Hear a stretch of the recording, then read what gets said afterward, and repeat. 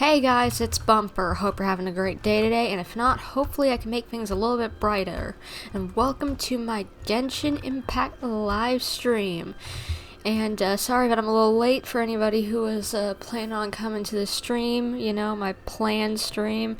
Yeah, things kind of went a little bonkers with work, trying to get something to eat before this, as well as people in the house being on the phone for too long, and me trying to wait it out so we don't have a lot of loud background noise. But either way, hey, we're gonna do today, in case you were wondering what's planned for today, if you didn't know what the heck just happened. Okay, we'll ignore that. Anyway, hey, today, if you were wondering what we were going to be doing, if you didn't see on my tweet or my community post today, we are going to be checking out Fontaine for the first time. We're going to be playing through the first act of the Archon quest. So, I have not been to Fontaine yet, so everything that we see there is going to be brand new to me. Yeah, I have barely seen any sort of gameplay or anything to do with Fontaine, or scenery, or anything. I've been trying to cut myself off so everything's a surprise, so yeah, everything will be my first reaction. Did I switch over my stuff? Because my tablet is being wonky. Yeah, okay, we're still streaming, we're good. We're fine, okay. Just want to make sure. But let's get started on this Archon quest, and let's see. We need to go to Caravan Rebot? Okay, I guess maybe we'll, start from here, but that's kind of a long trek to Fontaine, because I did look at the map to see where it is, and that's a long ways away.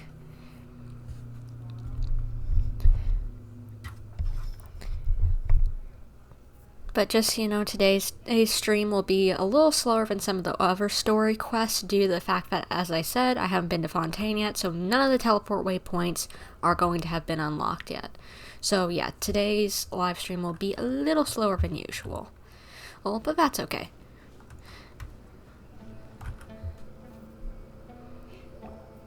Good old Caravan Rebot. Now let Paimon think. What were we up to the first time we came here? First time we came here, running from the academia because the Tori was after us? Oh, Paimon remembers. Nahita's consciousness had been trapped by the doctor, but we followed the clues she left behind to help her. Good memory, Paimon.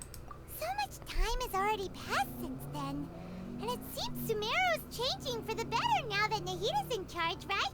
I'd imagine.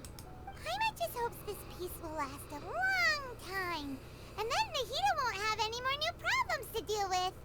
Yeah, but as long as we're around, it'll be hard to say what will happen. We kind of bring trouble. Yeah, guess you're right. We somehow always find ourselves right in the thick of it. Who knows what will happen next? Come to think of it, maybe it's all because of you. Maybe you're just a magnet for trouble. Maybe. Could be true. But I was just thinking that you might be the problem as well, Paimon. Huh? Me?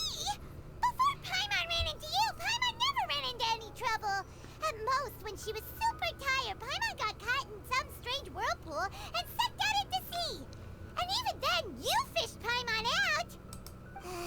Anyway, for Nahita's sake, maybe we should think about heading to our next destination for now. Alright, next stop, Fontaine. Ah, look who it is. Running into you in a place like this? I can see you two still love wandering around. Dia! I didn't think we'd see any of the other characters before we leave. Oh, it's Dia! Since when are we just wandering around? We're usually taking care of some serious business. Even though it may have nothing to do with our journey. Very true. But never mind that. What brings you here? I just finished a commission in the desert for a usual client of mine. Nothing too interesting. Just escorting a shipment of goods. I'm on my way to report back. That's when I saw you two all the way over there, chatting away. What were you two talking about anyway? We're preparing to leave Sumeru and head to Fontaine. Huh? You serious? Who was staring at us? And why? Can't say I saw that coming. But you are travelers after all. I guess you'd never stay for too long in one place. Bumping into you like this will become a rarity.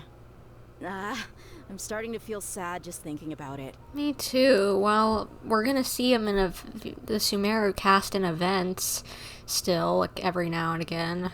I'm still gonna be sad that we aren't gonna get to hang out with some of them, like Sino or Tainari or Alhaitham, Nilu, all of them. Hey, how about I gather a few mercs to escort you two? What do you say? I think we'll be fine, but maybe, sure, why not? Thanks, but no need. Oh, Paimon had no clue you'd miss us so much. But don't worry, we'll come back to see everyone when we get a chance. Sounds good. All you need to do to get to Fontaine is cross this stretch of desert and navigate some waterways. Knowing you two, I'm sure it won't be anything you can't handle. So, when are you leaving? We'll leave as soon as we've finished a few more preparations. Oh, wait a sec. Paimon just remembered there are still a few dishes in Sumeru that Paimon hasn't tried yet. Now, where's that list Paimon made? Well, I'd probably want to try a bunch of foods too if I was in a foreign land, so I can't blame her. Who are you? Why you being sus? I see. Guess you won't be needing a going away party or anything. It's sad enough to see you go like this. Though, now that I think about it, Sumeru wouldn't be what it is today without you. Seems true heroes always prefer leaving quietly. By the way, should we go say bye to Nahida? In her case, she'll know from our dreams anyway. Oh, good point. Then there's no need to bother her in the real world. Then, I guess this is goodbye for now, Traveler in Paimon. Whether as a client or a friend, you're always welcome to come find me. Take care, Dia. Goodbye, Dia. Bye-bye, Sumeru. See you another time, Sumeru.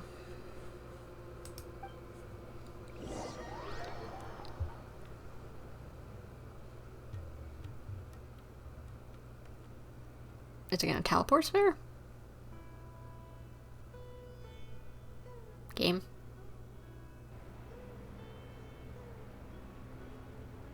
I hear waterfalls.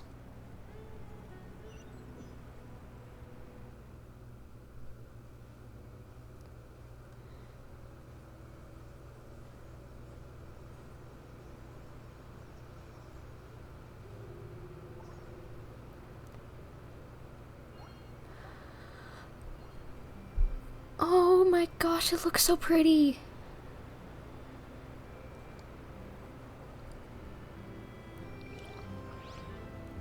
I want to get in there right now. Let's go. Get that viewpoint because that's a view. Holy, and it's risen up like on a mountain. I know we saw this view from like the trailer, but still, it's so nice to see it in game. I love this game. It's so pretty. I know I don't have it probably on the highest graphics setting that you can get or whatever, but that's mainly just because I do streaming and I don't know if my computer could handle streaming and higher graphics quality, but even without it being on the highest settings, this is gorgeous.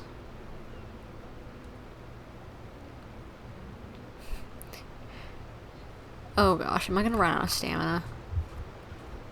Should I have done something different? Can I take this boat over, maybe?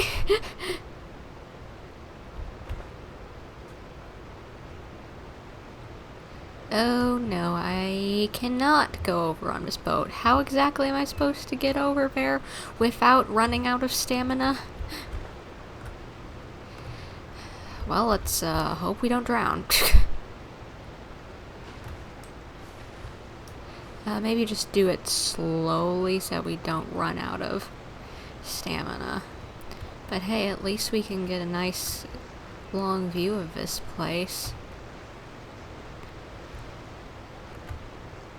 Kind of has some ancient mythology kind of inspiration, it looks like, from the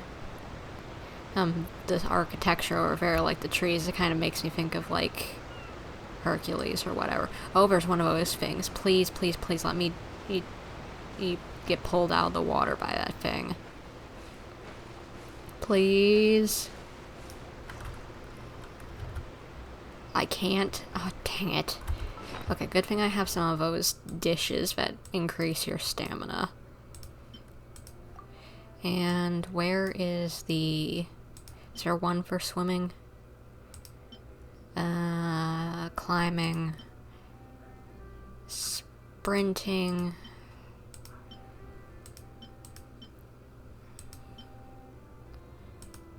No, there is not one for swimming. I wonder if Fontaine will give us one.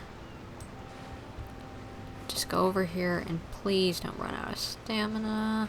Okay, I think we'll be fine. Come on, let us up. Whew. Okay, we're fine.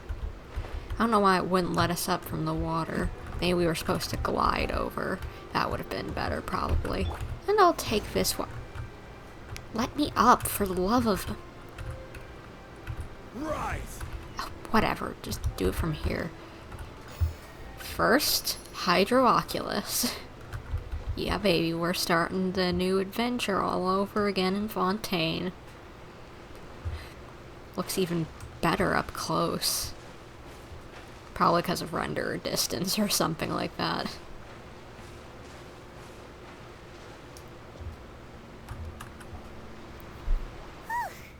After crossing all that sand and water, we finally made it!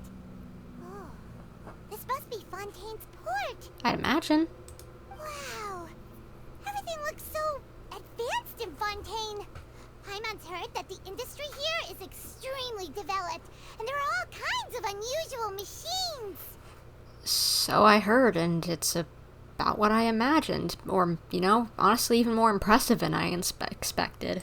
Just seeing the sights as a tourist is nice, but maybe it would be better if we found something to do. What do you think? Let's start by trying to meet the Hydro Archon. Good idea! Nahida gave us loads of useful information. Seeking out the Seven is probably still our best source for information at this point. Our journey is, after all, to find my sibling and find the truth. And there's a Melazine! So cute. Yeah, the more we can learn, the better. So, what do you think the Hydro Archon's like? Will we get along? Nahida said that she has a very unique personality, whatever that means. I have a feeling it is going to be. To learn about a nation's god, start with the nation's people. There seems to be some locals talking over there. Let's go see if we can join the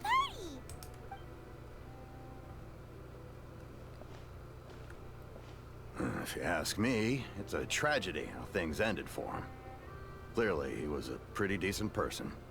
Yeah, I didn't expect that kind of ending for him.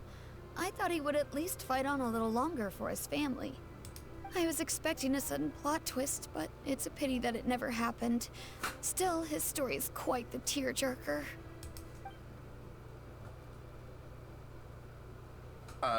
Excuse me. Can I help you two? I couldn't help but notice you standing here listening. Lyney! We'll have to go talk to her. Hi. We're travelers new to Fontaine, and we had something we wanted to ask, but you seem to be really busy talking about some kind of play, so we didn't want to interrupt. Play? Oh, no. We're talking about something that really happened. In fact, it's a case that was just heard a few days ago. Really? Like, a real trial? But the way you were talking about it and the words you used just now made it sound like some kind of story. Exactly. Well, good tales are often based on true stories, aren't they? And what you see in reality may also be someone deliberately putting on an act while harboring ulterior motives. Whether something is true or not simply isn't that important. The main thing is whether the story being acted out on the stage is splendid enough. Oh, but it looks like you're not from around here. You probably don't know that the Fontaine Court of Justice is called the Opera Epiclese, or more commonly known as just the Opera House. So they see trials as a sort of opera? treated a little more seriously than that? Not to question Fontaine's way of doing things. It's just that putting someone on trial is usually a very serious thing. No worries. Other visitors to Fontaine have wondered the same thing. You could say that we just don't want to waste the moving stories behind those cases. And as for your worries about whether the cases are treated with due reverence, we have the absolutely just and honorable Chief Justice Neuvillette, as well as the Oratrice Mécanique d'Analyse Cardinal, a machine created by the Archon.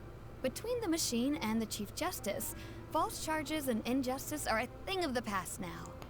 A judgment device created by the Archon? Oratrice? Is it some kind of machine too? Oh, Paimon's curious. We should check it out if we get the chance. Wait, Paimon almost forgot to ask you our question.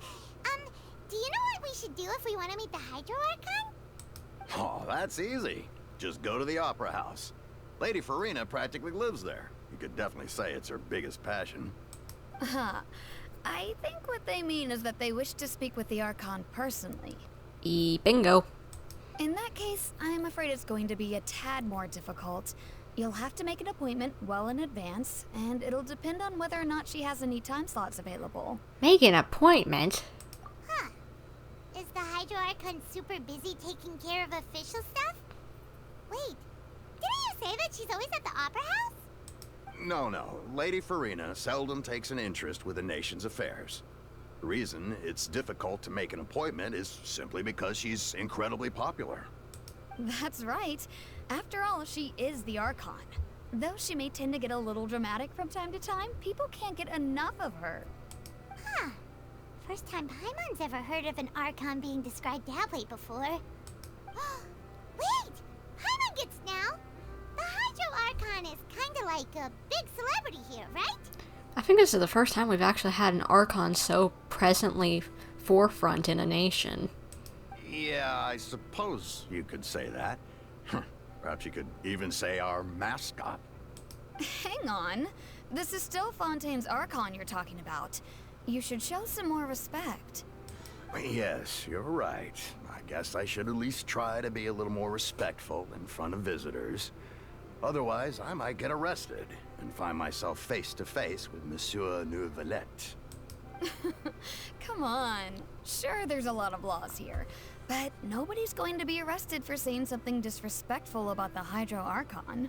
Seems like the people of Fontaine really like the Hydro Archon, but they don't appear to revere her. Alright, I think we get it. Thank you! At least we now know that we can find the Hydro Archon at the Opera House. But who knows how long making an appointment will take? Guess we could have a look around the city in the meantime. Hey! What are you looking over there for? There's a girl over there, and she's been standing alone for quite some time. Huh. Maybe something's the matter. She isn't going to jump into the water, is she? I don't think so. She just might be looking at it. Maybe we better go check on her.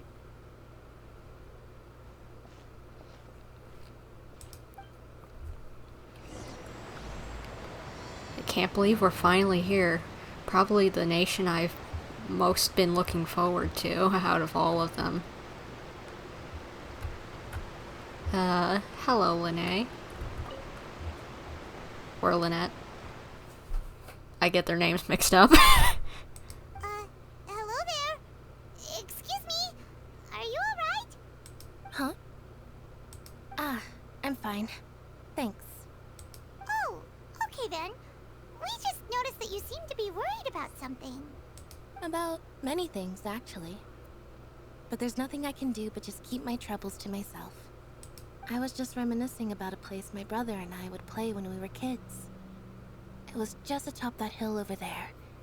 See? You're pointing at the sea. Wait, are you saying that you and your brother lived in the water? Maybe they're mermaids? No people call the waters around Fontaine a sea. It's actually just an inland lake that's filled with fresh water. And no, I can still see that hill clearly in my memories. Now, it's been completely submerged. Oh, so the water levels have been rising. I guess, around Fontaine, in flooding areas around it. He would skip and jump, tossing sand in the wind. The sun shone brightly, and the air was filled with the scent of the sea. But now, the water is gradually swallowing our memories. It won't be long before it swallows us. Sorry. Paimon doesn't really get what you mean. It's flooding. I don't believe we've had the pleasure of meeting. Are you Lynette's new friends? Lyney, I guess, maybe. Depends on what she thinks.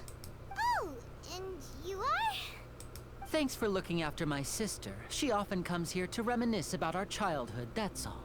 There's no need for any concern. Allow me to introduce myself. I'm Lyney, and this is my sister Lynette. If I had to guess, I'd say you must be travelers from abroad. Ding ding ding, you got that one correct. Nice to meet you. Paimon is Paimon, and this is the Traveler.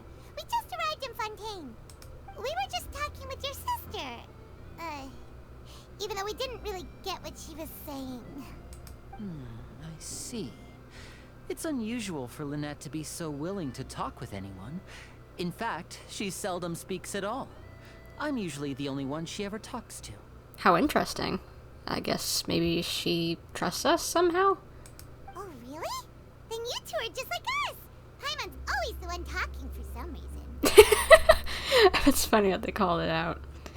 There's hardly anything left for me to say with you around, Paimon, because you always steal on my lines. Really calling it out. So that's how you think it is? I also think my brother can be too talkative at times. Seems you were right, Paimon. We are quite similar. So, what did Lynette mean just now when she said that the water is engulfing your memories? And that it won't be long before it engulfs you too? Oh, that. It's from a prophecy that's been circulating in Fontaine for some time now. Well, I suppose prophecy isn't exactly the right word, because that implies a certain amount of uncertainty. There's no doubt about what's happening in Fontaine now. What's happening to Fontaine? Where to begin?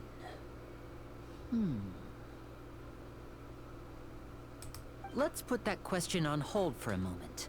We still haven't formally greeted each other yet, have we? Did all the introductions earlier not count? Hello, traveler. Hello? Nice to meet you.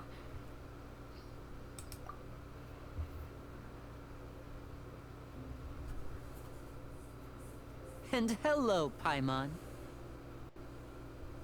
Hey! Why didn't Paimon get a handshake?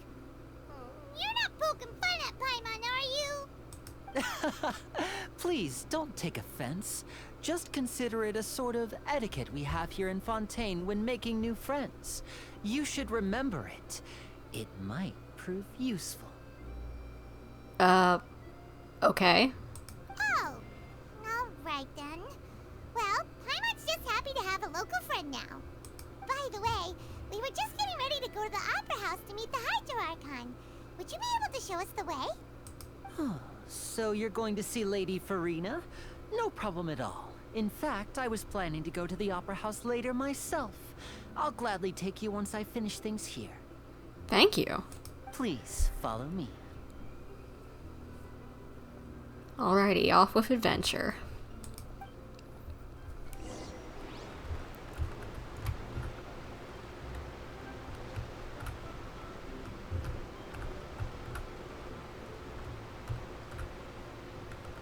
I love their designs, they're so cool looking.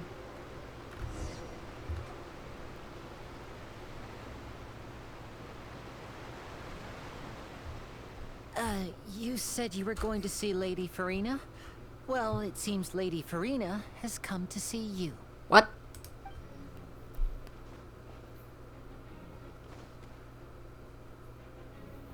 The heck?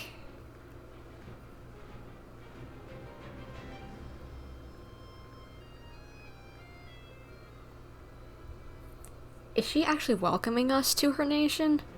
What? This has never happened.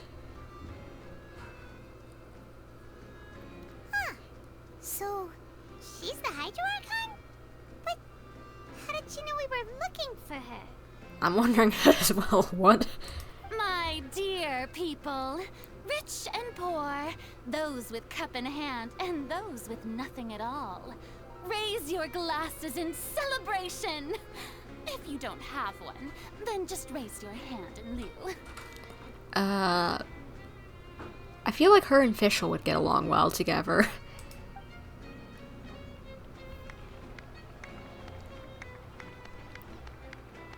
As you can all see, 2 unfamiliar travelers have arrived in our nation. Come, let us make a toast in honor of this traveler and her companion who have journeyed here from distant lands. Again, how did you know we were coming here? I love the outfits here. Is she talking about us? I'd imagine. Nobody here seems to be holding a glass. I've long heard of the turmoil and chaos you left in your wake as you visited other nations. But I welcome you nevertheless. No, I have come to receive you personally. Huh. Well, thank you, I guess. Fear is for insignificant cowards. I am a god, and I will never entertain the notion of such meaningless wariness. You can be rest assured, I see clearly your sincerity. Her eyelashes are interesting, and she's got 2 different colored eyes. Cool. Of course, seeking an audience with me is the most sensible thing to do. It will allow you to truly behold my power and witness my authority. Intelligent people always gather under the correct banner. I, Focalor, hereby welcome you to the nation of Hydro and acknowledge the value and significance of your trip. Now, you may rejoice in this. Well, finding the Archon was obviously easy enough. Yeah. Paimon still can't believe it. Feels like we've only been here for a few minutes. We have. But the Hydro Archon's entrance was, how should Paimon describe it? A little over the top? Miss Hydro Archon? How did you know we were coming? I see. As Outlanders, you inevitably lack even some of the most basic understanding. Don't forget that even the gods can be divided into the mediocre and the excellent. I suppose it's only natural for you to be awestruck by my abilities. You had best stop and consider. Do you really have the noble qualities and etiquette necessary to communicate with a god? All it takes is a flick of my finger for me to know everything about you. Oh, so that guy overheard us talking with Dia, that we were going to go to Fontaine, probably hearing about what we've done, and then just informed her. You don't actually have any sort of powers. It's a masquerade, just like a lot of things here, probably. Whoa. Talk about sounding high and mighty. Feel like she can't get over herself. Oh? What's with these looks? Perhaps the welcoming ceremony still isn't enough? What else should I say then? Can we have a conversation, like one-on-one, rather than just this? Is she waiting for us to start talking? Wow, I didn't expect to see Lady Furina here. What a surprise! Wait, does this mean they're the legendary blonde traveler? How did I not notice before? Hey, what's all the commotion? Oh, is that Lady Furina? Is there some kind of drama going on? Of course. That's the blonde traveler. The one all those stories are about. Lady Furina came here to personally see her. Oh, I bet this is going to be the duel of the century. What? I don't want to fight. Ooh, I've got to see this. I knew Lady Furina would never disappoint. Yes, but don't get too excited now. My dear believers and spectators alike tend to get quite rowdy, and despite the noise, I've come to tolerate all their ruckus. You may consider this my reward to all of you. I have determined that there will be an epic duel between myself and this traveler from another land, just as you were hoping to see. What? I have to agree to this first, and I say no. Now she wants to fight? Aren't we getting a little ahead of ourselves? Fighting gods, I guess I've got it on the resume, so you know what? Bring it on.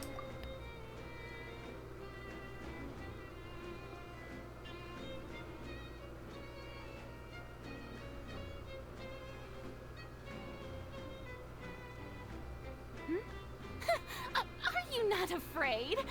Might I remind you that this is a duel against the divine? Yeah, I fought multiple gods. Get over yourself. What are you trying to do, traveler? Provoking a god in front of her people? Stand down, Clorend. I admire her bravery. Few have the courage to draw their sword against a god. She is obviously a true warrior. Unfortunately, people nowadays only crave to be thrilled, and a mere duel will not slake their thirst for excitement. Huh. Yeah, she's right. Just a duel wouldn't be all that interesting. Why not? Come on, it's a duel between one of the best warriors and the god of water, whatever you want to say. On Araneus, criminals are always requesting duels to defend their honor. They're getting a bit old, to tell the truth. You see.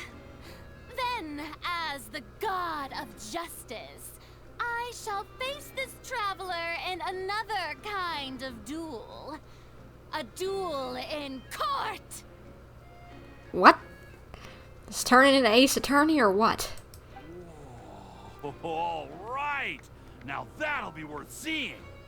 Right. This is Fontaine, after all. Such a grand opera house, it would be a pity not to use it. Why do you care so much about the crowd's reactions? Seems you've spent a little too much time in the opera house. Besides, how exactly do you plan to have a duel in court? You mean you're going to put us on trial? We haven't committed any crimes here. We literally just arrived. How can we be put on trial? Oh, we have reason to put you on trial. It's obvious, isn't it? No. According to Fontaine law, no one is permitted to release any flying objects within Fontaine city limits during the first 3 days of each month. You are clearly guilty of violating this law, no? Oh no, she's referring to Paimon. Can you cut us some slack? We literally just got here and we didn't... How could we have known about this rule? It's such a weird one, too. Oh, so that's what they've done wrong. That's our Lady Furina. No one knows the laws of Fontaine like she does. You call that obvious? What kind of law is that? Wait, flying object? You mean Paimon? This is... Girl, you're gonna get on my bad list if you really put us in court for just having Paimon around. Precisely! Now, if you two have no objections, then in the name of the Hydro Archon, I order your arrest. Oh my gosh, we're getting arrested within the first 5 minutes? My apologies, Lady Furina. I don't mean to spoil the fun, but if you would allow me to interject, I don't think that Paimon here meets the definition of a flying object. Please save us our butts. Please, I'm begging you. Ooh, I want to see more of the land than just a jail cell. You tell her, Lyney! Finally someone who's not crazy. How could anyone call Paimon a flying object? Ah, great magician Lyney, my beloved citizen. I'll permit you to object. But how exactly do you plan to prove your claim? As a magician who just rained on your parade, I naturally should shoulder the responsibility of saving the show. So, with such an audience gathered here, allow me to perform a trick for everyone. What?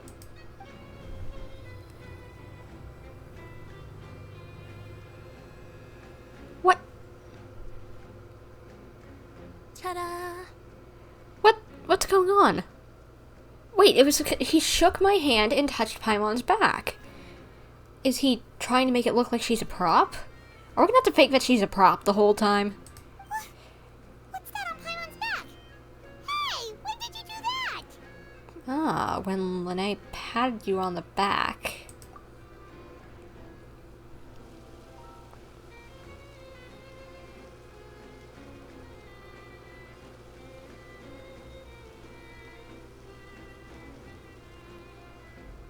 There. As you can all clearly see, Paimon should be classified as, well, something like a balloon. This rope has been in the Traveler's hand all along. It was just that no one could see it before. Huh? You call that magic? You've got to be joking. I thought it was pretty good. Nice one. Huh. I'm not sure what to think. It seems Lady Furina's charges no longer hold water. Please work, because I don't want to go to jail.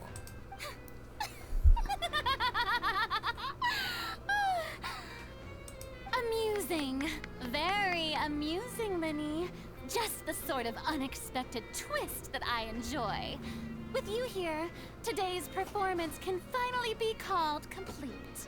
By the way, I love the music here. This is so good. Like, I am gonna need to listen to the OST. It's so fun, like, this music. I don't know if it's like Furina's theme or something, but it's so good. Performance? You see all this as a performance? In which case, consider the matter of your trial resolved.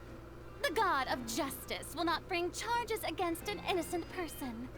But when there are valid grounds, I will not only judge travelers from abroad, but even the gods of other lands.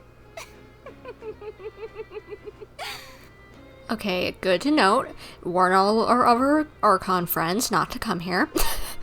I look forward to seeing your upcoming performance at the Opera House, Mr. Lyney and Miss Lynette. That's enough for now. Toodaloo!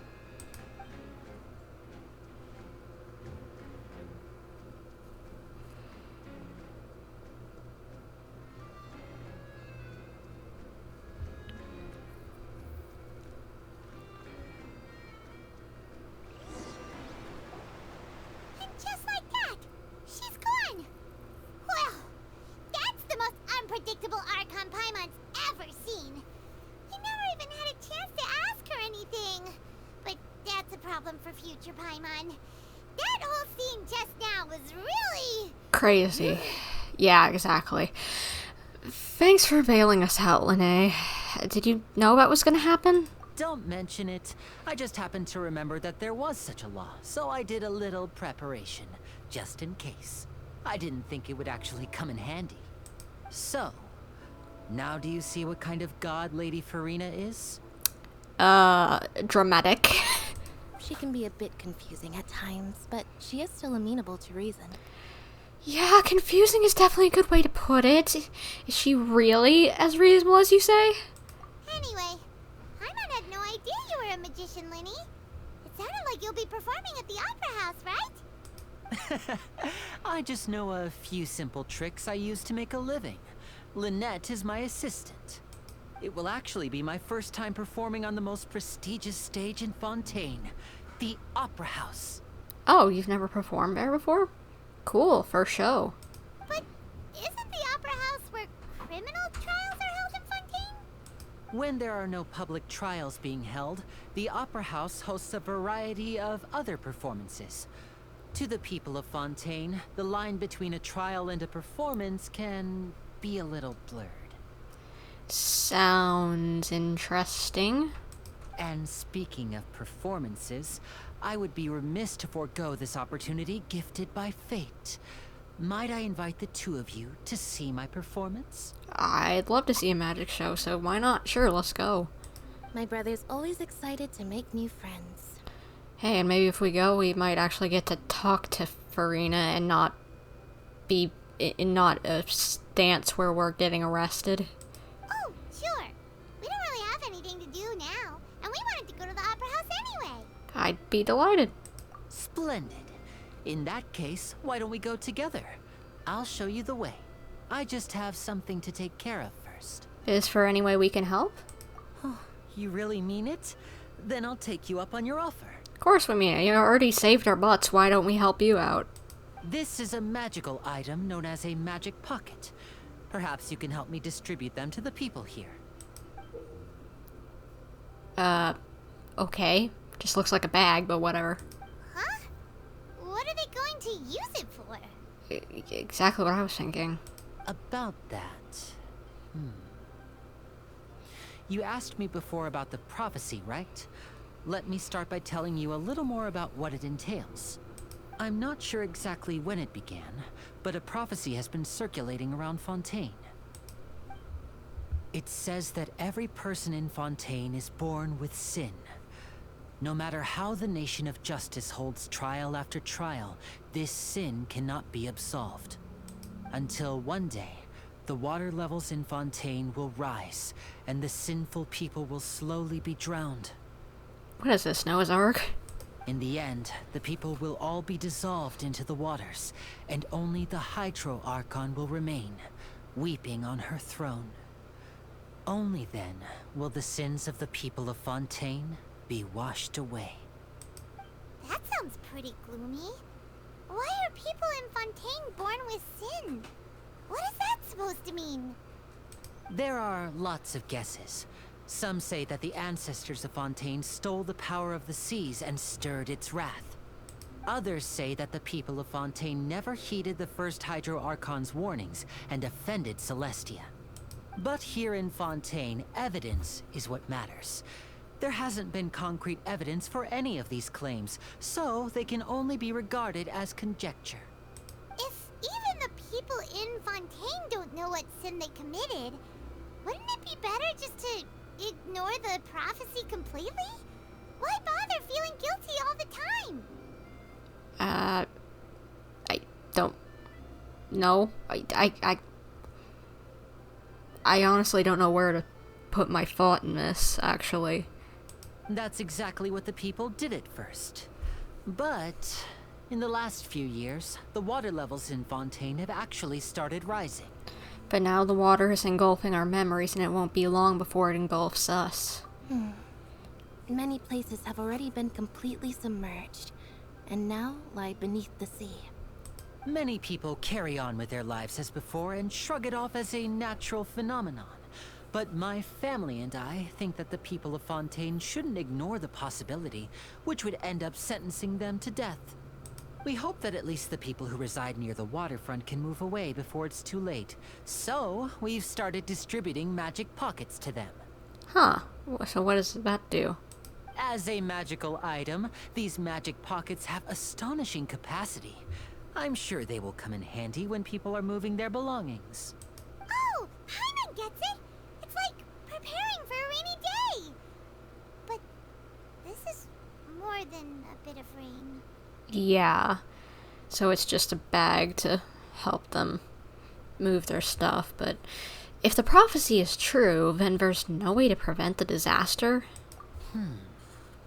Perhaps only absolute power could ever contend with such a catastrophe. But who knows? We're just tiny specks in the grand scheme of things. Now, if you'd like to help, then please give these magic pockets to anyone nearby. Be sure to convince them to take it, regardless of what they say. Okay, I think I can do that.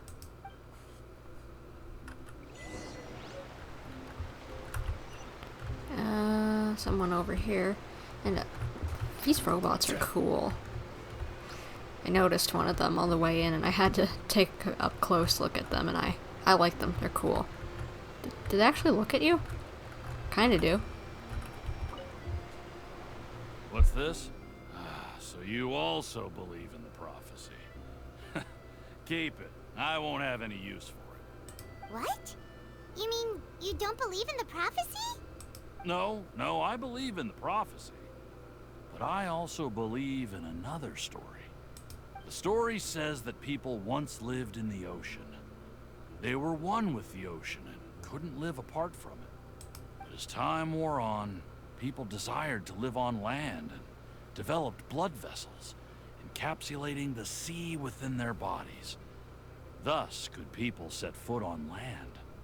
So, if you ask me, when water rises and takes us all, it'll be like we're going home. I think it would still mean you die. Oh, we hadn't heard that one before. But people can't live underwater. They'll die. You should probably still take it. All right, I'll take it. I guess I just feel that being dissolved into the water doesn't necessarily mean death. Maybe he's right, maybe it doesn't, but I wouldn't want to be taking that risk. So you're the blonde traveler that everyone's been talking about. My apologies for not recognizing you earlier. No problem. Oh, a magic pocket? Seems you really thought of everything. I guess it's better to prepare for the worst and hope for the best. Exactly. Thanks. Please, also thank the magician on my behalf when you get the chance. One more, and then we can go and actually explore Fontaine. Finally. Who are you? Huh? I don't want that thing. Way I see it, if the prophecy's true, it's still gonna be a long time before the water can cover everything. Life is all about living in the moment. What use is there in worrying about the future all the time? We'll cross that bridge when we get to it. But you don't want to get caught off guard and not have it. You should still take it. You never know when it'll come in handy. Oh, all right, fine. Thanks. It's just that if I start moving, that means I've already given up on the life I have now. I'd really rather not. You just gotta do what's best. Lyney, where are you? Oh, over here. Oh? You already handed out all of the magic pockets? That was fast. So, what did people have to say? I bet you heard some, interesting opinions. No kidding. Yes, but that will change once disaster strikes. I know they'll change their minds, so it's only right to help them prepare. Is there anything else you need to do before we leave? Yes, one last thing. I have the magic pockets made by a workshop in the court of Fontaine. Since we're out and about, I was thinking about bringing him some more materials. So, you want to collect materials? Just tell us what the materials look like and we'll help. Many hands make light work. Oh, that would be much appreciated. We'll need some Romaritime flowers. I remember seeing them near the waterfront on the east side of the harbor. Do we finally get to go swimming?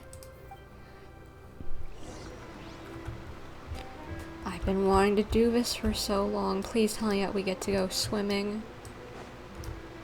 Please. Or if they just post flowers on the side. Dang it. It seems we have to use Hydro to collect Romaritime flowers. Thank you for telling me, Paimon. I would not have known by myself. Maritime flowers, quite pretty, and Marcote. Cascade. Interesting. Well, I guess I can remember that they're over here if I ever need some for a character. Probably will. Probably gonna want to start collecting a butt ton of these and while I'm exploring. In case I decide to start building a character from here. Which I will with who's gonna be in the next patch. Don't know if they'll need these items, but better safe than sorry. You made quick work of that. I can tell you're an experienced traveler. I've also finished collecting a few here. Oh? Maybe next time you'll feel like helping too, Lynette. No way. I'm in power saving mode today. Otherwise, I fear I may not have any energy left for the performance at the Opera House. Power saving mode? What are you, a robot? Fine. Though the performance is still a long way off. Now that we're finished here, we should get ready to head back to the court of Fontaine. So, we're going to the court of Fontaine before we head to the Opera House? Good. Paimon wants a tour of Fontaine's largest city and try...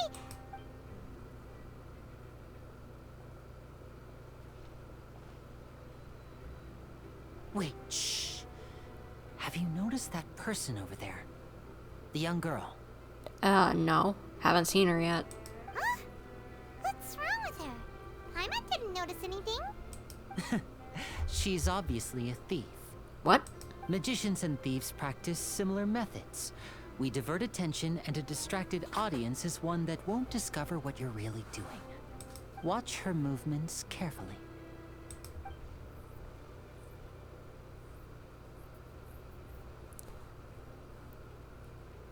Oh yeah, she looks like a pickpocket, alright. Shh, keep your voice down. We need to think of a way to catch her, but it seems she's very alert. Perhaps we should split up. You two can ride the lift over there and wait up top. I bet that'll be her escape route if she tries to run. Understood. Leave it to me. All right, let's go.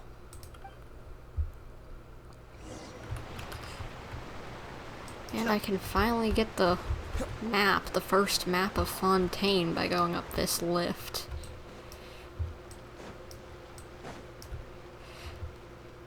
Ding ding, up we go.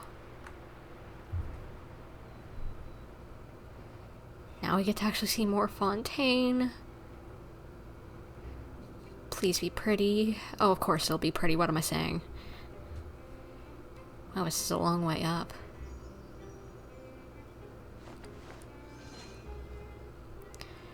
I had to be prepared for a fight. We might have to deal with one. Good lord, this is a tall area. Guess I'm glad that they put this waypoint up at the top rather than at the bottom, because this is taking a while.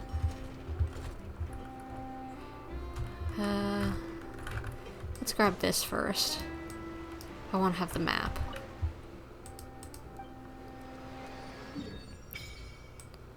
Huh, not a very big chunk of the map, but that's okay. We'll get the rest of it eventually. Did light just start flooding from that statue of 7 just now? That's so weird. Did anything like this ever happen before? It's a normal statue of rush of water. It certainly is the nature of the Hydro Archon.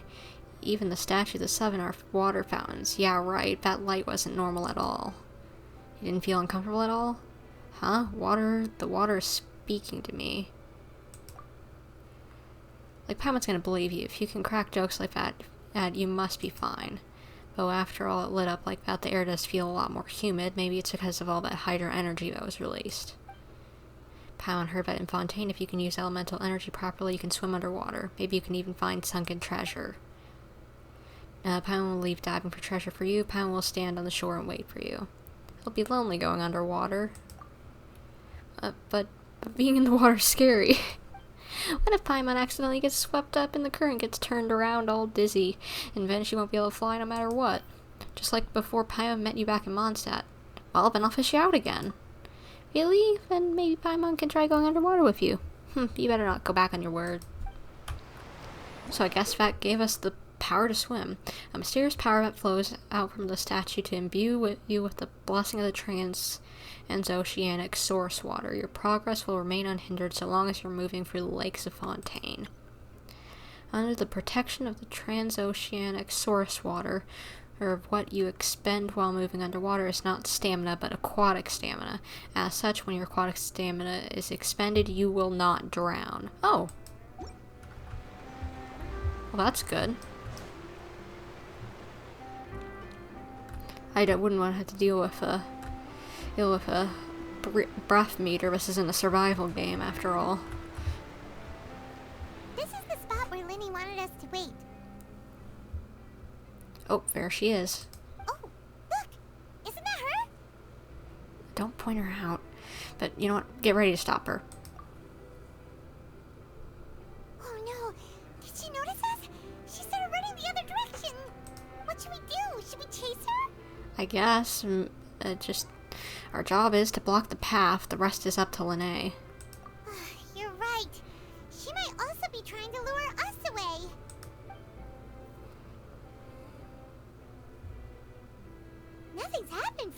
while now. Paimon wonders if Lyney caught the thief. Seems there's no reason for us to stay here. Let's go find Lyney. Yeah, let's go. Lyney. Sorry, I keep on the spelling. So we need to go back down, I guess? Okay. I'm not gonna go back down the elevator. That takes too long. We're gliding down. Oh, never mind. Are you sure that's all she took? You should check to make sure you're not missing anything else. No, that was all. Oh, I can't thank you enough. I didn't notice a thing earlier. Anyway, I should be going now. Thanks again. Oh, were you returning what the thief had stolen? That's right. Pity I wasn't able to catch her. She distracted me by dropping the thing she stole on the ground. By the time I looked back, she was already gone. I saw the general direction she went, but Lyney twisted his ankle, and I needed to make sure he was okay. Oh, did you get hurt, Lyney? I'll be all right. It's just a twisted ankle, that's all. In fact, it's feeling better already. If you want to play at being a hero, at least try not to get hurt doing it. Imagine what would happen if you managed to derail our performance as a result. Wonder if that will happen. You're right, you're right. Sorry, Lynette. I have to admit that the thief was even more skilled than I had anticipated. But at least we were able to get the stolen items back, so it wasn't a complete failure. What a slippery little thief. Guess things turned out all right in the end, though. Lyney's initiative paid off. All right, let's put this little detour behind us. We should go to the court of Fontaine now. All right. I want to look at this statue. So, hold on. Quake! So I think it looks like Folsalor and not the previous Archon. It should be, since, you know, Nahida was the one on the other statues of the Seven. But the sword... Does that mean she's gonna be a sword wielder? That would be interesting to find out.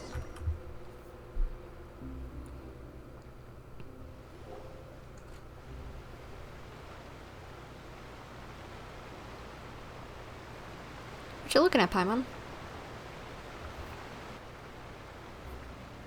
So, we ride this thing to go into the city? What an ingenious way to get around. People in Fontaine really know how to use water. Kind of reminds me of a ride at Disney. I can't remember what it's called, but it's like a water boat like that. This is an aquabus. It allows people to travel between several key locations around Fontaine. It's pretty convenient, but the ride can become a little dull after a while. The scenery is always the same. That's why it's better to travel with friends. So you mean it's still boring, even when I'm riding with you? Oh, you might want to take that back, Lyney. No, that's not what I meant. It's just that, well, you don't really talk that much. Besides, it doesn't really feel like a real trip when it's just the two of us. It's the same as being at home. Whatever. Guess that's what it's like to be an older brother. It's about time for us to leave. Let's get on board. Let's see some scenery.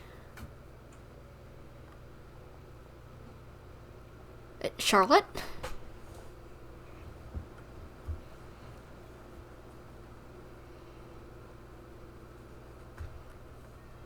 Huh? Charlotte! What? Traveler! Paimon! Charlotte! Charlotte! Oh, I never guessed I'd bump into you while riding the aquabus. In the story of my life, this is big news. What are you doing in Fontaine? I didn't hear anything about you paying us a visit. Yeah, it's quite the coincidence. But as travelers, we're always on the move. It's not surprising that nobody knew we were coming. Though we still have no idea how the Hydro Archon knew about us. Oh, let Paimon introduce you to our new friends. Oh, no need for introductions, Paimon. I would recognize the great magician Lyney and his assistant Lynette anywhere. I wouldn't be much of a reporter if I didn't know who they were. It's a pleasure to meet you. I'm Charlotte, a reporter for the Steambird. Nice to meet you. From the Steambird, huh? We've often relied on your paper to promote our performances. It's an honor to meet you. Now that everyone knows each other, Fontaine suddenly doesn't feel like such an unfamiliar place. Yeah, feels quite homey actually already just by knowing at least one person here. So, what have you been up to lately, Charlotte? Any big news? Not too much. When there isn't any breaking news, I mainly cover the trials at the Opera House. You can still manage to keep readers' attention as long as you tell things from a clever enough angle, even if it's the same old topics. For example, reporting on how a scammer once deceived vulnerable girls into relationships, or how a financial criminal was once so poor that they ate a single piece of bread for 5 days. That would definitely get my attention. You're right. Seems you know me pretty well. What I'm really after is exclusive, sensational news pieces that could shake the country. These smaller stories are a waste of my talents. Oh, I just remembered. I've been following a case lately. Well, a series of cases, actually. You mean the serial disappearances of young women case? Do what? That's right. These stories are the talk of the town right now, and it's probably the most mysterious case we've ever seen. If I'm the first with a draft ready to publish when the case is finally cracked, and it's the headline story in the Steambird, oh, when that happens, I bet all the other reporters will shed tears of envy. I've already gathered all kinds of materials. I just can't wait for the truth to be revealed. Maybe we'll have to figure it out. So, what is the serial disappearances of young women case? You mean the culprit hasn't been found? That's right. The first missing girl case happened almost 20 years ago. And ever since, after a period of time, another girl disappears. What the cases have in common is that the girls are all of a similar age, and that they've all vanished without a trace. But the scariest part is that to this day, none of the girls have ever been found. Yeesh. That's kind of freaky. Many suspects have been arrested over the years in connection with this case, but shortly after each arrest, another disappearance would always happen. Then there must be more than one criminal at work. Yes, it's possible. But either way, I believe that every case has some precise truth behind it, waiting to be exposed. Yes, I agree. And at the very least, the family of those missing girls deserves some sort of explanation. I just imagined for a second what I would do if Lynette were to suddenly disappear. I'd pay any price to get her back, and then find a way to track down the culprit. Aww. Please don't imagine that, Lyney.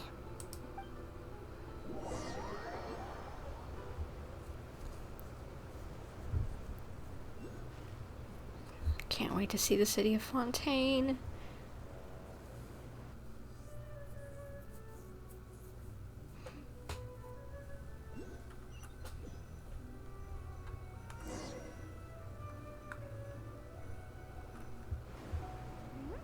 Hey, we're almost there! Look! So pretty.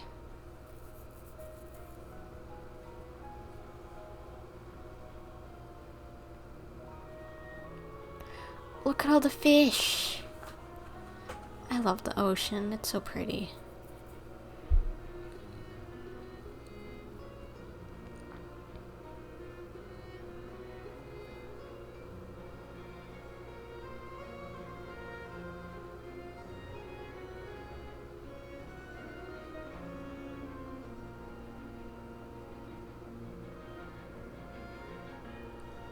Whoa.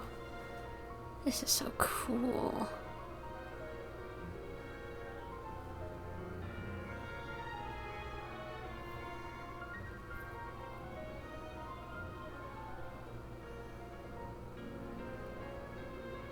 Well, I really enjoyed chatting with you. Life should be full of pleasant little surprises like this. Exactly. Yeah, us as well. The ride went by too quickly. I have an interview to get to. I should get going before I'm late. Oh, this music is so good. Okay, Hyman hopes we can chat again soon, Charlotte. See ya! Bye now. Oh, be sure to stop by and see me at the Steambird when you have time. What a tough job. Always running around and interviewing everyone. Well, where should we go now? If you don't mind, how about we stop by my home first? Besides, I still have all the materials we collected. True. Sure, we wouldn't mind at all. This city is so huge, Paimon wouldn't know where to start anyway. Yeah, we just got here, so no clue what way anything is.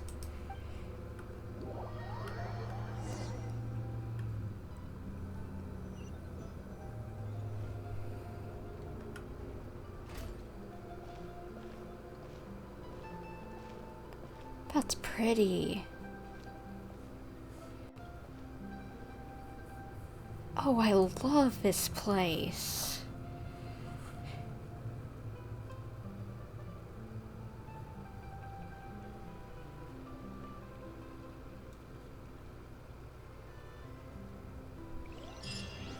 I'm gonna like it here in Fontaine.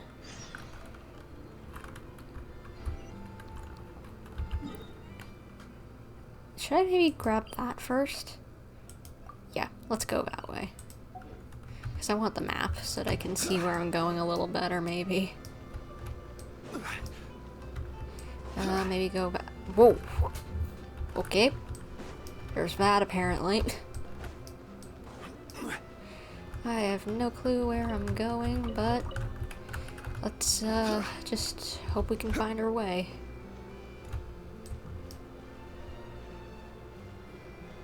Okay, so it's up. Okay, how do I get up?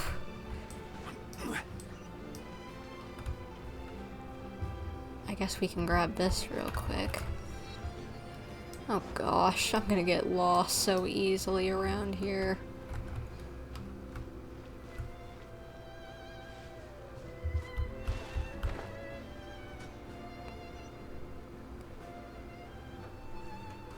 Where in the world? Oh, in robots! Oh my gosh, I love this place. I love this place so much. I can't tell you how much I'm gonna love Fontaine. You know what, let's just start climbing. Rather than trying to find the stairs.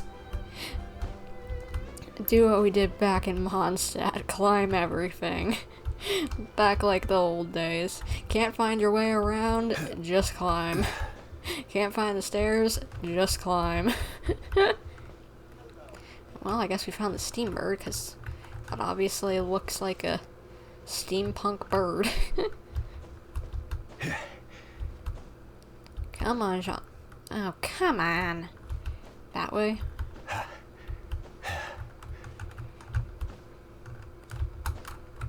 Let's stop here for a second. Can I climb up there? Possibly. Yes, I think we can. Okay, wait a second. And we can grab that map.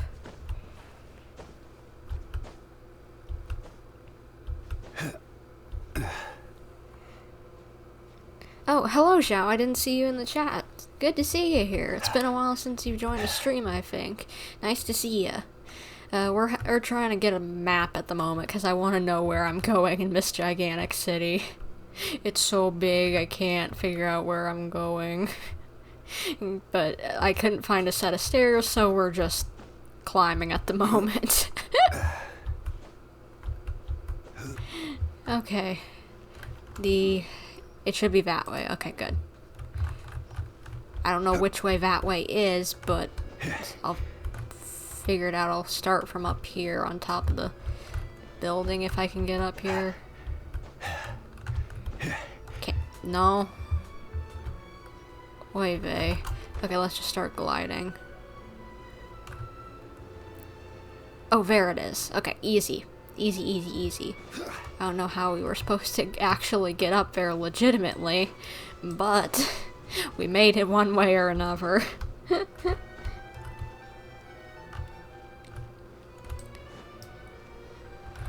Another map opened up. Bigger one, nice. Only got that chunk down there of the actual map to open up then. Nice. For real, I didn't know where I was going when I started. I kept on getting stuck in walls. I cannot blame you one bit. Well, looks like we're gonna have a lot of Hydro Oculus to collect if it takes 20 to get the first level. Good lord. Oh, I love the music. Goodness, I love this place. It's so pretty. I love, like, kind of, I guess, I don't know what to describe it as, like European architecture of whatever time period this is based off of, you know, just kind of like, I can't remember what time period it is, but I love this kind of architecture, and it's just like, and it's so colorful too, which also adds so much charm to it. This is our current abode. Ah, Fremine, you're home.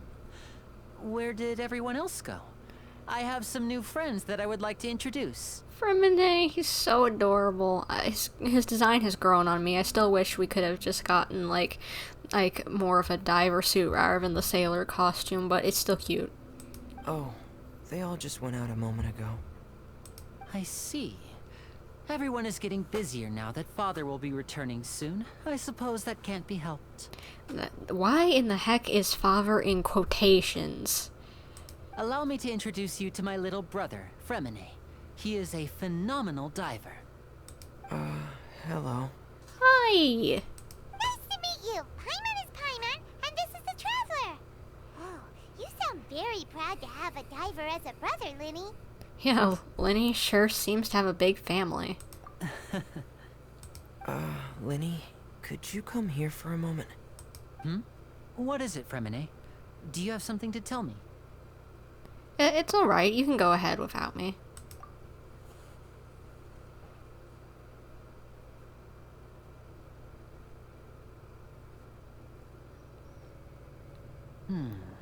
Okay, I see.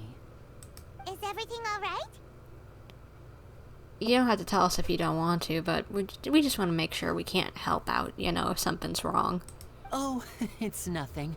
We were just discussing a little housework. Sorry for the interruption. Oh, before I forget, the Traveler and I collected more materials to make magic pockets. Were you able to get any, Fremine? Yes, I went diving and gathered lots of materials. I was about to give them to you. I love his little freckles, they're so cute. When he squishes the cheeks, they're so cute. That's our Fremine, always quick with the underwater work. All right, I'll take these to the workshop.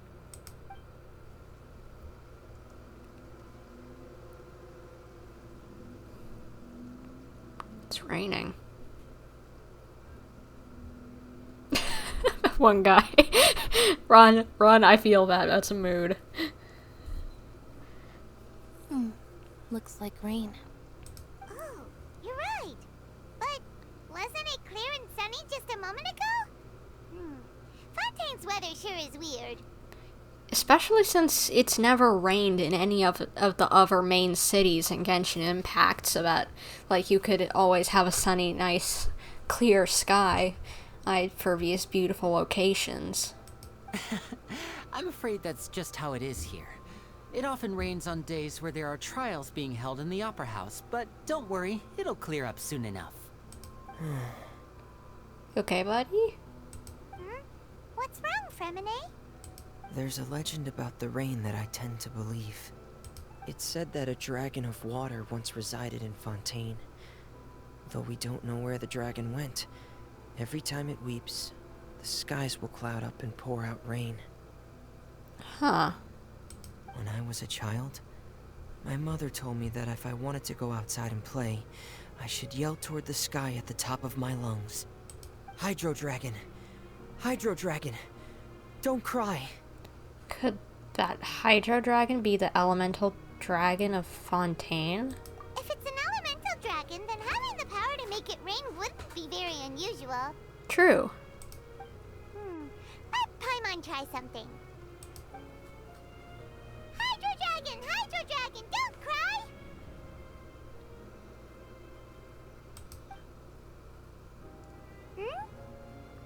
I don't think it's gonna work, Paimon, sadly. Doesn't seem to be of any use. It is just a legend after all. You know, you might be a more popular magician if you understood the concept of romanticism. Or could at least play along. Sorry. It might be because we've never met the Hydro Dragon. Perhaps it can't be comforted by the words of strangers. Maybe. We could meet the dragon. It rained for longer than I suspected. Oh, it's already getting late. Was there something you needed to do, Lyney? Yeah, some preparations for the show at the Opera House. I need to find a way to catch the last aqua bus of the day. On the day of the performance, just ride the aqua bus to the island of Aeneas. I'll have Lynette meet you at the fountain in front of the Opera House. Sounds good. You go ahead, Lyney. Lyney. I can't speak. Sounds good. You go ahead, Lyney. Oh, are you leaving now? What is it, Fremine? I'm in a hurry. Oh, I get it. You feel nervous delivering the materials for the magic pockets, is that it? Perhaps we could trouble the Traveler to help us take these materials to the Beaumont workshop and deliver them to the owner there? Yeah, we got to do something to kill the time while we're waiting for the performance, so why not? I'm afraid that Fremine can be quite introverted, and the boss there tends to be pretty talkative. Fremine has always been a little afraid of her. No trouble at all. Don't worry, we're on the case. Sorry for the inconvenience. I'm quite useless when it comes to such tasks. I'll think of a way to make it up to you. Oh, don't worry. Don't worry, baby child. You'll be fine. You'll be fine. Oh, no need. This will be a walk in the park for us. He's so adorable and precious, and I want to hug him. He's grown on me so much. At first, I was just kind of like, about his design, but now I just love him, and just his personality sells it even more so now that he's in front of me and actually talking, and want to squish him. He's so cute. Thanks again, you two. I really can't deal with that lady. I know this is since we're gonna have to walk a little bit to get to the Beaumont workshop, I'll talk about something that I just thought about. So it had in the subtitles, in quotations, that Beaumont was not Beaumont, sorry, I was getting the brain absolutely cross-wired. That whenever it had in quotations, whenever it mentioned the father, that father was gone or had business or whatever. I can't remember specifically what it was, but something about that it was in quotations. And that made me think, like, so is this guy you're referring to as father isn't actually your dad? So I don't think there's anything about adoption in their stories, but I remember hearing theories about that they're part of the House of Harf, those three are part of, like, Arlecchino's, like, orphanage, the House of Harf. And so that makes me wonder if they're referring to the father. I wonder if, like, in quotations, if that means they're referring to another Fatui Harbinger. Like, maybe they consider not just Arlecchino, but all the other Harbingers as family. I don't know, just a thought. Hello? Is there anyone here? Oh, hello there. New customers? Looking to buy, or do you need something made? Or perhaps you're just looking for a chat with me. We got some materials for something. Oh no, we're just here to deliver some materials. Here they are. They're for making, what were they called again? Magic pockets? Ah, these must be for magic pockets. I could tell right away. I've already made several orders worth now. Do we need to pay? No need. They've already prepaid several batches worth. When they told me what they'd be using them for, I even offered them a discount. But they insisted on paying the full amount, saying that I had a business to run. It seems both their hearts and their pockets are made of gold. Whoa. So, is Lyney actually loaded? I can't say for sure, but who knows? Maybe there's good money to be made being a magician in Fontaine. Hey! you use to make stuff here? It looks really advanced. Yeah, some sort of advanced blacksmithing machine. Why use your hands when a machine can do the work? It would be a waste not to use the latest technology. And wasting is a kind of crime.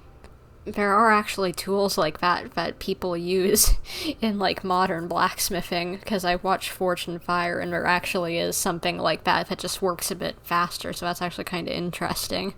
But where does a big machine like that get its power from? Well, it's a little complicated. I'm not sure I can put it in layman's terms for you. But basically, everything we usually use here in the city is powered by indemnitium. It's a type of energy that's produced from trials. What? Huh? How can trials produce energy? Well, I'm not completely sure of all the details myself, but basically, when a trial is in session, the Oratrice Mécanique d'Analyse Cardinale harvests people's belief in justice and converts it into energy to be used all around Fontaine. So that's what its other function is? Paimon heard that the Oratrice was created by the Archon to make judgments. But Paimon still doesn't get it. How could something unreliable like people's beliefs be turned into a stable power source for these machines? Well, Venti and Nahida both said the gods rely on belief to obtain power. Oh, yeah! So that means the Hydro Archon relies on the machine to take the energy created by belief and turn it into power for all of Fontaine, right? Even though I've never heard anyone really put it that way before, it sounds like it makes sense. Besides indemnitium, we have another type of energy called pneumosia. It isn't produced by the power of the Archon, but it is unstable by nature. Even now, it still cannot be widely used by civilians. I thought I'd find you hard at work, but here you are chatting the day away. Since you're already talking, I'm sure you wouldn't mind a few words with me. This does not sound good. You again? Didn't I already promise you that I'd have the more I owe to Confrérie of Cabriere by next month? Why are you hounding me now? Yeah, but how do we know that you won't go running off by the end of this month? I want 50% today. Wait, no, 70%. Good lord. Huh? You... Seems business isn't so great for the workshop. We've already finished our job and delivered the materials. Maybe now's a good time to leave? Sounds like a usual case of someone owing somebody else money. But honestly, at the same time, sounds like some sort of mafia thing. Hey, hold on. Before you go around trying to collect payments, why don't you settle your own debts first? The heck? Where'd you come from? Tartaglia, where the heck you come from?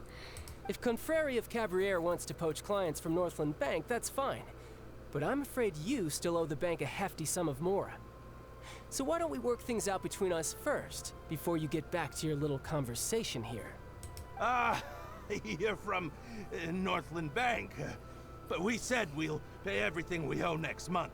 Why are you hounding me now? Why are you hounding her now? Traveler, Paimon!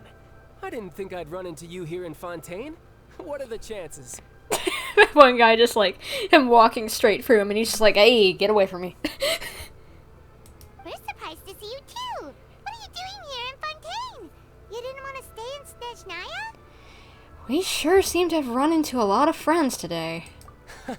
Long story short, I've already been in Fontaine for some time now. And honestly, things have been pretty boring.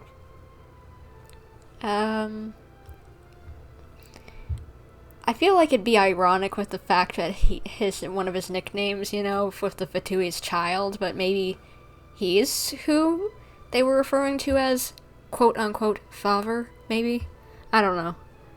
But it seems that fate brought our paths together today. Not only will I have some good friends here now, but ones who always seem to find trouble. Yes, we do find a lot of trouble, and that would only, of course, work, that idea of mine, if the whole thing of that they are House of Harf, from the House of Harf, or Herf, whatever, however you pronounce it, is true, but still, I'm still banking on that, because I'm waiting for some sort of thing about out just like one of those kids ain't like the other for sure, or with the fact that Lynette has cat ears as well as that she like has stuff about her being a robot possibly, as well as old Fremine possibly. Either way you look at it, it seems things are going to get a lot more interesting now. Soon you'll find out. Okay, you don't need to spoil me. I guess if I'll find out soon, then I'll learn. Pretty sure we'd want to avoid anything that you'd find interesting. Besides, our trip here has gone pretty well so far, right, Traveler? I think we've already weathered enough storms for now. Hey, you, Northland Bank boy. Aren't you forgetting something? Don't interrupt. It's not often I run into the Traveler like this. Why don't you wait for me over there for a while?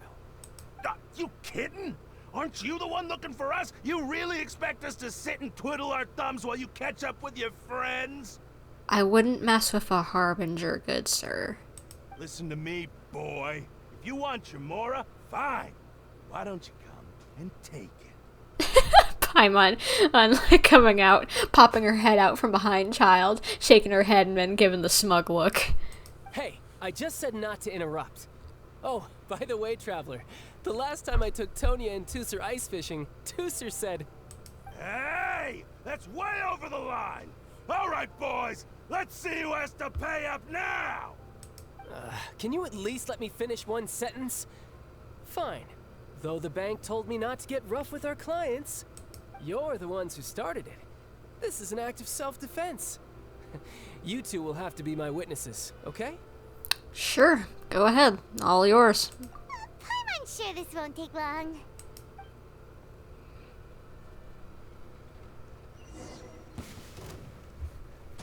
Oh, we get to fight as him. Cool. Yeah.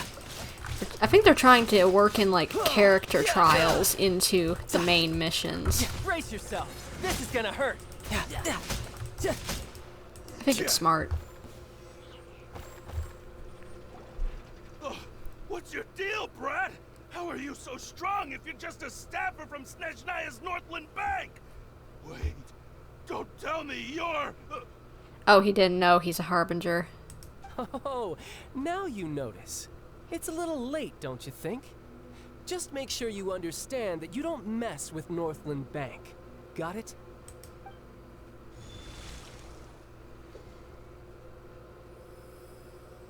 Huh?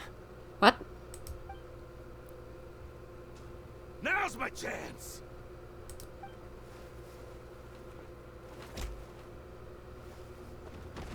Ooh, nice takedown. Huh.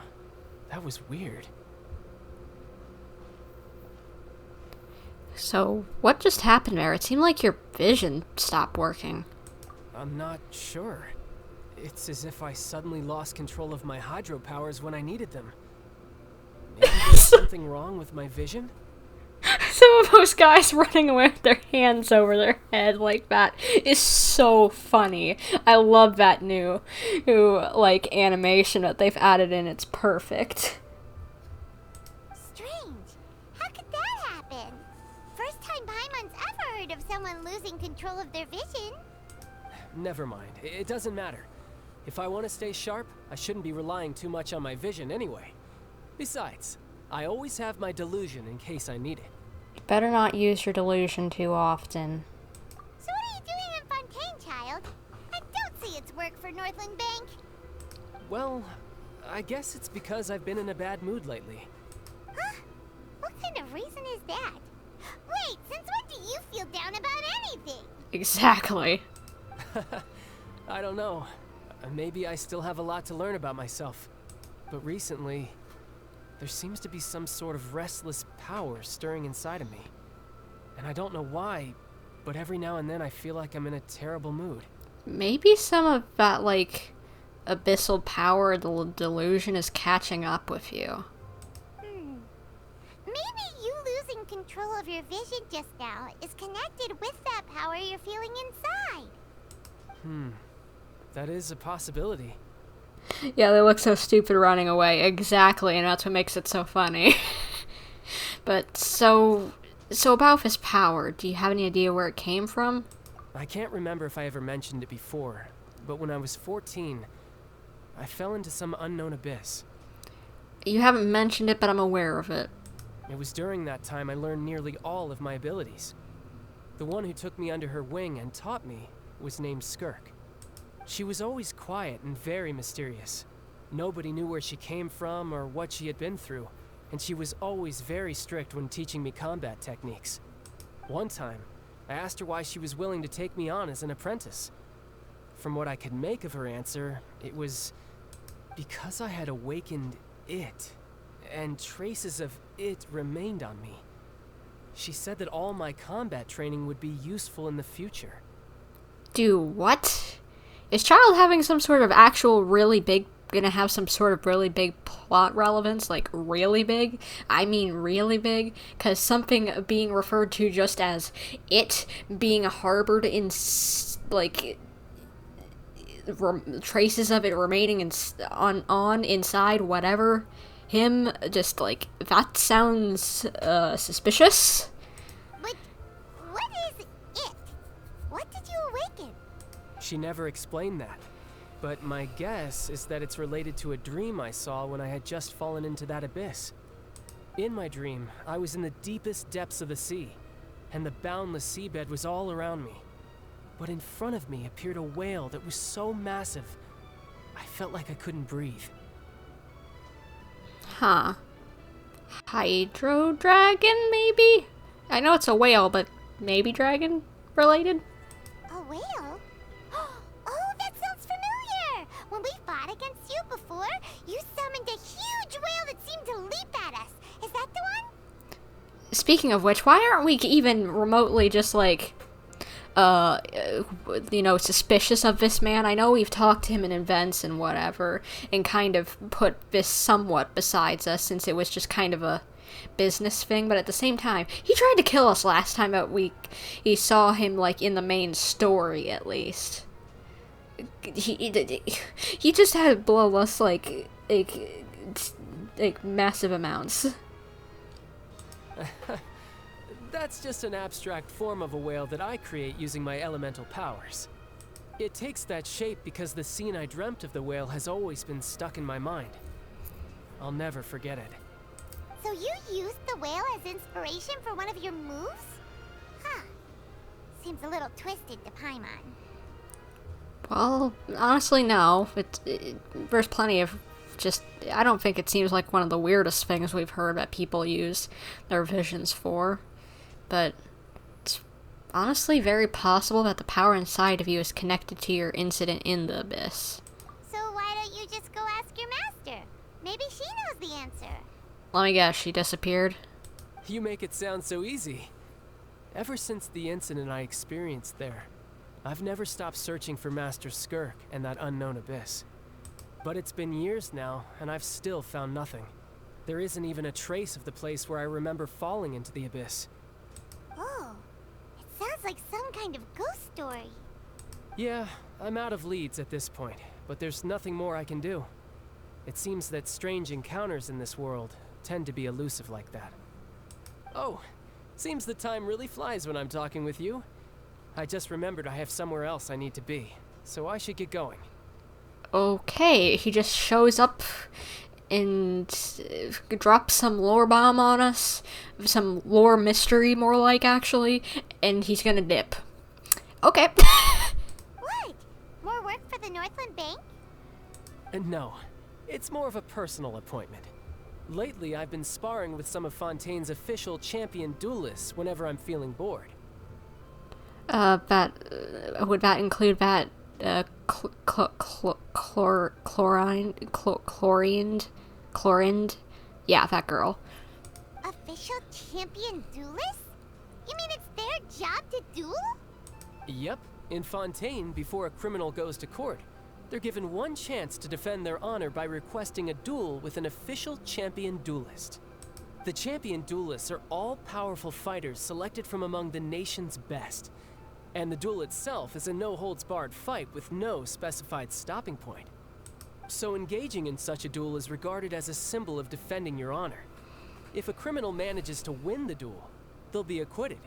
But if they lose, they'll have no choice but to stand trial. And the worst case scenario is that you're simply killed in the duel. I was wondering.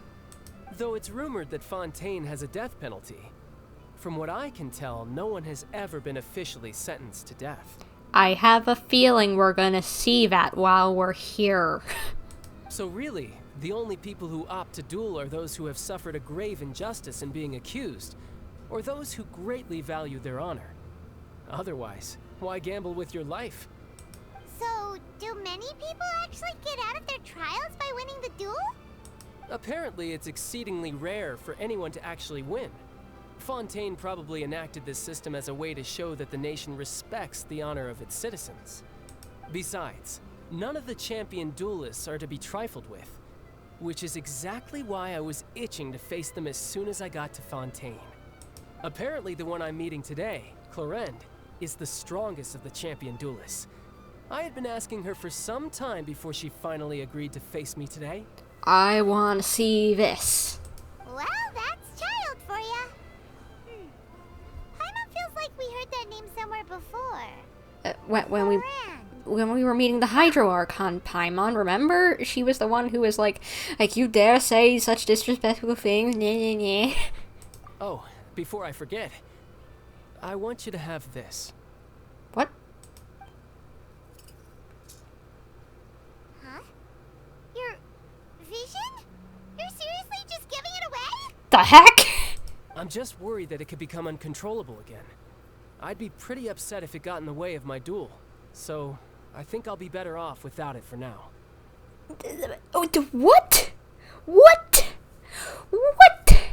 Has anyone ever done that before? And I'm just forgetting. I've not played all the character quests. Has someone ever actually taken off their vision before? That is literally insane. You should at least keep it on your person. Like, I guess then if... I guess I can understand that maybe like you'd try to use its power and nothing would happen and it would leave you open, but at the same time, still take it with you. Besides, I just need you to hold on to it for a short while. I'll come retrieve it when I have some time later. Paimon knows what you're up to. You just want an excuse to come talk to us again, don't you? Maybe. Whatever gave you that idea? I'll be in touch later. That sneaky guy. He said he's been feeling down lately, but he seemed the same as ever to Paimon. We've never had anyone give their vision to us. I didn't expect it to give to us, but has anyone ever just unclipped that thing and just set it on a desk or something? Like it's just a trinket or something? Like he just did? Or basically... Because I have not played a lot of the story quest, the character quests, so maybe it has happened before, but that is just something crazy that I would never expect, even if it's technically not working properly at the moment. If I had a vision, I would literally sleep with the dang thing, because I'd be so worried about losing it, possibly. Well, since we don't have much to do for now, we might as well walk around and see the city before Lyney's performance.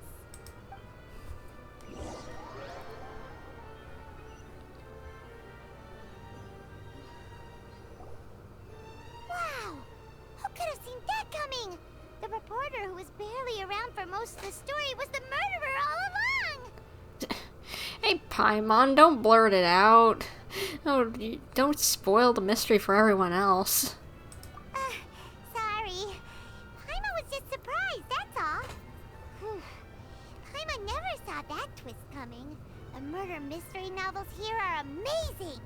I can't blame you. I like a good mystery novel. Oh, but also never thought I'd see the day when Paimon would enjoy reading.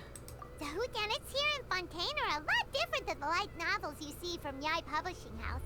Both have their merits, but Paimon thinks this style of novels are more, well, novel. It's so exciting to reach the moment when the mystery is uncovered, especially in the one Paimon was just reading. You should buy a copy and read it too. I don't know if I can really do that because you already spoiled it for me. Oh, sorry about that. Paimon will be more careful next time. Hey, shouldn't we be heading to the opera house to see Lyney's performance soon? It's almost time for the show to start, so we should get going. Lyney said that the opera house is on there in ES, so let's go ride the aquabus. Alright. And, ooh, music disc. Need those for an achievement. Wait, can I actually buy things here? I can. You know what, while I'm here, get these for an achievement, because I know that these books sometimes, if you get a whole set, you get an achievement for it. So might as well. Okay, so why would I ride the aquabus? Or wait, is that to the aquabus? Ride the Navia line to head. Okay, gotcha. I thought it was just to get to the place. So I was like, that's such a short distance. Why do we need to get on the aquabus? But now I actually see why that might be a good idea.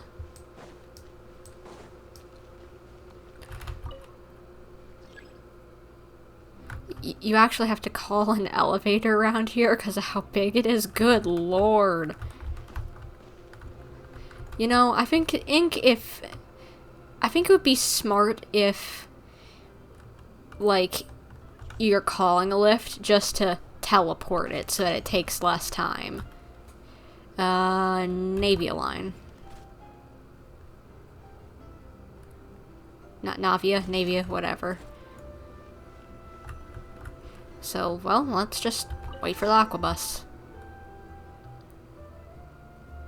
Check your inventory. You actually have child's vision? What? What? Where? It's down here or something?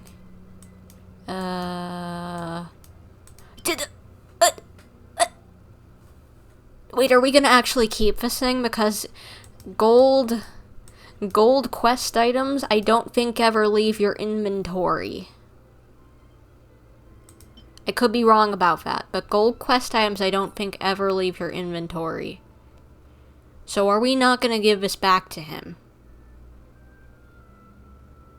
That would be cray, but okay. It appears as if child lost control of the elemental power within it before. The vision has lost its glow now, but its owner has left it behind. Very interesting. Well, I've already waited for the aquabus. Can I get on? Soggy. Note to self, mind the gap of water.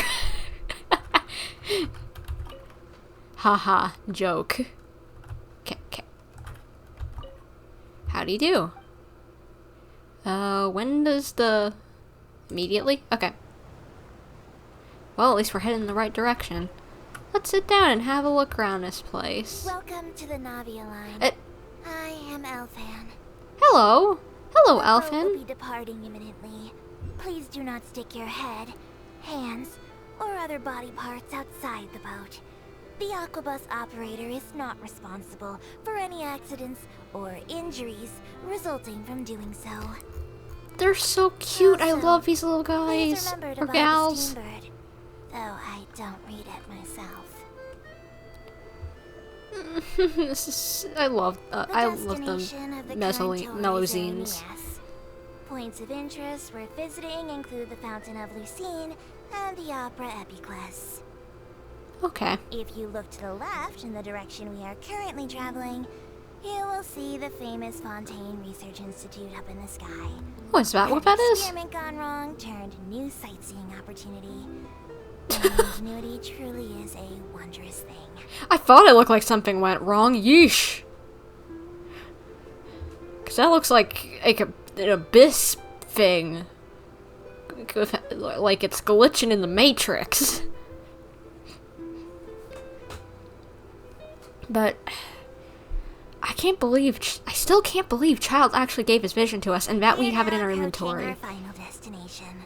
Please be sure to bring all your personal belongings with you as you disembark. Thank you, Even though I Elfane. will take any forgotten items to the lost and found, the paperwork is rather annoying, as Melusine hands are not suitable for grasping pens. Aw. Please be careful when disembarking. It has been my honor to be your tour guide this trip. Thank you. Thank you, Elfane. I like these little munchkins. They're so cute. Welcome to Fontaine. I might just have to take a ride on one of these if I'm ever just stressed out because of how just like chill these little rides are. So nice. So where do we go now? Thank goodness I got the map, otherwise I'd be even more clueless than I already am. I guess just run from here and go down here. And oh, there's that little boss. I might actually take a detour to there because I so want to see them ice skating. Like in the trailer. They look so cool. Even if I don't fight it, I just want to maybe like take a look at it. Huh, merlions. Or are they not mermaids? Yeah, they're mermaids. They're merlions. I can't remember what the actual mythical thing is. And wait, there's an oculi? Oh, there it is. I was wondering where. I saw it on the map and I was just like, not passing that up. Doggo! Oh, is that a new dog model? Oh, you're so cute, I want to pet you. Why isn't there a pet button? I need to pet. I need to pet the cute little fluffers. They're so cute or current. I just, Doggo. I love Doggo. So cute.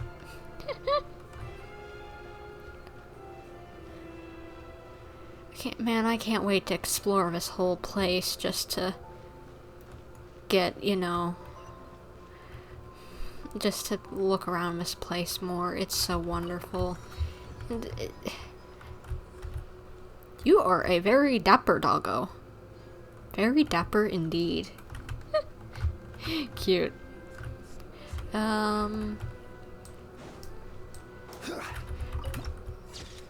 Nice.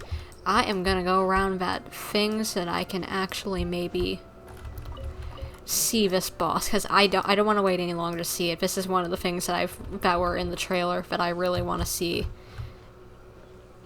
It's down here, right? Yep, it is.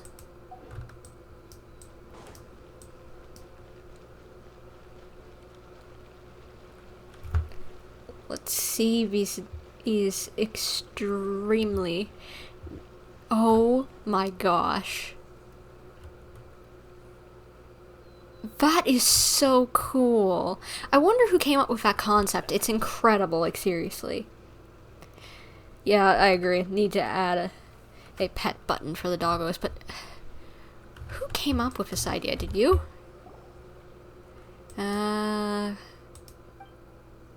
Researcher... Coppelius and Coppelia are clockwork mecha dedicated to the art of dance. Wait, isn't that the name of, like, a ballet? Like, characters in a specific ballet called Coppelia? I think so. I could be wrong, but it sounds very similar, at least. After I took over the project, Cable Fighters...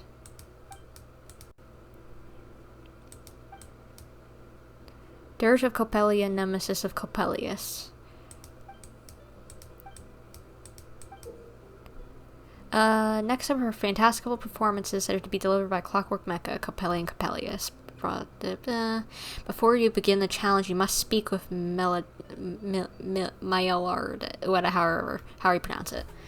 Just select the challenge. Dirge of Coppelia, a play with Uisa.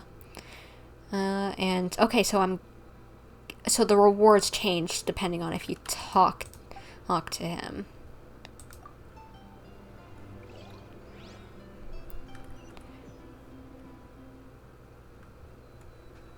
I might have to run, but you know what? Heck with it. I want to see this. As someone who loves ice skating and ballet, this needs to happen. Oz, rip the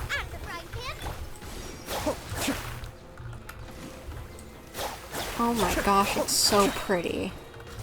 What's funny, if I remember correctly, the Ballet of Coppelia, I think it's literally about a girl who's a robot. Like, or a puppet. Like a puppet that can, like, mimic, like, humans. Gather! Nice and spicy. By royal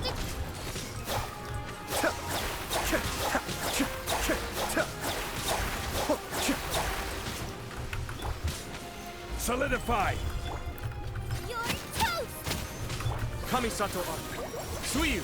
The Cascade. female ones tends to stay in the center, so I can just pop this here and we'll be good. This is order. Gather! There we go. You know what, I'll grab it just in case I need it for a character. Already get started. And we get the blue one. Don't know who uses that, but, well, I got it if I do need it. And we got books from doing that? Or was it from talking with him? Or was from earlier and it's just randomly opening that up now? I guess that's from doing that. Interesting. Maybe I'll have to do the other one to get some more lore. But just, I find that very interesting if I am remembering the name of the play and which one, like, not play, the ballet, hey, and which one it is correctly, because it is about a girl who's a robot, basically. Whoa! Now this is fancy! The Opera Epiclese. What a place to hold a performance! No wonder Lyney and Lynette were looking forward to it. Very pretty. Huh. Looks like there's a lot of people standing around the fountain up ahead. Oh, Archon, please bless us with a bright and healthy child. We pray. I don't know why you always feel the need to ask so much. I'll be happy as long as our child is healthy and lives a peaceful life. I guess if they're our kid, then there's no doubt they'll turn out smart. Maybe this is one of the customs in Fontaine. There sure are a lot of couples here. I don't know. Vache. What? Huh? What's talking to us? What's wrong? Vache. Vache. I feel like I need to whip out Google Translate. V-A-C-H-E-R. Google Translate. Oh, it's doing French already. It's like it was reading my mind. V-A-C-H-E-R. V-A-C-H-E-R. Cowherd? Can we do detect language real quick? Yeah, it's not coward, but cowherd as one word. That's odd. That's what it translates to from French. But maybe it's just like messed up a little bit and it's just coward like we know it. I don't know. But anyway, did you just say something, Paimon? No, Paimon didn't say anything. Are you hearing things? Whose voice was that just now? Welcome to the Fountain of Lucine. All the water flowing through Fontaine converges here. It's customary for newlyweds to come here and wish for children. Oh, that's an interesting thing. Lynette, you scared Paimon. Why did you get here? She didn't scare me one bit. Lyney asked me to wait here for you, remember? Right. By the way, Lynette, I seem to hear a faint voice just now. What do you mean? There are a lot of people here right now. It seemed as if the voice was coming from the fountain. Hey, you're not trying to scare Paimon, are you? No, not at... Besides, it's the middle of the day. It's not the time for eerie things. No, I wasn't joking. I really did hear something. I see. I might be able to tell you something that could help explain the voice you heard. In fact, you might not be imagining things at all. I suspect that what you heard is a result of your hypersensitivity to the hydro element. Others in my family have had similar experiences. It's because of her sensitivity to the hydro element? But what would hearing a voice have to do with elemental power? When do you cry, Paimon? What? Wait, what? What does that have to do with anything? Just answer me. When do you cry? When Paimon's really sad? Oh, and when Paimon's super happy. Oh, and also when Paimon's really, really scared. Then you should understand that tears contain your most intense emotions. Okay, so tears are made up of somewhat water, so we're hearing the most intense emotions of people because we attuned with hydro now? Like I just mentioned, the Fountain of Lucine is where all the flowing water in Fontaine converges. Even the tears that fall to the ground will eventually gather here. So maybe what you heard was the intense emotion coming from someone's tears. Huh, that's an interesting explanation, though I'm not sure whether to buy it or not. So, what did the voice say? It seemed to be calling out someone's name. Huh. If you were hearing their emotions, then Paimon wonders what happened to them. Rather than worrying about them, we should worry about my brother first. Don't let that calm look of his fool you. He tends to get pretty nervous just before a performance. So chatting with Lyney might help him relax a little before he goes on stage. Oh, right. That makes sense. Let's go in and see Lyney. Nice, I want to see the inside of this place, so let's go, go, go, go, go. More dapper dogs. And a Melusine! Oh, you're in the little, like, police uniform. You're so cute.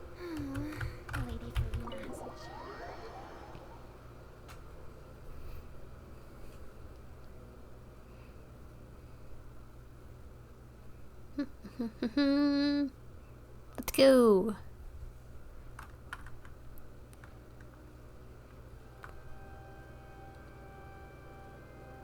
Ah, Traveler and Paimon. Good to see you. I knew you two would come. Are you kidding? We wouldn't miss it for the world. We've been looking forward to it. I can tell, judging by how early you've arrived. But you're actually right on time. The audience still hasn't started entering the venue yet, which means now is the perfect chance for us to take you to the best seats in the house. Wait just a moment. I'll fetch the tickets.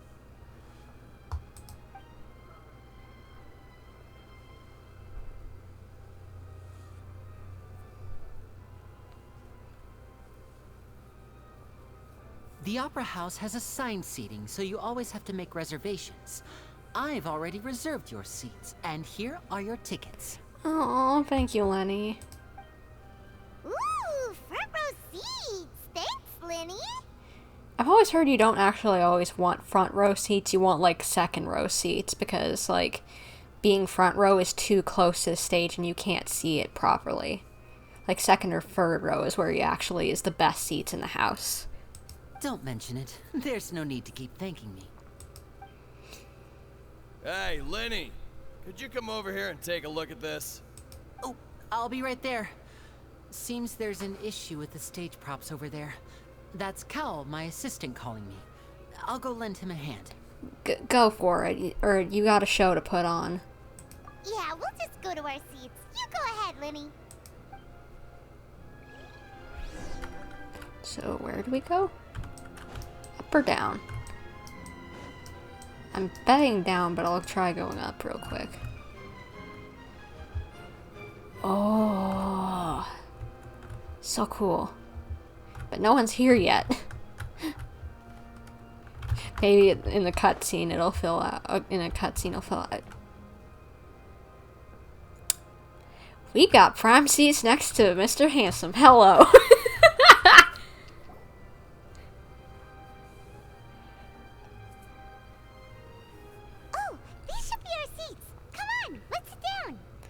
And maybe we could say hello to the esteemed gentleman to our left.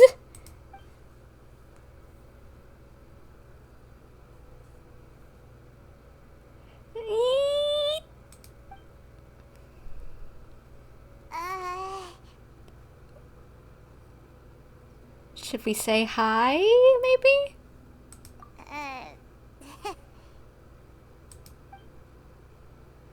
Why are we the only two here? Hey, Traveler. Maybe we should strike up a conversation with the person next to us. Since we're sitting together and the rest of the place is practically empty still. It's kinda awkward if we don't say anything. Isn't that usually your job? I'm kinda nervous cause, someone's cute.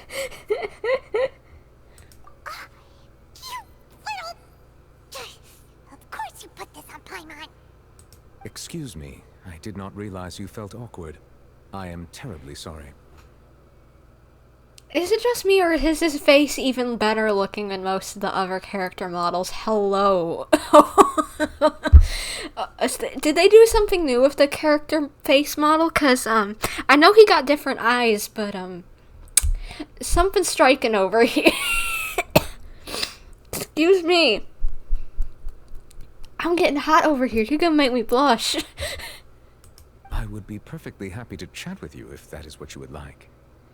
Good lord, he's a gentleman. I like him already. I already like him before, but I like him even more now. Oh my gosh. Hello. Oh, so you heard all of that, did ya? Boy, you sure have good ears. Paimon thought she was keeping her voice down. Wait, that's not it. Paimon's sorry. Paimon's the one who was being rude, talking under her breath like that. So, let's talk, but, what should we talk about? How about introductions first? That would be probably a good place to start to make things a little less awkward. Oh, Paimon's got it. You're also here early and sitting in the front. Are you a friend of Lyney's too? A friend, you say? Well, if Mr. Lyney would like to be my friend, I would be more than happy to reciprocate. I can't remember, where have I heard this voice actor before? I saw something on his IMDb and something's clicking in my head. Oh, right. He played the professor in Pokemon Journeys. That's where I remember him from. But he's done quite a few other roles, and I think he's played a character in, like, Smash. I can't remember who, but he's done a character in Smash as well. Oh, but that's who I probably recognize him from. But I love his design. He looks so good. Oh, so you're not friends with Lyney then? Oh, this is getting more awkward by the second. Paimon nearly forgot to make her introduction. Nice to meet you. Paimon is Paimon, and this is the Traveler. We just arrived in Fontaine. Hi, nice to meet you. It is an honor to meet you two. I have heard of your deeds across Tevat. And as required by proper etiquette, I will also introduce myself. I am... Oh, Monsieur Neuvillette. What an honor it is to have you here to see my show. And welcome, even more awkwardness, because we got one of the highest higher-ups in Fontaine. Ah, Mr. Lyney. I should say it is in fact an honor for me to see your performance in person. Good lord, he is such a gentleman. I already love him. Okay, calm down, Brain. Wait, Neuvillette? Could he be? I'm gonna have some hard time pronouncing his name. Neuvillette. Everyone keeps on pronouncing it extremely French, and that's not helping me. But good lord.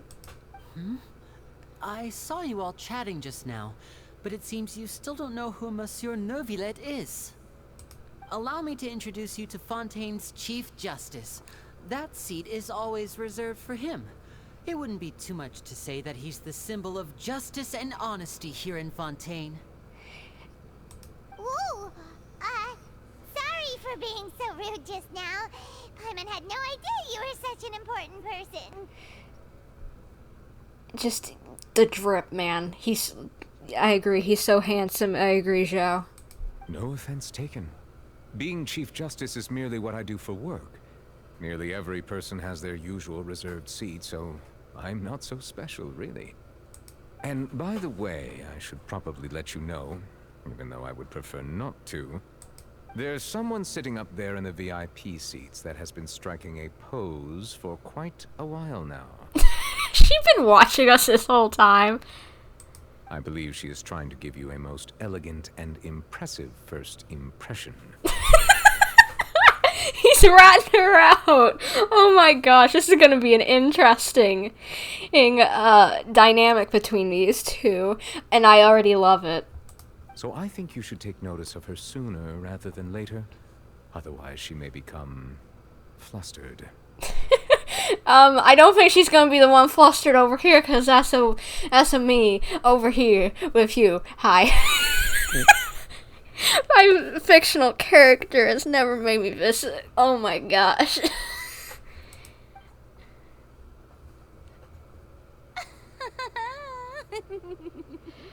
Hi, your sassiness will definitely be enough to take me out of this stupidity of my brain being overloaded of heat from that man.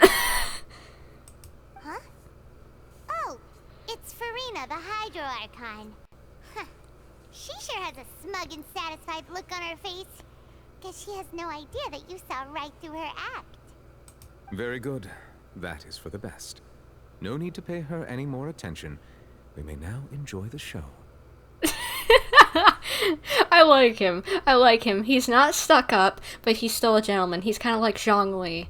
It fits together very nicely, and we all know, anyone who's been around long enough knows I like Zhongli, so, you're gonna like him as well. Huh?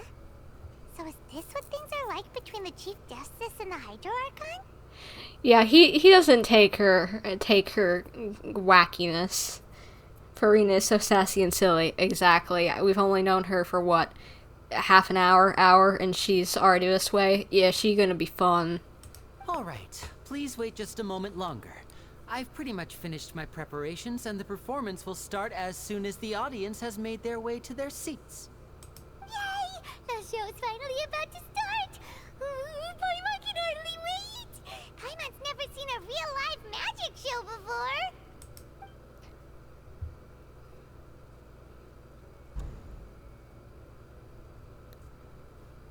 Ooh! They're dimming the lights! The show must be starting! Shh, Paimon! All these other people are here. It was okay when it was just the two of us and Neuvillette, but since the show hadn't started, but you need to be quiet. Show's starting. Hush!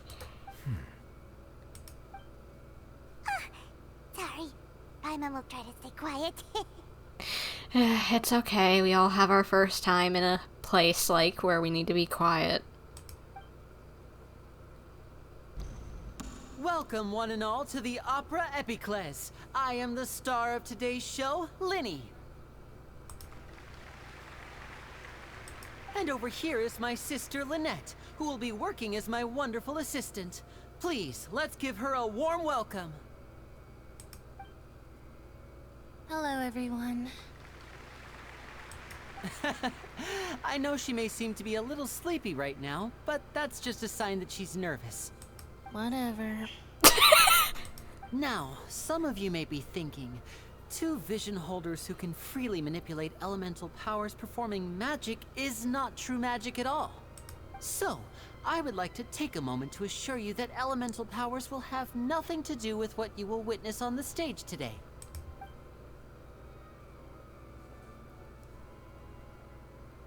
Both Lynette and myself have removed our visions for the show. That way, even the gods won't be able to help us. Okay, that's odd that we've had not one child, but also two others, Lyney and Lynette, remove their visions in this one quest. That is an extremely odd thing. Oh, good point. That's what makes the show real magic. Even if it's for just proving that they're doing real magic, that is an odd choice. Now, without further ado, let the show begin. Lynette will now exit the stage to make some preparations. I know you might miss her, but don't worry. She'll be coming right back on stage momentarily. Perhaps in an unexpected way. I'm sure she'll be stealing the spotlight soon enough. Oh, and before I forget, there's one more thing I should say. You never know what can happen in the blink of an eye. A magician's greatest skill is making things disappear or appear. The possibilities are endless.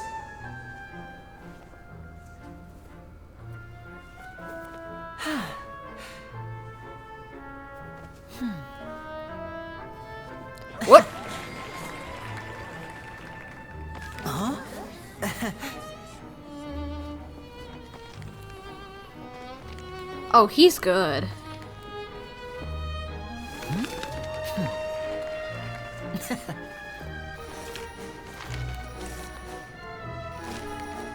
But this isn't what you came for. These little tricks, you've seen them all before. So it's time for something truly extraordinary, don't you think? This one's a little tricky.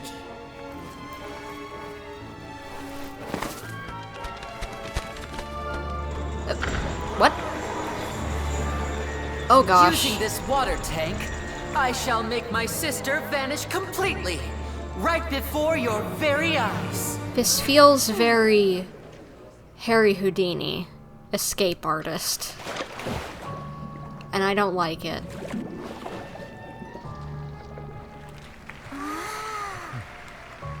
It's actually quite simple. She'll just turn into air bubbles and float right out of the top.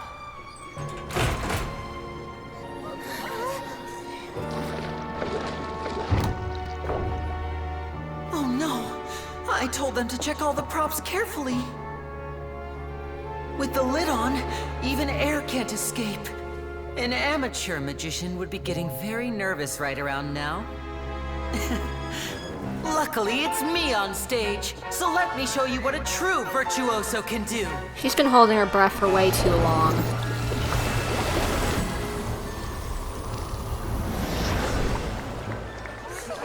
What? Someone get her a towel. Lynette, are you still there? Don't go too far. We don't want to use up all our magic. Hi, I'm back. Uh-huh.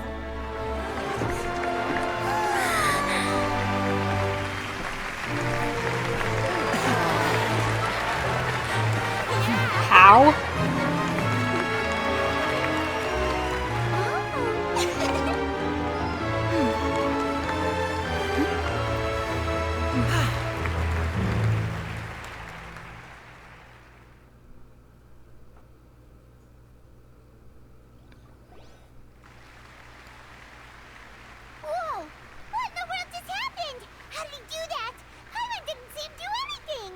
Yeah, I have no clue how he could have done that. There's so many things that you could come up with for the other ones. That is crazy. As well as how did her clothes get in there but she wasn't? What? Seems visions are funky in Fontaine, possibly. I wish I could pull for him, but I'm saving for Chlorinde and Scaricons. Do you think you might end up broke this Fontaine patch?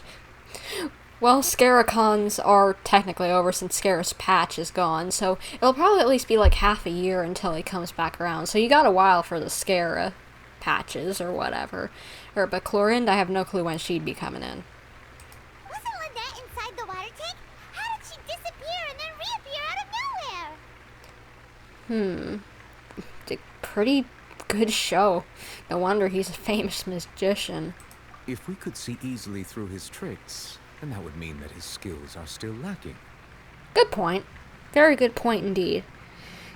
But I still want to figure out how he did that.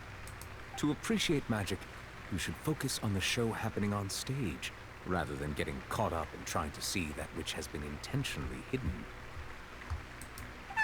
Guess you're right. Paimon couldn't believe her eyes when Lynette reappeared. Amazing! Thank you everyone. I'm glad you enjoyed that performance.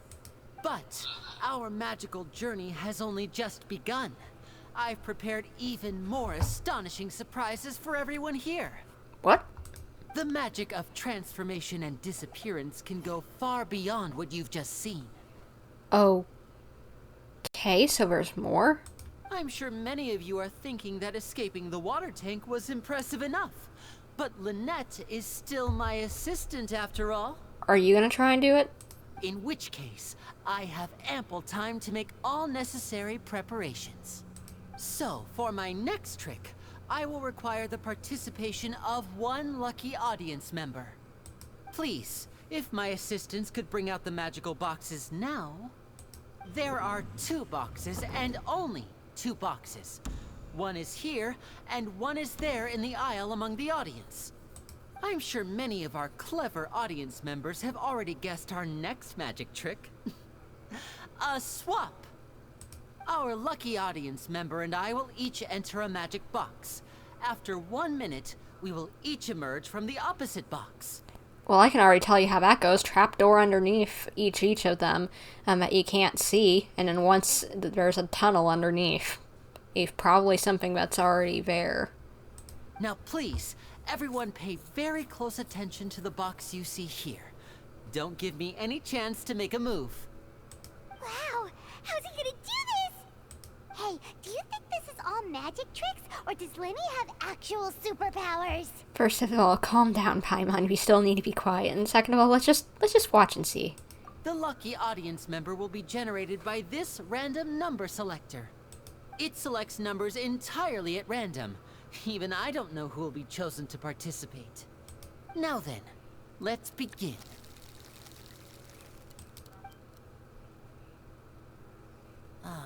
Let me see. Oh, row 7, seat 3. Congratulations! You now have the chance to experience magic firsthand for an entire minute. Please, come forward.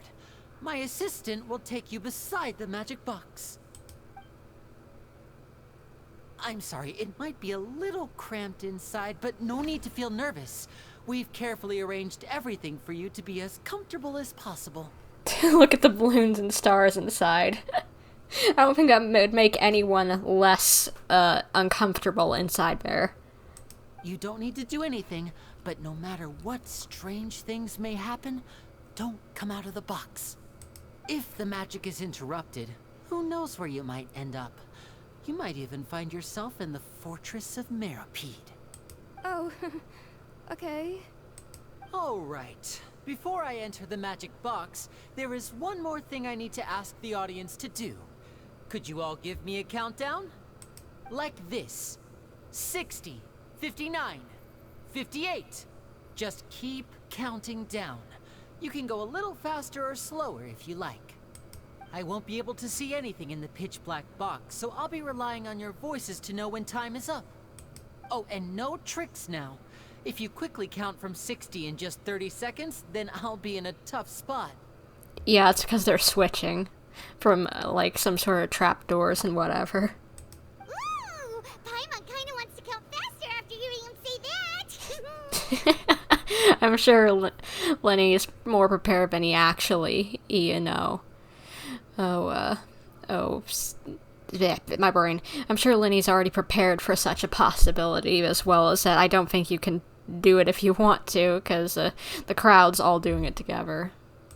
No, that won't do. I can see it in your eyes. You still can't be trusted. Let's practice together. Come on, repeat after me. 60, 59, 58. 60, 59, 58! That's right, perfect. Keep it going. All right, I'll see you all on the other side once you've finished counting. 54, 53, 52? Why aren't you counting, Neuvillette? I am counting in my head. I think things are exciting enough in here as it is. Merely a consequence of my identity and personality. Do not worry about me. Just enjoy the show. I love him. He's great. Oh, all right. You look so serious that Paimon thought you might be feeling uncomfortable or something. 40, 39, 38! Mr. Lyney, are you all right in there? Is everything ready? Yes, I'm fine. I'm just double-checking the direction of the magic. It would be a disaster if we get sent to the wrong places. For example, midair right above the audience. Oh, that would be crazy. Even though he's saying that, Lyney doesn't seem nervous at all. I think it's probably part of the show. What? What was that noise? Did you hear it too? Maybe it was just to divert our attention. Not sure. Anyway, it doesn't seem like anyone's worried about it. 25, 24, 23! What's wrong, Mr. Lyney? I can still hear you moving in there. I seem to have accidentally knocked over a decoration. I'm trying to fix it, but it's pitch black in here. I can't tell left from right. never mind the decorations. There's no time for that. The show is what's important. No, that's unacceptable. I want my show to be perfect. Don't worry, we still have 20 seconds. Hear them counting? 19, 18, 17. It seems things aren't quite going as planned. I apologize, everyone. It feels like you're all starting to count faster, but that's all right. I know it can be tiring to do such a long countdown. 10 seconds and change is still plenty of time. 10! Almost there now. Whew. Swapping two people is harder work than you might think. Even a master magician like me can't guarantee I'll get it right the first time. Hey, wait! Is this the back one? I can't tell. They both look the same inside. Huh? No, that's not it. I'll try again. 7! Hey, slow down! Honestly! 5! 4! 3! Whoops! That doesn't count! 0!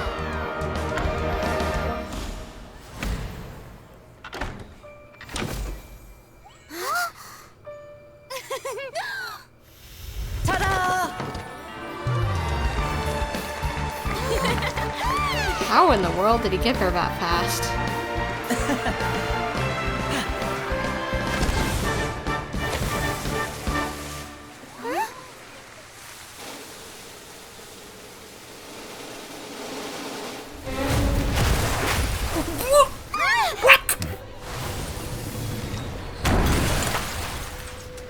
Oh my, please don't tell me they're dead. Please, oh my god.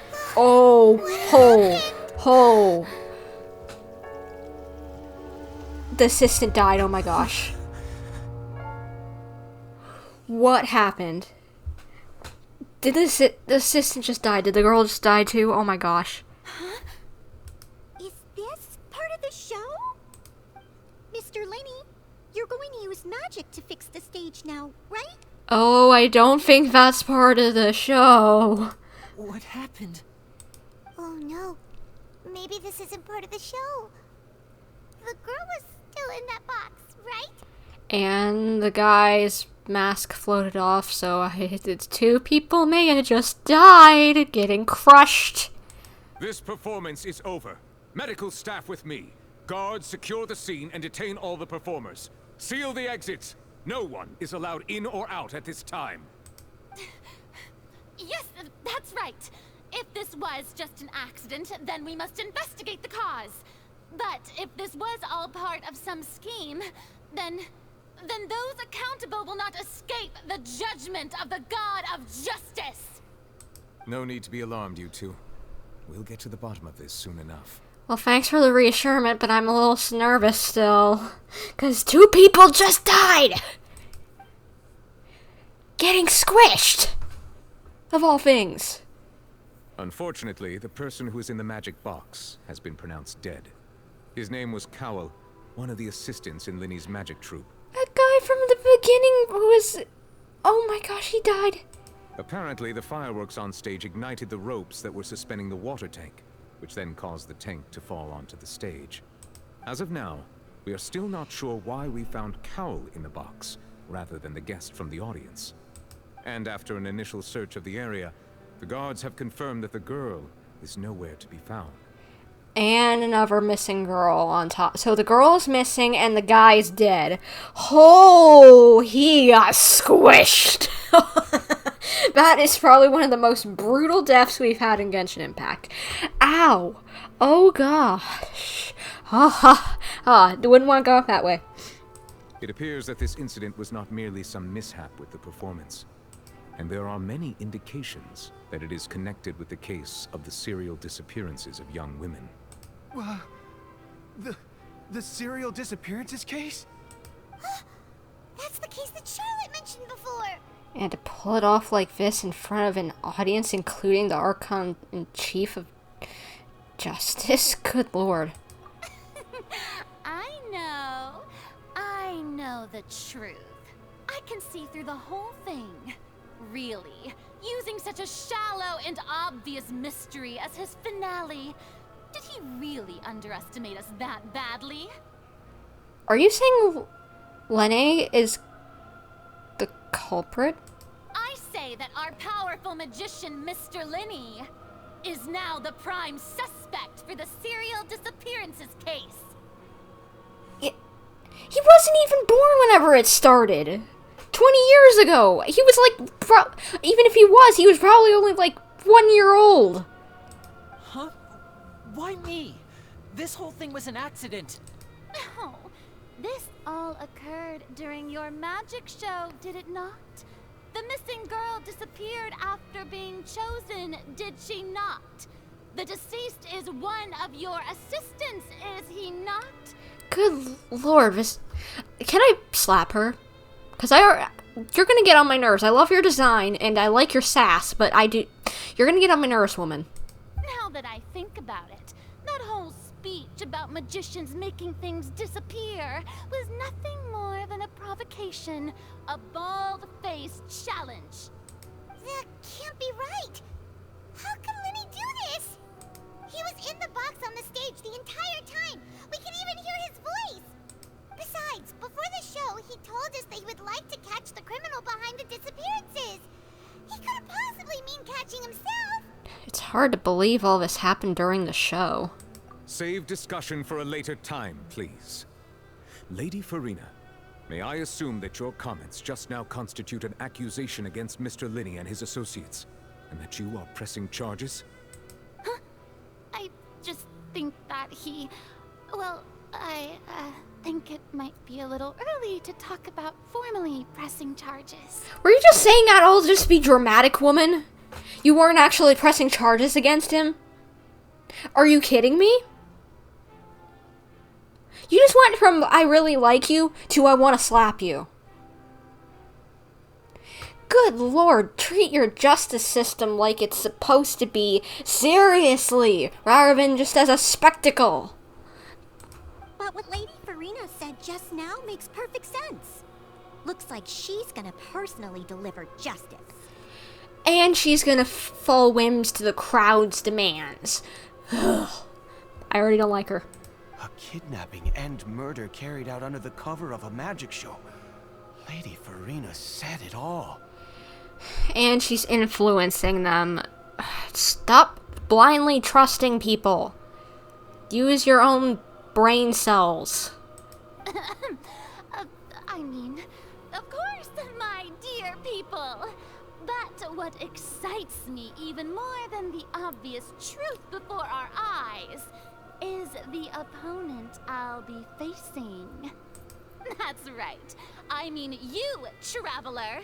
You'll support Lyney, won't you?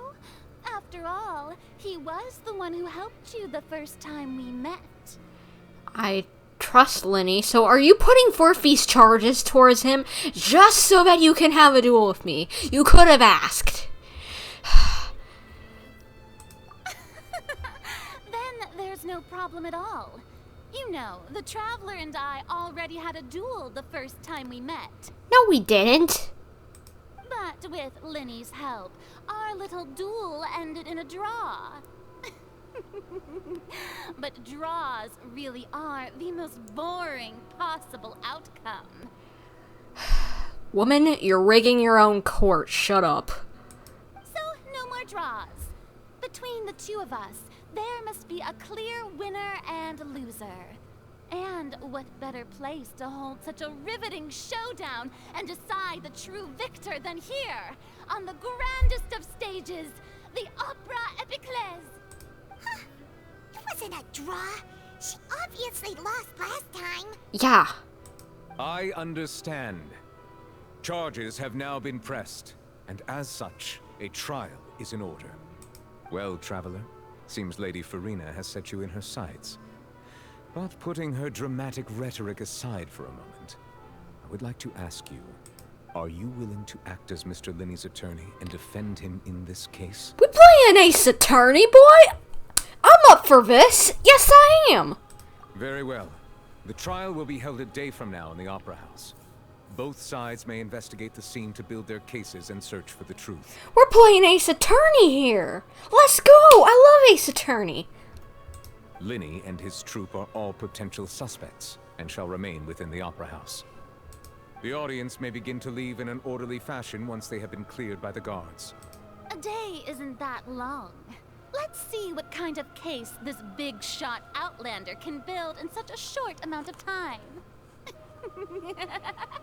I'm really quite looking forward to hearing it. I hope this quest continues going on for, like...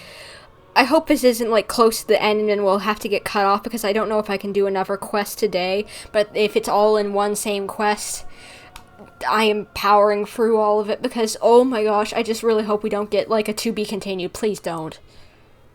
Please don't. I really want to prove this brat wrong.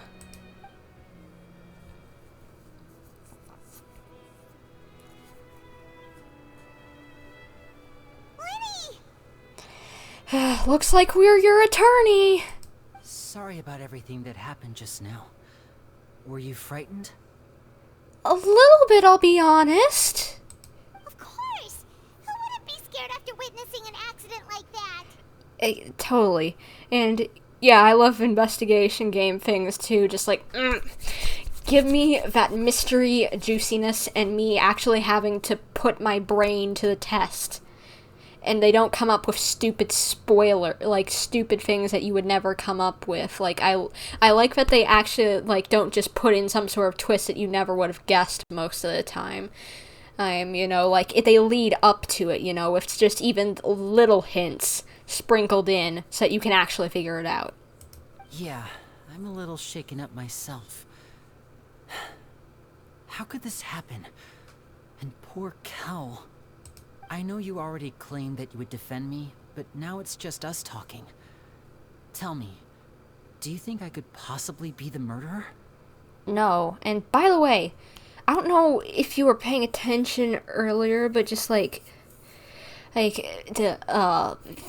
I Google searched what that word that they kept on saying, like it may have been a name, but that at Fountain we kept on hearing at the fountain, and it translated to cow herd, and it's weird that the person who died was named Cowell, you know? So it's interesting, a little connection. And, like, it's not exactly the same, but I'd say close enough to have it, you know, work out. But, you can't take Furina's voice seriously considering the fact that she shares the same VA as Toy Chica.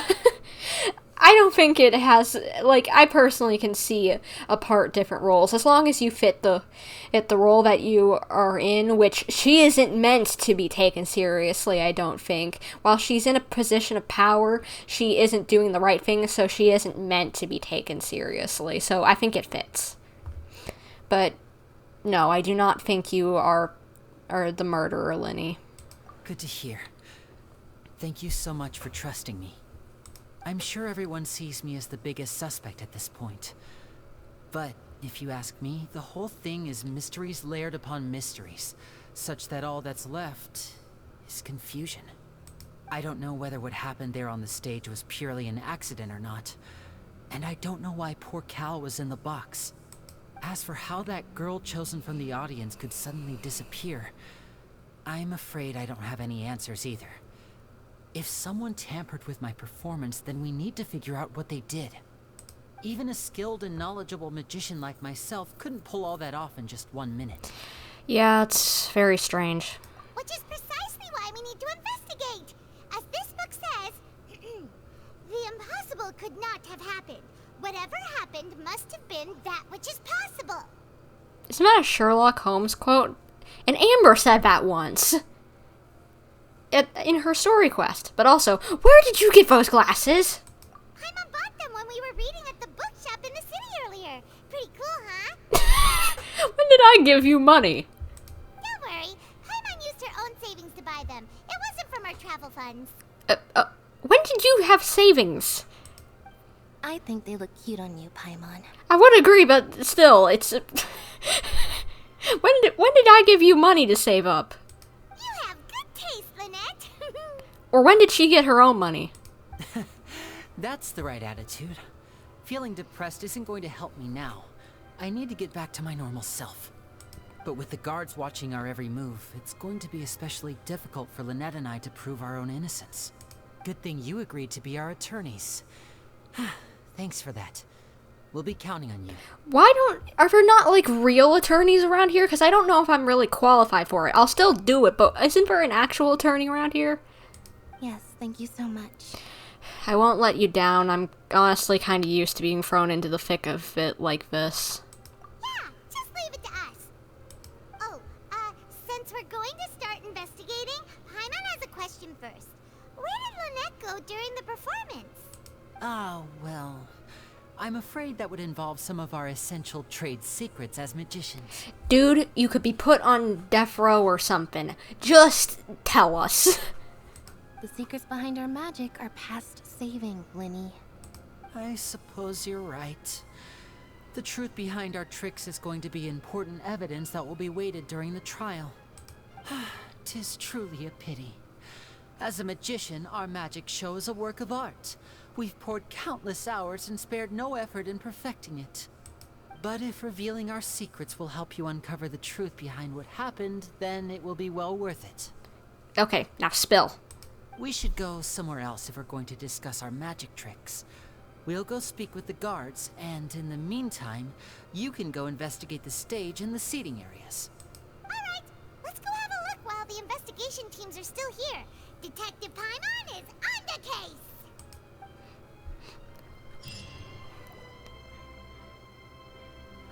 Hello, officer. How's the investigation going? Now that I think about it, is she or Maya? It's wacky enough to be, I'd say, at least. Anyway, we're Lyney and Lynette's attorneys. I see.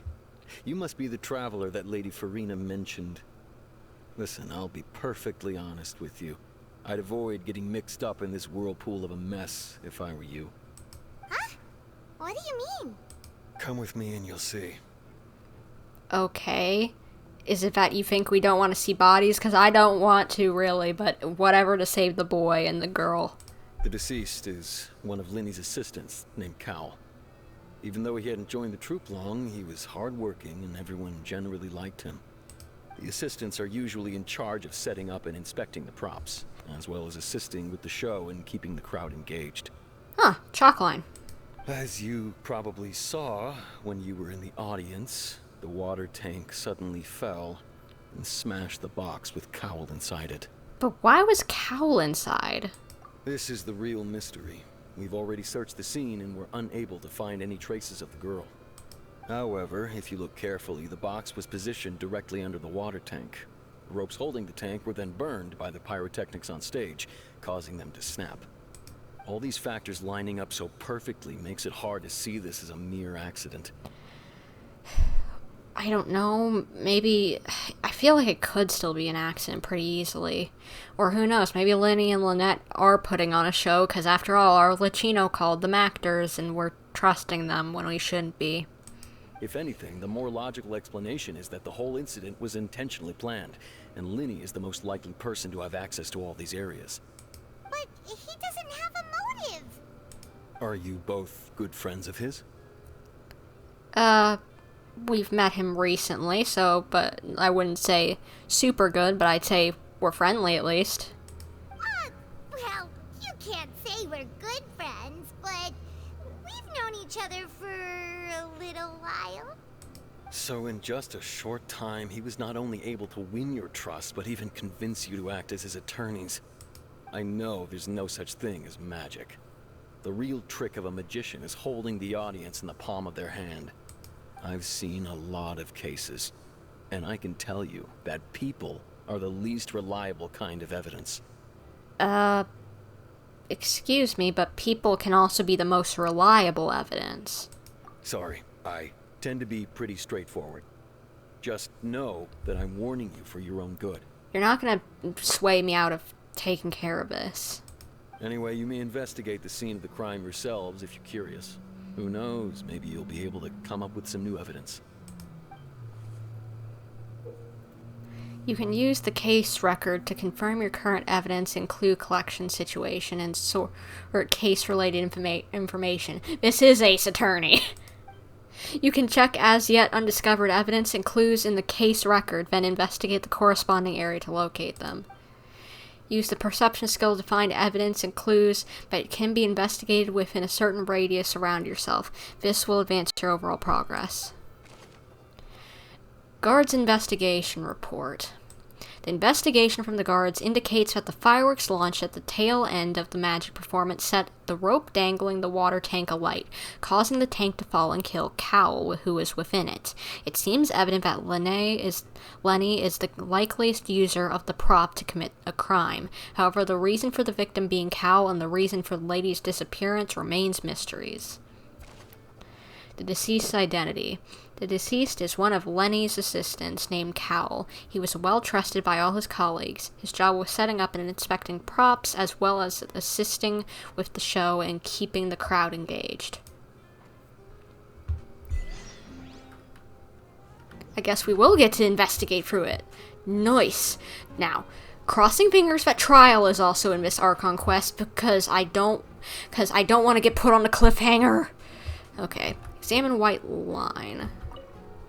This is where the magic box was struck. If Cal weren't inside the box at that moment, he might have dodged the falling water tank. True. Okay. Here's the rope. So this is the rope that broke and caused the water tank to fall. The rope looks pretty durable. How can it be burned through so quickly by fireworks? So either Lyney didn't realize this was a safety concern, or... Why are you suddenly so serious, Traveler? I'm just looking at where the rope snapped. Whoa. Look! This bit is made from different material! What? Most of it was burned away, but there's still a little bit of it left. It seems to be flammable, like a type of flash cotton. So if a rope meant to hold something was made with that kind of material in it, then that means... It sounds like someone was trying to set it up. Wait, why don't you write all this down? Let's take notes. Doesn't mean it was necessarily Lyney, but someone was trying to set this up, obviously. This rope was used to suspend the water tank. It suddenly broke when the fireworks were being launched on stage. The investigation has shown that the location where the rope snapped was made of flammable material.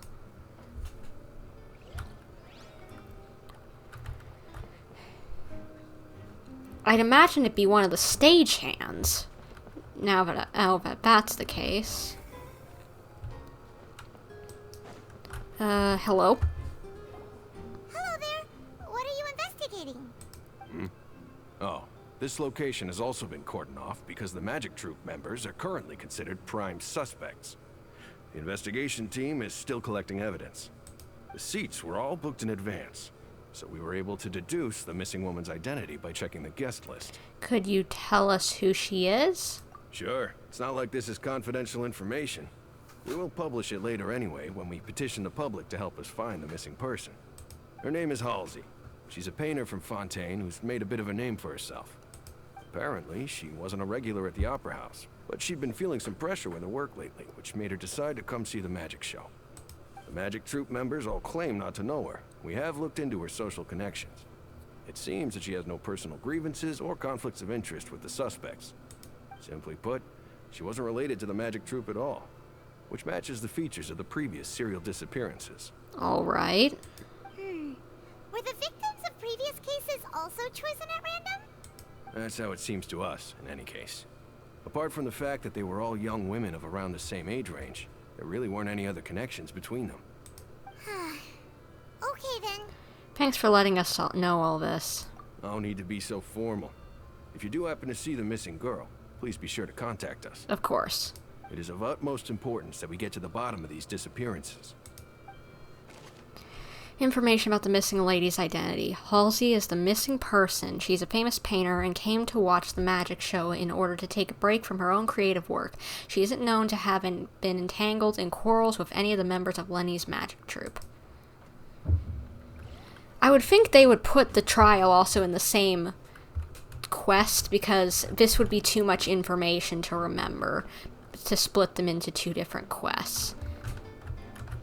Examine magic box.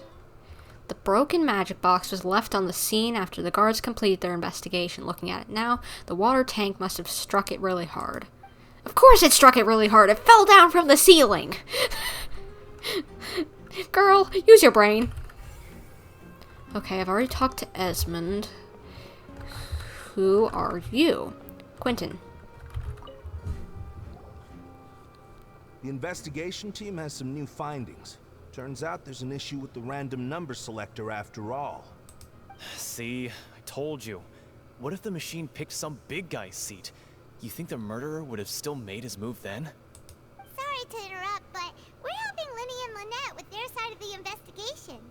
What were you saying about the number selector? There's something wrong with it? You're trying to help them? That'll be a tall order. Dude, somebody's gotta do it. No, even whoever... Innocent until proven guilty. Come on. For Pete's sake. You should know this. Don't pick sides. Lyney used the machine to pick a random member of the audience during his performance, right? The lucky girl that later disappeared. Well, we thought there might be a serious problem with the machine, so we had it taken away for further inspection. It turns out that the seat number it picked wasn't random at all. The machine picks that same number every time.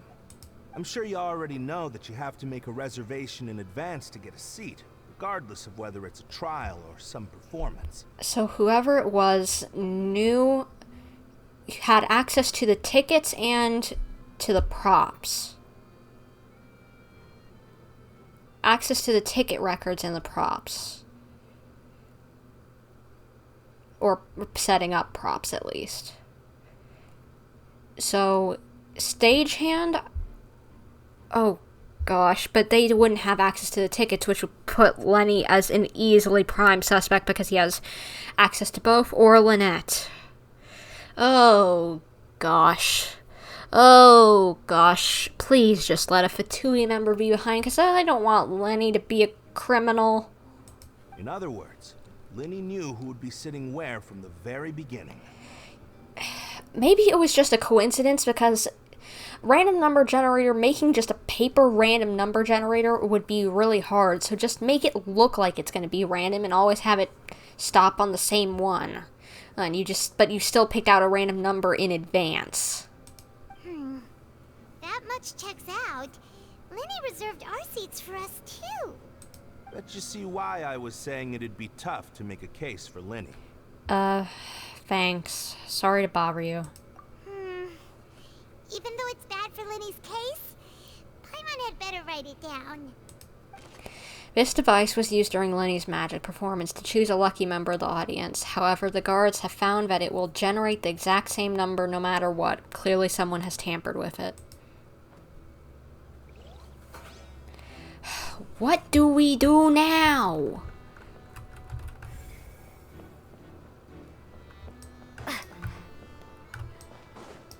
There's clues up here, so...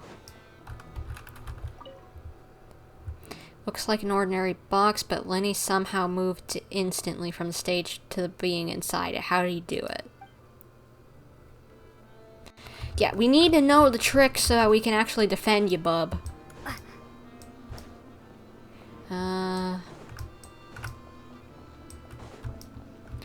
Where are we supposed to be going? Okay, let's go upstairs. Hey, you! Yes, both of you! Over here! I've been keeping an eye on you for a while now. Oh, it's that girl from the trailer. Huh? You mean us? That's right. If I'm not mistaken, you're also among those who wish to cut down the thorns and pursue the truth. No? And by the looks of it, you're not from Fontaine. Correct. Well, you're right on the more about that one, but who are you? Have you never heard of the Spina di Rosula? No. From mediating disputes and providing protection to solving conundrums, you name it. Spina di Rosula does it. Could we hire an actual attorney for this case if Lyney is from you, maybe? And I, Navia, have the honor of being its renowned president. Though those who play by our rules call me boss. Alright. I'm Silver, her attendant. Pleased to meet you. Quite some dapper dudes. Hello. And I'm Melus. Demoiselle's various daily needs and affairs are under my purview. Huh? Boss? Demoiselle? What gives with the names? She's the president. She said it. Well, I am the second generation president. Melus and the others are still used to my previous title. My apologies, Demoiselle. Should you prefer, boss, I will endeavor to use that instead. No need. You don't have to call me boss. Just Navia is fine. Now I know how to pronounce it, Navia. Okay, if you say so. Not that we're members of Spina di Rasula anyway. All merely trifling details. Never mind. Now, back to the situation at hand. So you want to investigate as well? That's right. I've always kept an eye on the serial disappearance cases. My interest stems from a matter back from my father's time.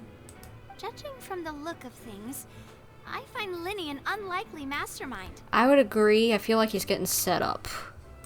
Really? We think so too. That's why we're looking for clues now.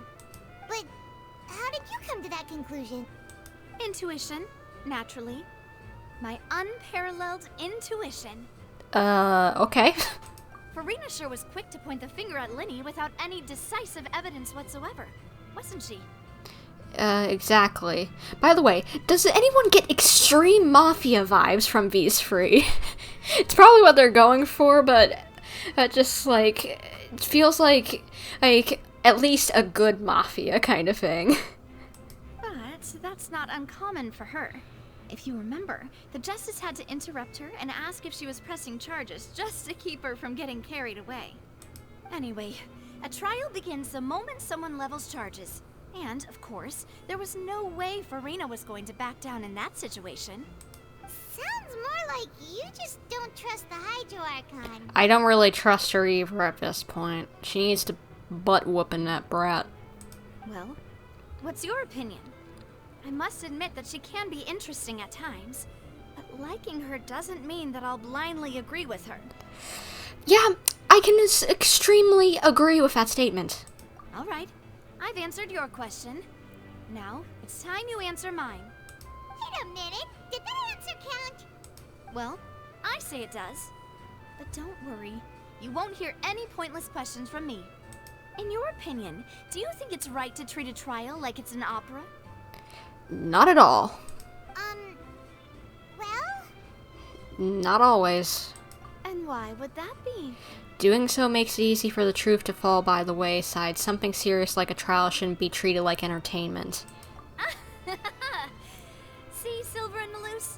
I told you they'd be different. I love this music. It's like, it kind of like, I can't think of what this music is like, but it's like a tango kind of music. Either way, it's great. Most astute of you, Demoiselle. I too think that the Traveler's response was most excellent. No matter how wonderful the script or how fervent the audience's expectations may be, the trials that go on stage here must be based in fact. And if that can be done, boss, then... All right, that's quite enough, Melus. Anyway, I like your answer. You passed with flying colors. Now, I need to make some preparations, following which our joint investigation shall commence. You two shall be my assistants. Okay. I like her. She's feisty. Wait! Since when did we become assistants? Oh, well, I can be the assistant. Sure. Or your companion, if you like. I'm really not that fussy. That's more like it. I think you're missing the point, Paimon. Far be it from me to brag, but I believe that Demoiselle's intuition will be instrumental in uncovering the truth. I would bet so. You wish to save a friend from false accusations, and we wish to unravel the disappearances. In this sense, our goals are aligned. You have a point. You're quite the talker, aren't you, mister? And what about you over there? What do you think? like you've got something on your mind. I have nothing to add. Oh, alrighty then. The older one puts on his wisdom, and the younger one just stays quiet to let the smart people talk. Very interesting. We'll be making some preparations first. Just be sure to let us know if they start revealing Lyney's tricks. Thanks! All right. Speaking of that, I think magic shows would be very popular in Poisson. I can see that. Maybe I should try to learn some magic. If I could make things disappear, cleaning my room would be a cinch. You need not worry about such things, demoiselle. That falls under my duties. Oh, right. I like this group. They're cool. They got mafia vibes in the best way possible, and I love it. I know it's an odd statement to make, but it's so cool. I love it. So where exactly am I supposed to be going? I thought I guess I was having trouble finding clues, and so I went upstairs, but then ran into them. Oh, there's something there. I guess I need to talk to you? Okay. Lyney's still talking to the guards. It seems he'll have a lot of explaining to do. I think someone will be assigned to monitor us later, but that's alright. Lyney's still talking to the no, guards. you already told me. Thank you. Where? Nope. Okay, I got that clue clear. Where am I going now? Because I'm getting lost. Is it on the other side? Okay, it looks like it's on the other side of this place. You. I gotta talk to you. Who are you? Isildur.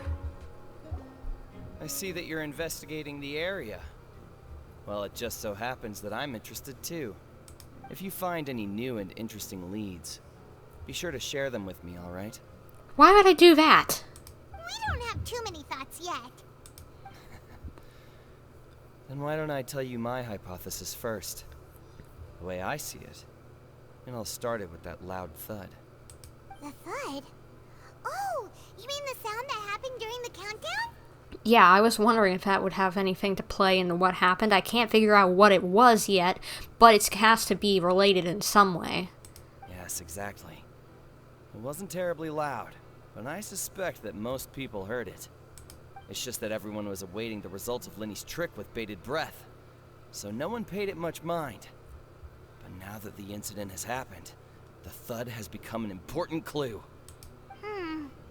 That makes sense. So, what do you make of it?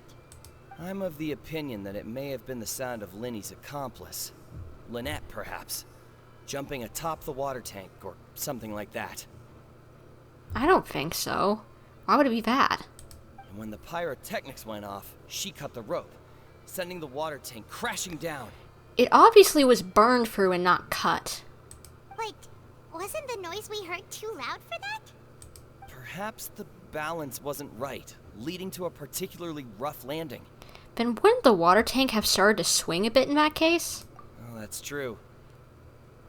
I suppose I must reconsider. That does remind Paimon, though. What was with that sound? During the switching performance, there was an audible thump that many audience members heard. How do I access that one thing? Is it in my inventory? Is it a gadget? No. Quest item? Oh, yep. Whoever the murderer was, they must have made preparations well beforehand. Yeah, agreed. This rope was obviously tampered with. People needed to register and reserve a seat for the show. That, combined with this number selector, could allow you to pick a young lady instead of some old fogey.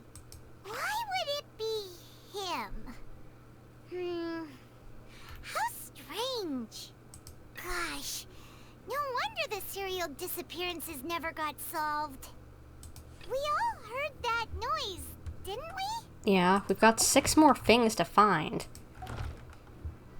There's at least one main one that it's leading me to.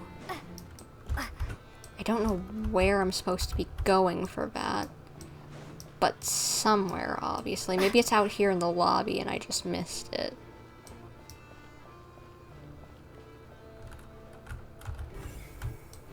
You.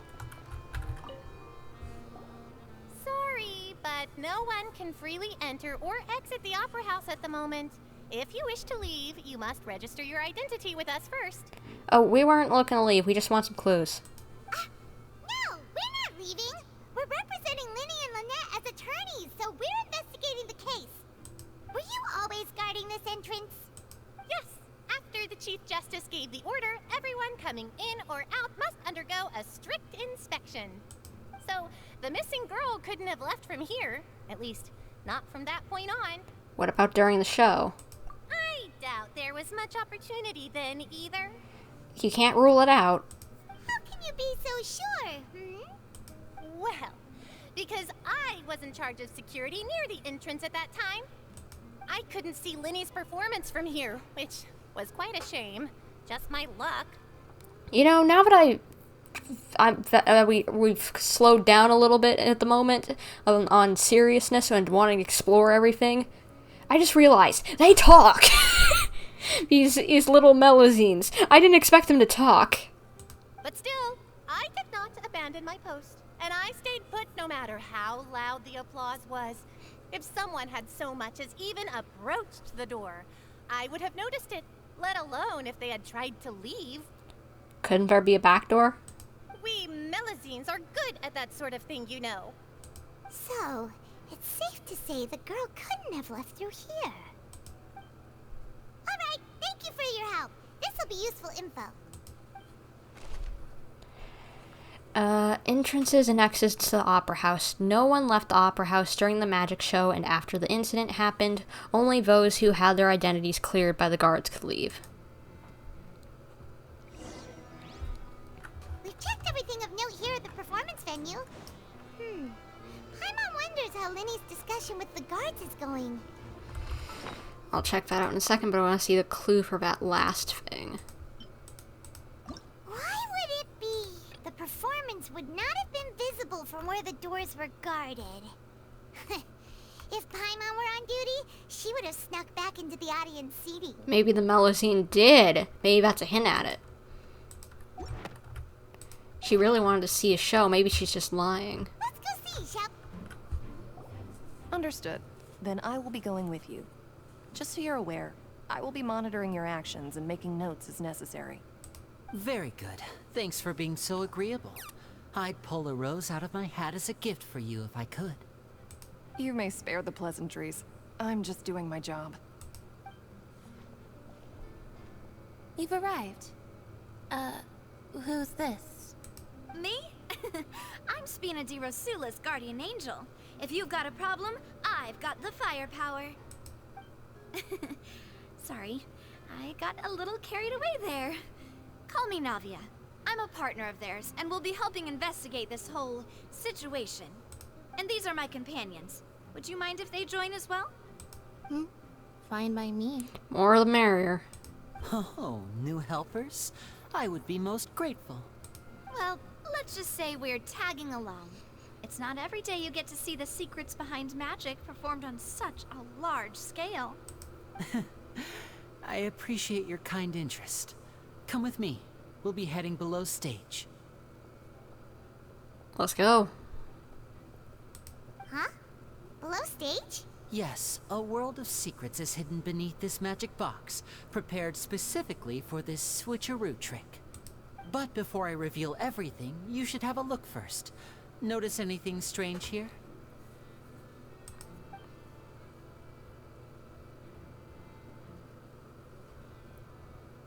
I'm not trying to be dramatic. Remembering the details of a trick will help you understand the methods used to perform it more easily.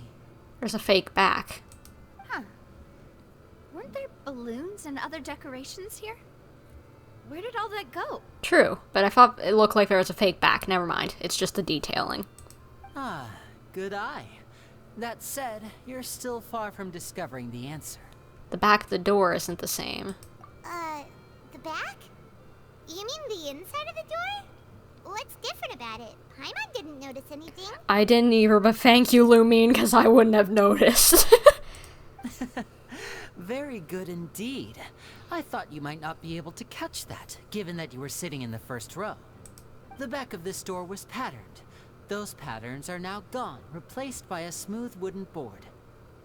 So, if you put 2 and 2 together, what do you get? There's another box inside this one. Exactly. All right, let's go. I'll tell you how it works as we head down. Oh, so there was a passageway under the magic box! I knew it! And the passage linked the 2 boxes together. I knew you'd figure out most of it as soon as you saw this place. The 2 magic boxes are positioned right above the 2 entrances of the tunnel. See this flatbed trolley? Oh, it's a thing to carry the inside of the box. The box with the lucky audience member in it would be shuttled over to the other side using the trolley. This trolley can raise and lower and even rotate, ensuring that the box will face in the right direction. Oh, so it makes the audience member even think they teleported, and then Lyney will just run across the other side and go up the ladder. I see. So that's the purpose of the box inside another box. Precisely. The inner box would descend after the audience member was put inside and be moved along the trolley, all while the outer box would remain on stage as if nothing had ever changed. So that's how you did it! Once the box was lowered, the trolley would store some energy through this device here, with which it would complete the rest of the steps. The audience member would only be able to feel some slight movements in the dark, and by the time she walked out, she would already be back on stage. And what about your side of the trick? Just run over and climb up the ladder? Right! You were talking that whole time, and you even came out for a moment near the end! True. Ah, yes. A phonograph operated by Lynette was used to achieve that effect. My assistant and I had already scripted our conversation beforehand. When the countdown began, I had already gone to the opposite box via a tunnel using that ladder. And what about Lynette? Where was she? Was she dressed up as you? I was in the mezzanine space in the back of the box. Oh, interesting! That's how we were able to coordinate Lyney's lines with the assistant. And, by the way, I was the one who walked out of the box at the end. I knew it! I mean, we are twins. All it takes is a change of clothes and no one can tell who's who. And that's my favorite part of this trick. Only Lynette and I can perform it. So that's how it all worked! Wow! Every detail you revealed was more amazing than the last! I can tell you put a lot of thought into this. Lynette would briefly walk out of the box and then go back in, jumping into the tunnel and escaping before the box on the trolley could finish ascending. And then I walk out of the other box in the audience area, and the trick would be complete. The operative word here being would. But as you saw, Cal was in the box, not our audience member. She, on the other hand, mysteriously vanished. We really don't know how that happened. If not for that interlude, this would have been an astonishing trick. I probably never would have figured out how you pulled it off. And yet, to think that someone was able to use this magic trick to commit a crime. Could we have a look around? I think we can come up with some more leads. I agree. This is where the girl probably went missing, so we gotta look around. This is the scene of the crime, so Lyney and Lynette are not permitted to stay here. I'll escort them back up. Alright. Yes, of course. No need to be so strict now. I won't disappear into thin air, you know. Thanks, everyone. We're counting on you. Lyney gave a detailed account of how the trick was supposed to work. By using a box inside a box, the idea was for the box containing the audience member to be transported across via a tunnel underneath, and Lyney himself would also use this tunnel to get to the other side. Meanwhile, having changed her outfit, Lynette and her assistant would take charge of on-stage interactions. The magic box on stage has an additional layer to its rear in which Lynette and Lyney's clothes... Oh, brain. Start over. On-stage magic box structure. The magic box on stage has an additional layer to its rear in which Lynette in Lyney's clothes remained hidden. She would appear at the end of the magic trick and lead people to believe that Lyney had been able to instantly move to the box on the other side. Audience side magic box structure. Magic box at the center of the audience stand has 2 layers, and beneath it is an entrance to an underground tunnel. This was how the lucky audience member was meant to have been transported without the audience noticing.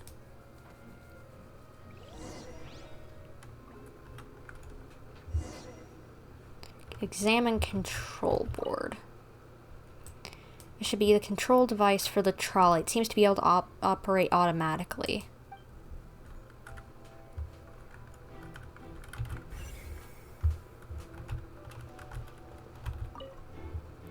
A ladder is required in order to return to the magic box above.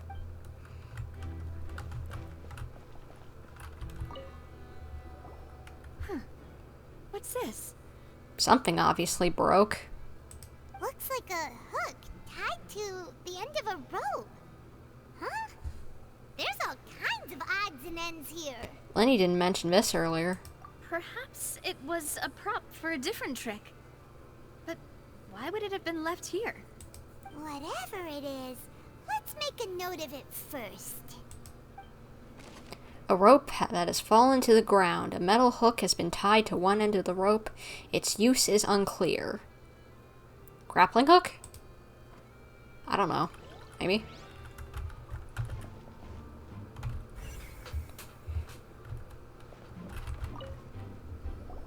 The floor is wet. Please be careful not to slip. Thank you, Millis. And yeah, I thought something looked broke. And there's a dress over there. That's not the same color as the girl's dress, though. It was white.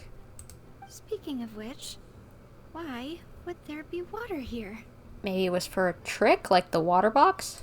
Oh, hi, my nose. It's one of those tricks where you pour water into a jug and then flip the jug over only for the water to disappear. And here's a broken vase. Huh. Did the trolley knock it down while moving? Is that what we heard, the thud? No, we would have heard crashing glass, too. That can't be. The trolley moves along tracks from start to finish.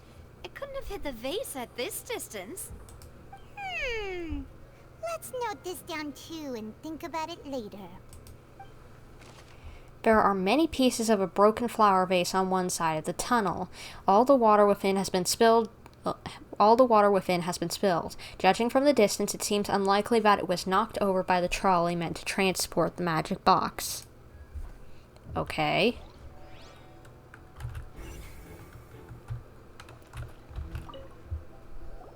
Oh, these are the clothes that the lady chosen from the audience was wearing, right?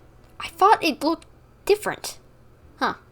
Her clothes are here, but she's nowhere to be found. Lyney didn't mention the guest having a wardrobe change. Right.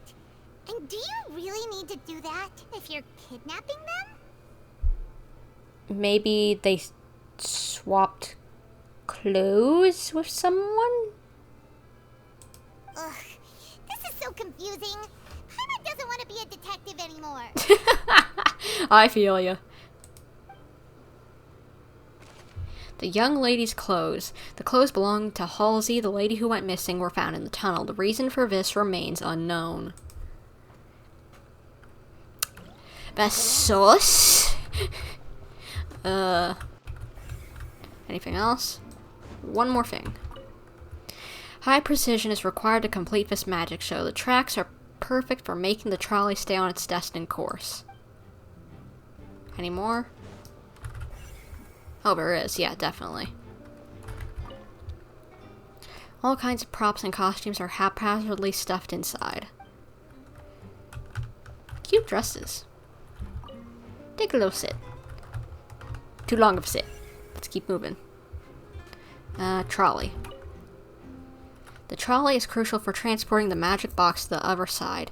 The culprit must have used this to execute their plan. Vent! Vent! Sus, sus, sus, sus, sus, sus, sus, sus, sus, sus, sus. Among Us. Sorry. But I know it's attached, but still, they could have put it off, took it off and put it back on. What is this place? Looks like a vent. It seems someone could fit through here. Huh. Could this have been the suspect's escape route?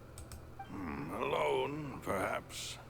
But if they had to pull another person with them, the space would be too narrow. But there are no other ways in or out of here. Other than those that go through the magic boxes, and Lyney and Lynette were in the magic boxes. Oh, you're right. Let Paimon write that down. Imposter among us. The tunnel vent. The tunnel vent looks like it could allow one person to passage barely, but leaving along with the missing lady seems like an unrealistic prospect.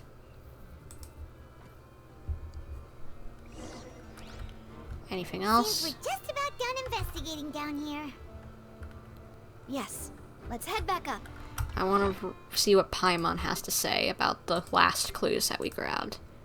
Why would it be? Well, there was no chance Paimon could have seen that the box had 2 layers. And that's why only the 2 of them can perform this trick. Digging a tunnel just for a magic trick? Whew, that must have been a lot of work. Is there more that I need to find out here, or is that later, maybe? That size wouldn't have been a problem for Paimon. Wait. That size wouldn't have been a problem for Paimon. What's similar size to Paimon? A Melazine. Whoever the murderer was, this is probably a prop too. Oh, looks like it could hook onto a lot of things. Like the Traveler's fishing rod. This flower vase is probably a prop for the show. But it also could have been used in the crime. Paimon doesn't get this at all. You think about it for a bit, Traveler. Yeah, I need to think about this for a while, because good lord, too much info. Too much info. I don't know what to do. Yeah, I think I got everything down here.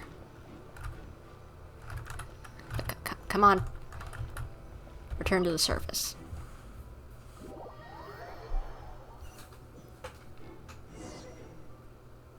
Well, we've ascertained the state of the crime scene.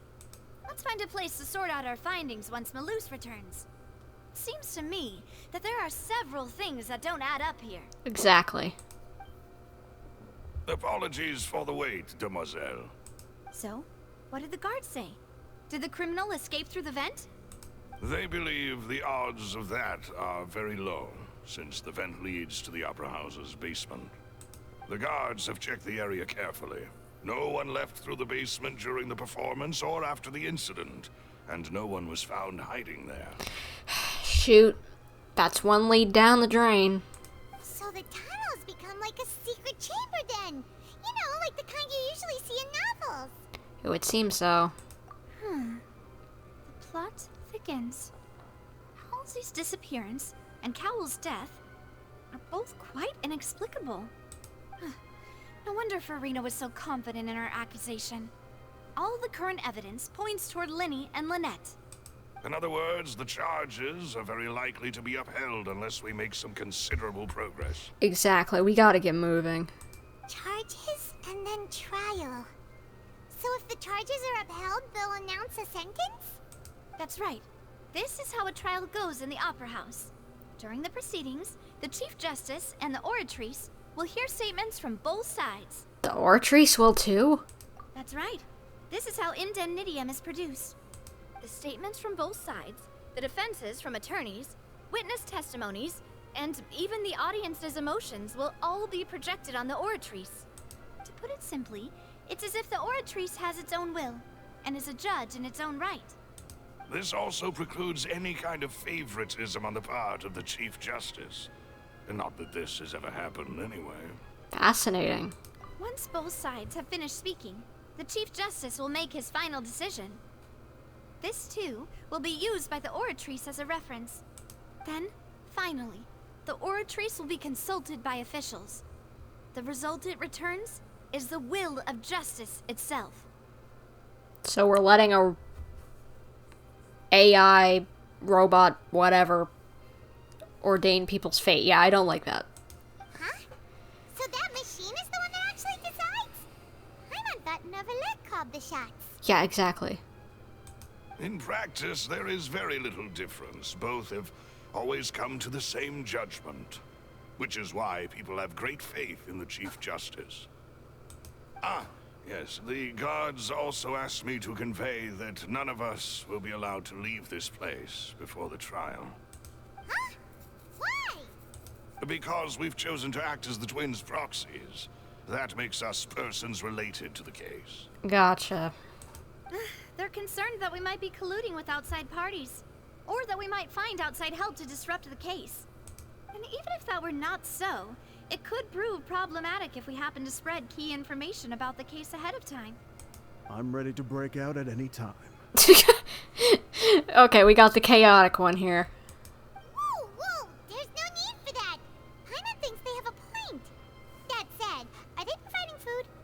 Of course. I just hope you don't mind the lack of options. I'm afraid that catering to all tastes is not in the cards, nor is any guarantee of balanced nutrition. Yeah, now's not the time to be picky. We gotta figure this out. Speaking of food, I'm hungry. I might need to take a break and get a sandwich. In that case, let's just sort out our findings together here. Pity. I was hoping to take you to try some of Fontaine's famous desserts, too. Stop talking about food. I mean, what better way to properly think through our findings than over some tea and sweets? Stop talking about food. I'm hungry. Breaking out suddenly doesn't seem like such a bad idea after all. Paimon, as much as I want food too, stop it. Just kidding, just kidding. Paimon will still do her best, even if there are no snacks. Hmm? What do you mean, no snacks? Of course we'll have snacks. If we cannot buy some, then we'll simply make some. Huh? Here? But how? Exactly, how? Understood, Demoiselle. Everyone, please come with me. Is there a kitchen around here?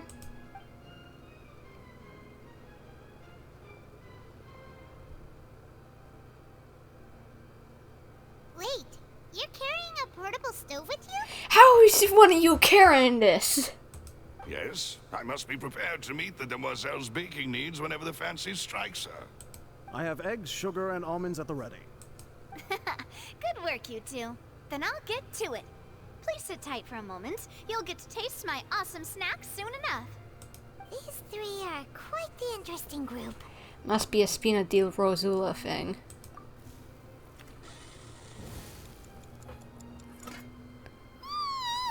And Paimon thought it smelled good while it was still in the oven. Oh, it's even better now. Paimon can't stop drooling. Paimon is not the only one drooling because she made French macarons. Oh, you're making me hungry, girl. Don't do this to me. I'm hungry. Don't do this to me. French macarons. Oh my gosh, I love French macarons. They're so good. Don't tempt me. Ugh. Why can't I live out in the boonies, so you can't get this stuff unless you're out on vacation somewhere nice. Oh my gosh, I need to learn how to make my own. Since I love baking, might as well do it anyway. I hate it when people talk about food and you're hungry. Exactly, Zhao. Thank you. From the way you had these two guys carrying all that stuff around, Paimon thought you'd have them do more during the baking process. But you ended up doing the entire thing by yourself. Beating the egg whites, grinding almonds, everything. I was applauding. I like this guy. I like both of them. I like all three of them. And I was giving encouraging smiles. That's not quite what Paimon meant, but okay. Paimon was just thinking. Aren't you worried about getting your fancy dress dirty, beating egg whites and baking like this? Well, I don't think it's carved in stone anywhere that fancy ladies can only read books, sip tea, ride horses, and play the piano. I just really enjoy making snacks. how about say bacon? Because macarons are not an easy snack, nor are they, most people would consider them a snack. They're a dessert. Or a treat. Not a snack. Don't underestimate beating egg whites, by the way. It's a real arm workout. You also need to beat them to just the right consistency, or your macarons will crack. Someone did their research. I love macarons. That's in. Oh yes, Zhao, you love macarons too. Yay, we've got a party going on of macaron lovers. Anyway, give these a try. Fresh out of the oven. There's 3 for each of us. There's more of in that, I think. Only 3? Well, eating too many sweet treats might send all that sugar to your head. You wouldn't be able to think clearly about the case on a sugar rush, would you? Tea is ready to be served as well. This is Demoiselle's favorite. Strong black tea with a floral fragrance that clears the mind and lifts the spirit. I've never actually had tea before, so I have no clue if it's actually any good and if I would like that, but I like that it's floral. Anyway, why don't you take a break as well? Have a few yourself. I think there's enough. No need for concern. I'm merely doing as I should.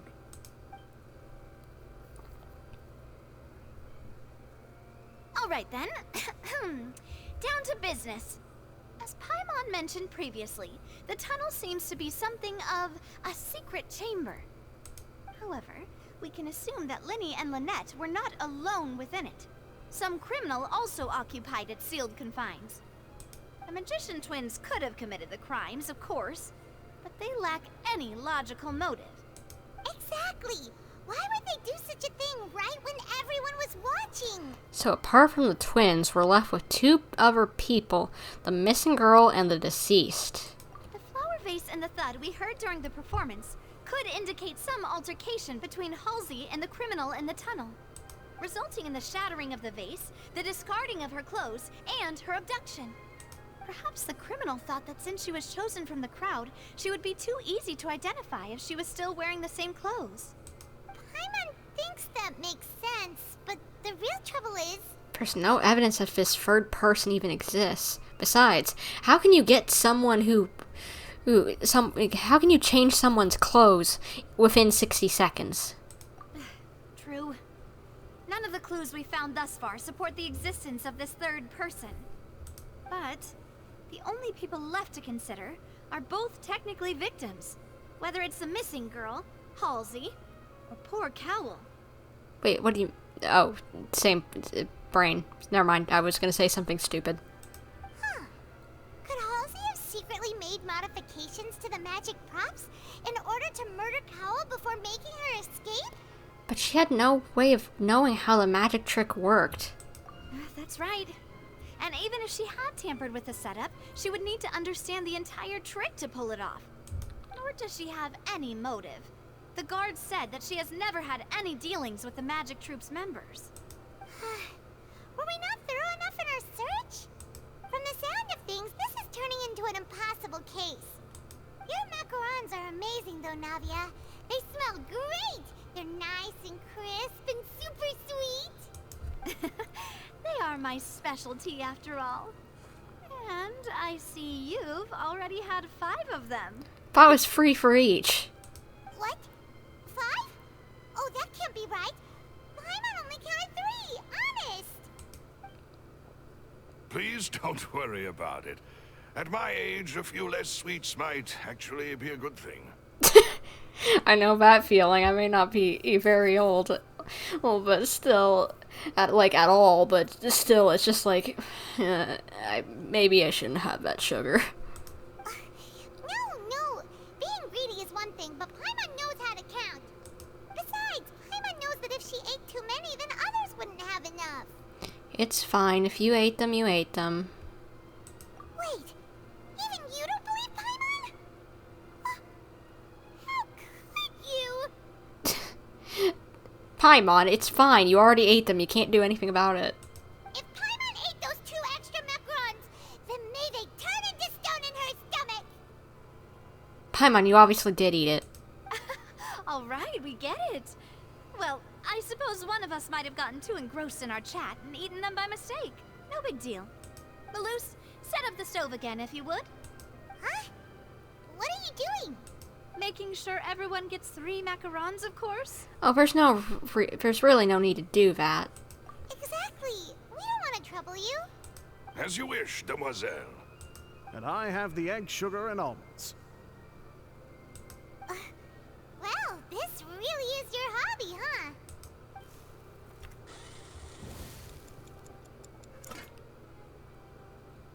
Well, that's it for snack time. I'm going to have another look around the area. I don't know what we're looking for yet, but we've still got some time. As attorneys, I suggest the two of you think the case over again. I'll try my best. It would be awkward if you got all tongue-tied on stage during the trial. Alright, thanks for your help, and for the snacks. It was nothing. A small task for the Spina di Rosula. Silver, Maloose, it's time to go. See you, cool cats.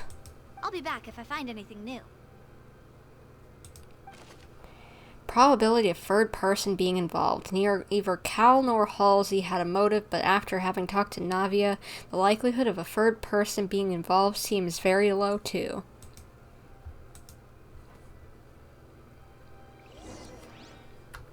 Wait. It's time to put our heads together. We've got to get our defense ready for the trial. Wait until the trial. Oh, it's probably going to be a long and difficult case. Yeah. There's no point in worrying about that now. We just need to prepare. Yeah. Here, take Paimon's notes. They should help you review the situation. I already looked at them. Why do I have mail?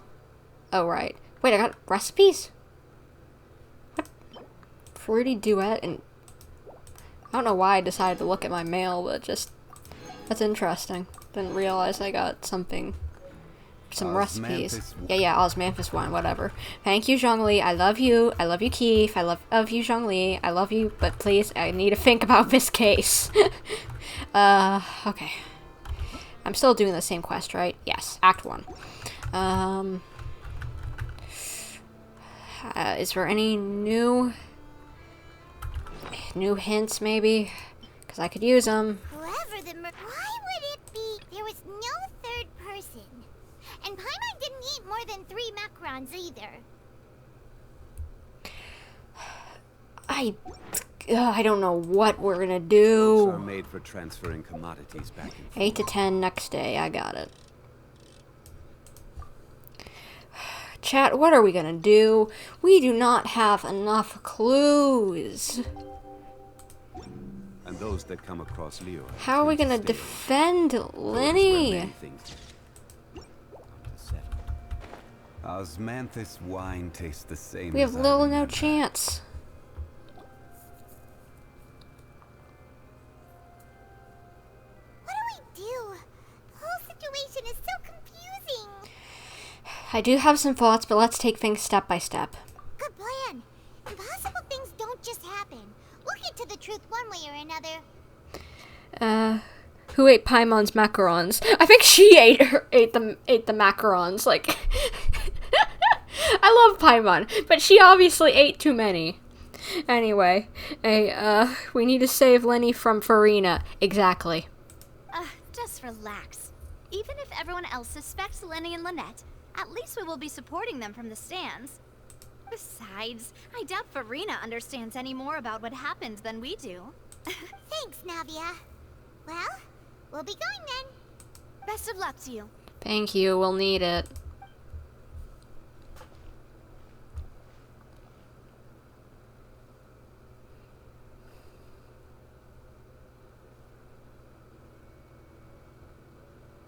Ah, finally, you're back. Well, how did your investigation go? Not very well. To be honest, you might be disappointed. No. We're already very grateful that you were willing to help. Well now, don't you all look disappointed? Don't tell me that your investigation came up empty-handed. Shut your mouth, you brat. That was to be expected, of course. The guilty can never produce proof of their innocence. Don't get me wrong. I like her as a character in the sense of that she is over the top, she's funny in a kind of weird way. But just, if she makes me want to smack her.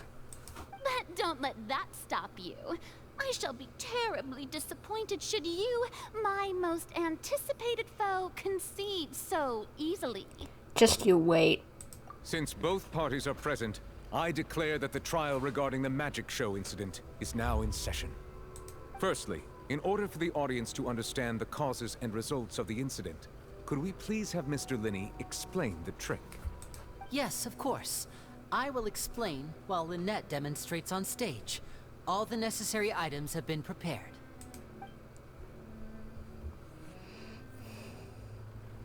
Thank you, Mr. Lyney.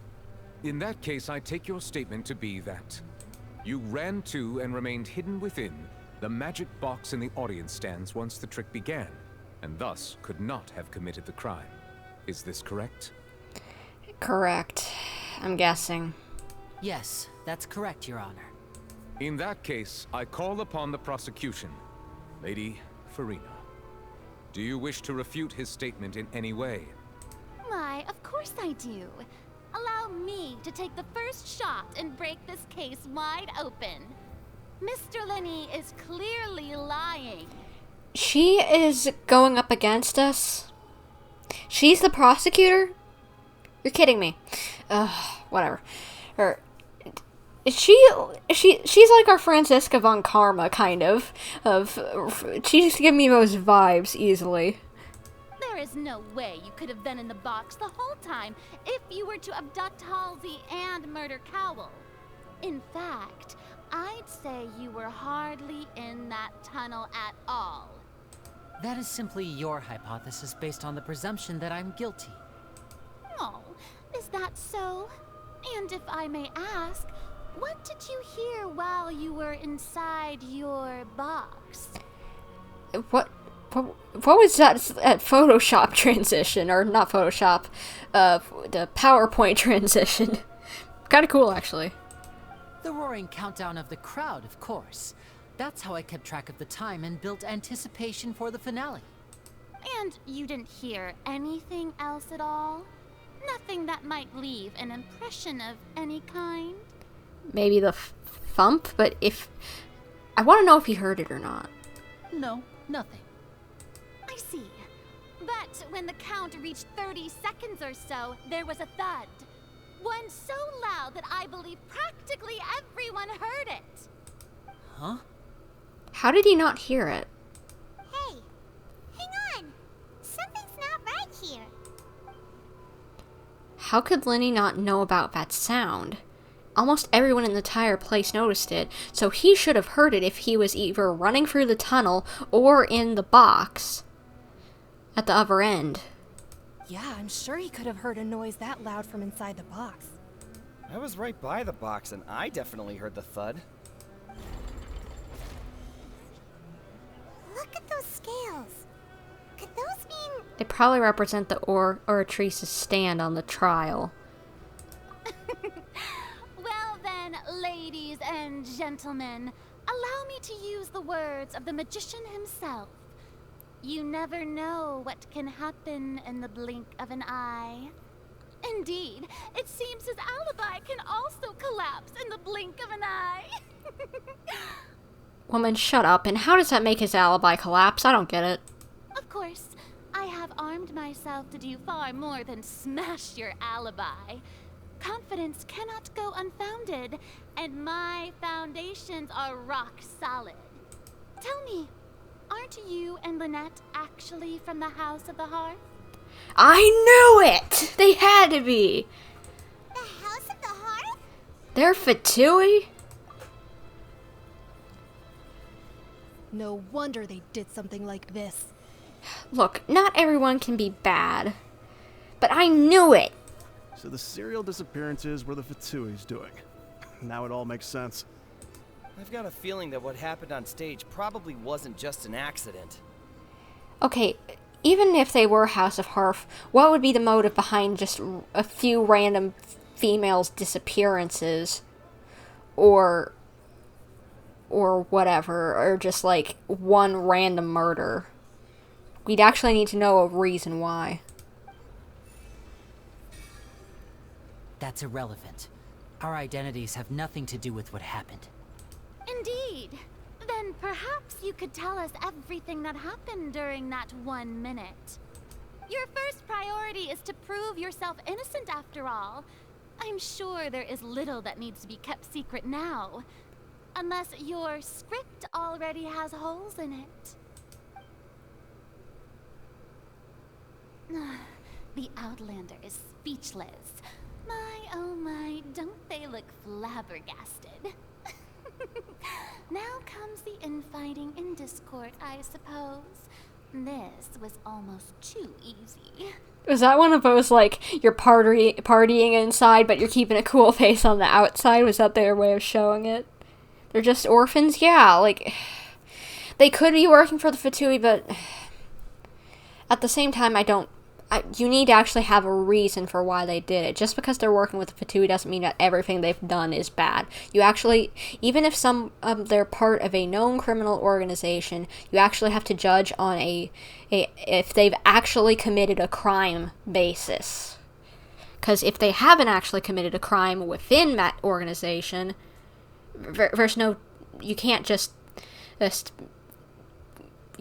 arrest someone for just being part of the organization. If they themselves have done nothing to support or do anything, they can't be tried. Good thing I made all those preparations. Seems the all-nighter I pulled last night is really paying off. Hey, Lyney, why didn't you tell us this before? Lyney and Lynette are Fatui. Order! Order! Mr. Lyney, allow me to re-establish the facts. Lady Furina has raised 2 points. First, when the thud was heard in the Opera House, you were neither in the box nor the tunnel. Second, you and Ms. Lynette are both members of the House of the Hearth. Are these claims true? There's no doubt about a magician's ability to con others. Given how Lyney has concealed his identity, this could have all been set up beforehand. Plus, Child is here in Fontaine along with other house operatives. There must be some scheme at work here.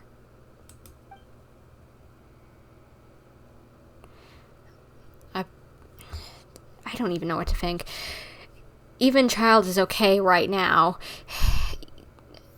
He's at least not committed any crimes in this nation, while he could easily be judged in Liyue for crimes against them. He's committed you can't be tried on crimes from, just like in real life, you cannot really be tried in one country for crimes in another unless somehow the two places have come in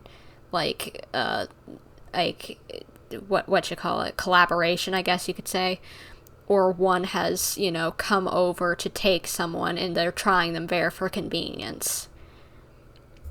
But I've been a victim of such schemes before, and now... Please answer my question, Mr. Lyney. I'm sorry. Yes, they're true, Your Honor.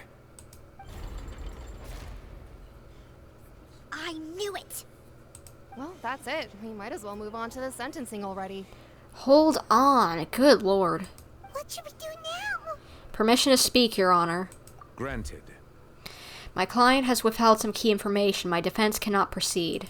In that case, what is your request? I request a brief adjournment. There are some things that must be discussed. Is that really necessary? They're already as good as guilty. Oh, good lord. This is the problem with people. You aren't the jury. You don't get a say, dimwits. The defendant deceived their own attorneys. What is there left to discuss? Order! Order, I say! Your request is reasonable, and we shall adjourn. This trial will reconvene in 1 hour. So you would stick to Mr. Lyney's defense even after knowing what you do now? You certainly have more professionalism than I thought. In that case, my dear audience, let's allow the joy of victory to steep for a little while longer. Shut your mouth. This woman getting on my bad side.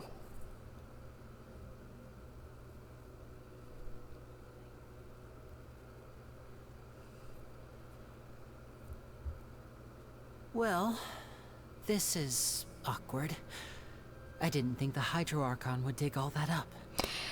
You need to tell your attorney every single piece of dirt that could be used against you in this case. With your attorney being me, you should have told me! I'm sorry, Traveler and Paimon. Yeah, sorry. Paimon doesn't know where to start. We trusted you two. While I want him to be innocent, I don't like... You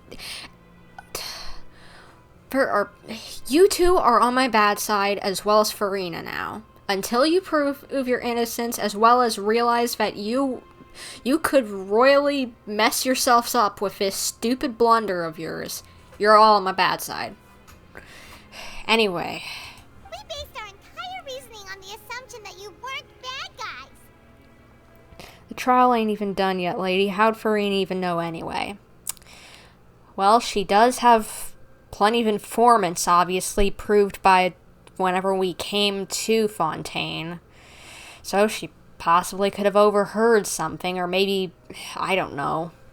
Oh, maybe that's why Child came. Maybe, or, well, no, that couldn't be.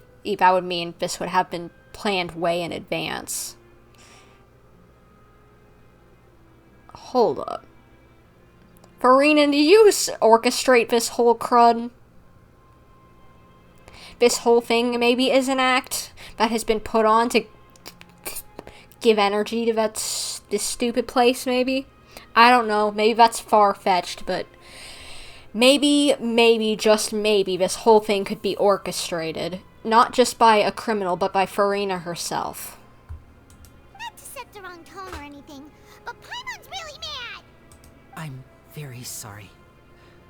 I know you're angry, and reasonably so, but please, let me explain. I know you've clashed with the Vitui several times before. I wouldn't be surprised if just hearing the word is enough to make you upset. But our organization is very, very large, and the Harbingers have very different personalities and goals. Right now, we want to save people. As many as we can. That's right. I'm sure we're on the same page when it comes to this nation and the disaster that its people might face. I knew if it weren't for our respective identities, we could become good friends. That's why I didn't wish to flat out lie to you, but chose to hide some details instead. The truth is very important, but being completely transparent about everything would see us spending more effort than we need to. But how can we know this isn't all just another lie because you withheld this? What else are you withholding? Right. So, you be the judge. Heck, if I were you, I fear that I'd even struggle to trust me at this point. You met a Fatus who works as a magician, a trickster by trade. All by coincidence, too. But still, I'm asking you to trust me. I am no criminal.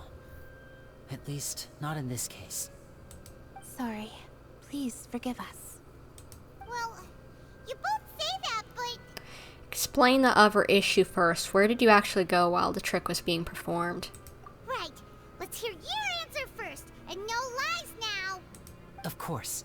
I'll answer any question you ask. We've been trying to find out how the Oratrice operates. We want to know why it has a consciousness. Why can it deliver sentences accurately?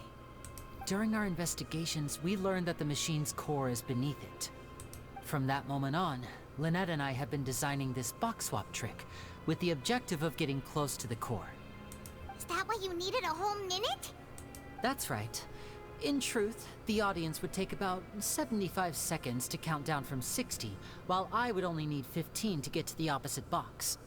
So, after jumping into the tunnel, I accessed the Opera House basement via the vent, and went to investigate the room in which the core is stored. So that vent did have a reason.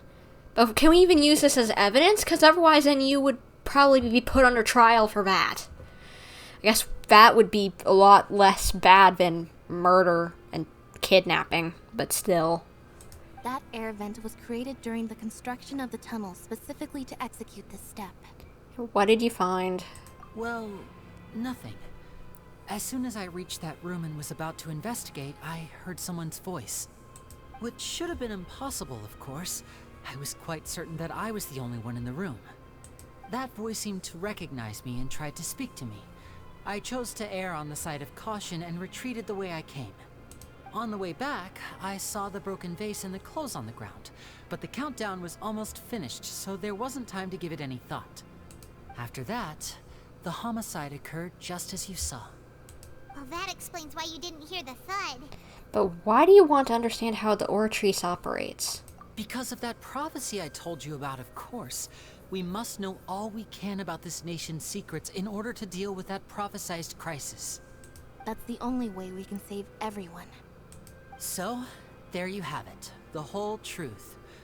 I swear, I didn't hide anything from you this time. It was never my wish to proceed under this cloud of mistrust either. But, like I said earlier, you can be the judge.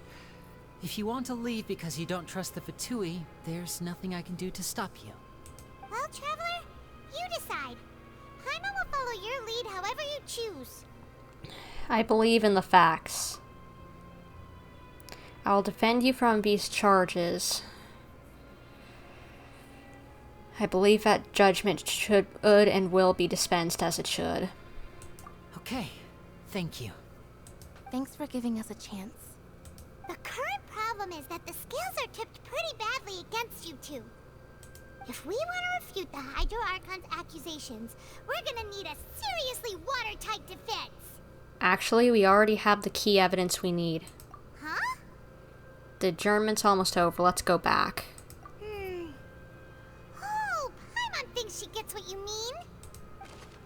Lyney claims that he headed to the chamber containing the Oratrice core upon entering the tunnel, and did not witness the crime taking place, and thus did not hear the thud.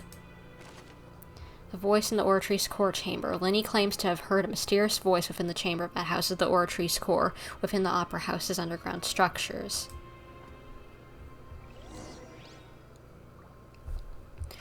How are we gonna solve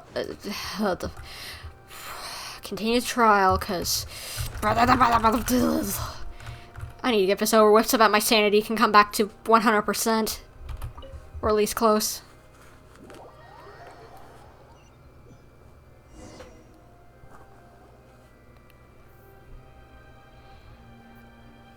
Both parties have returned to their positions. Let us continue the trial. When last we left off, Mr. Lyney acknowledged the new evidence presented by Lady Furina as fact. Therefore, Lady Furina may continue stating her reconstruction of the events. That took long enough. Now then, if everyone would lend me their attention. At this stage, let's revisit that scene from Lyney's perspective. Based on the opposition's account of the events, you can identify loopholes in their statement.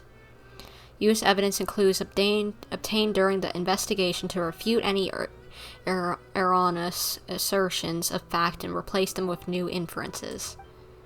Use your refutations to convince the audience and obtain more support from the people. The Oratrice will display such shifts clearly. When you find and refute all incorrect content, you can complete the cycle of refutation and unveil the truth. As the countdown began, he entered the tunnel.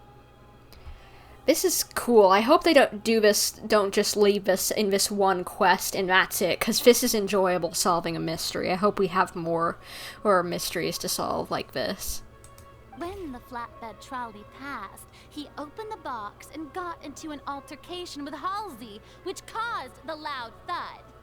He did not realize that this sound could be heard by everyone in the Opera House, which is why he claimed earlier that he could not hear the sound. Finally, he used the vase to knock her out, before making her change clothes to prevent others from recognizing her. At this time, Cowell arrived in the tunnel, having heard that strange noise, and caught Lyney red-handed. So Lyney proceeded to knock him out too before stuffing him into that box.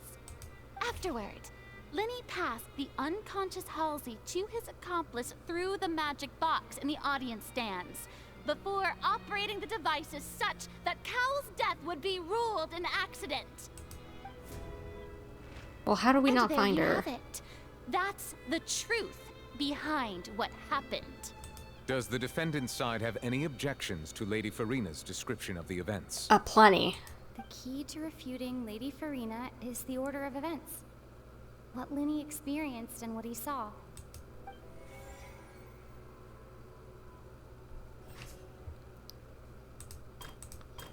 Okay, I've got one idea already.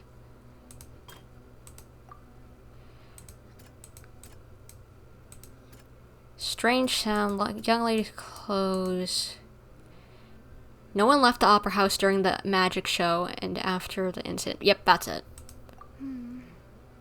Seems this won't produce a particularly effective rebuttal. Okay, let's start with the beginning then. Lyney entered the tunnel as the countdown began. Okay, that's accurate. Halsey's fight.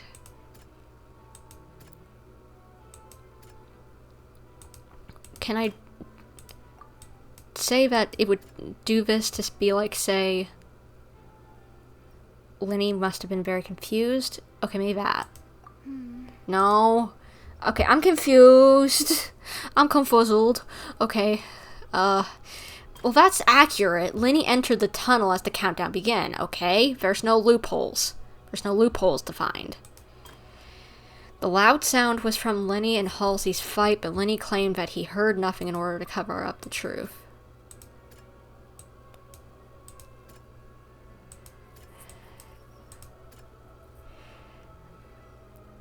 Okay, let's put the Oratrice core here. According to Lyney, he left via the vent after entering the tunnel. He couldn't have had that altercation with Halsey. Okay, that's one thing. One loophole taken care of.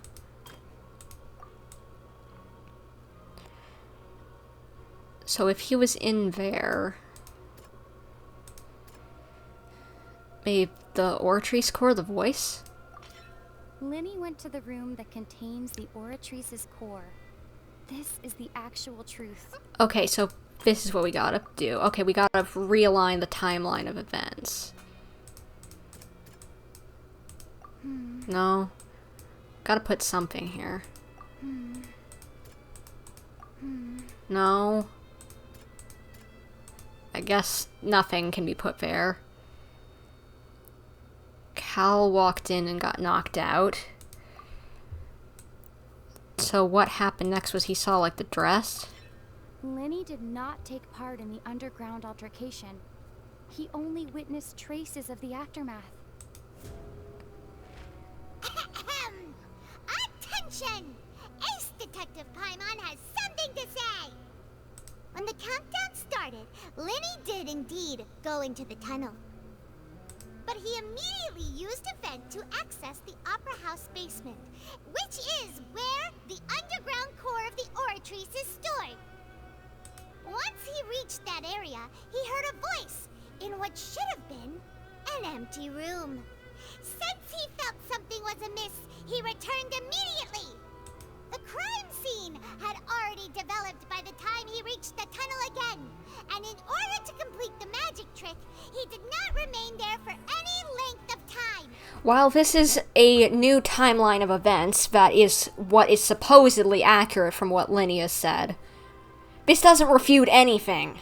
This has no proof. No, this is all just based on what he has said. There is zero proof currently that this is how it happened. Finally, he reached the surface, and that was when the accident happened from his point of view. Therefore, he's innocent. Therefore, he's innocent. We have no proof that he's innocent. Paimon!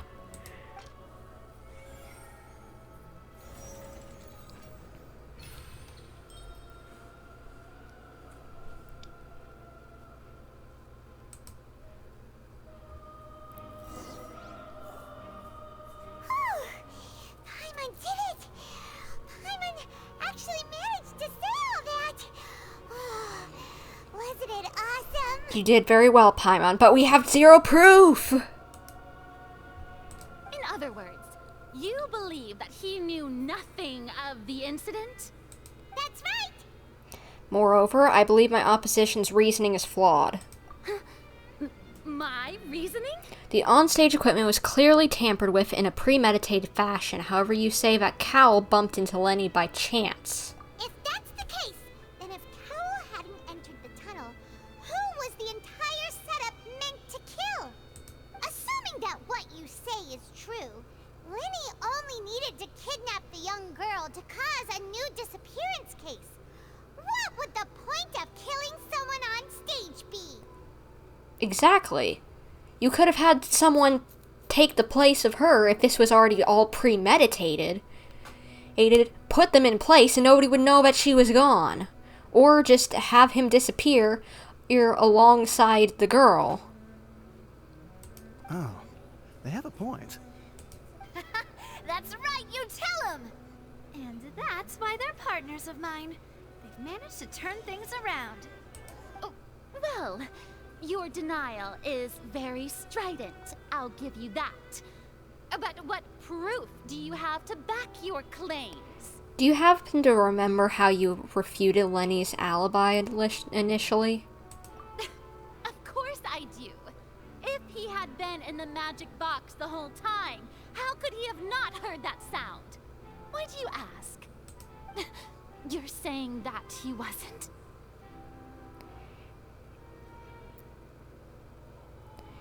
Why does it have a magnifying glass next to each one? Whatever. Your claim has now become my weapon. So I need to present evidence? Oh, this is Ace Attorney. Oh, gosh. Irrelevant, irrelevant, irrelevant. Okay, so it has to be between those three things. Okay. Halsey's a missing person. She's a famous painter and came back to watch a magic show.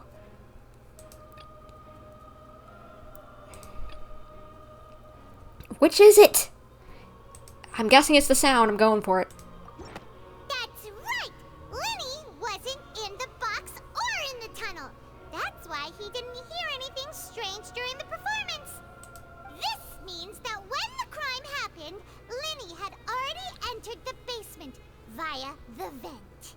The same clue you used to disprove his alibi has now become the best proof! How do you like that? Well played.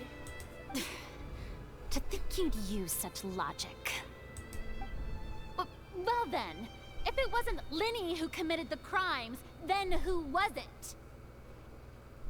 The murderer was... Do we actually know who it is? Do we actually know who it is? Because I have no clue. Select the gear icons in the interface to check the corresponding case questions. Select answers and fill all the empty gears to verify the correctness of your deduction. If you have made mistakes, you must make another selection from the remaining options. Once you have answered all the questions correctly, you can complete this logic chain. The guard's investigation report indicates that the fireworks released near the end of the show ignited and burned through the rope suspending the water tank above the stage. This caused the water tank to fall and kill Cal in the box below. If Lyney is no longer under suspicion, only the other members of the troupe would have been able to tamper with the props.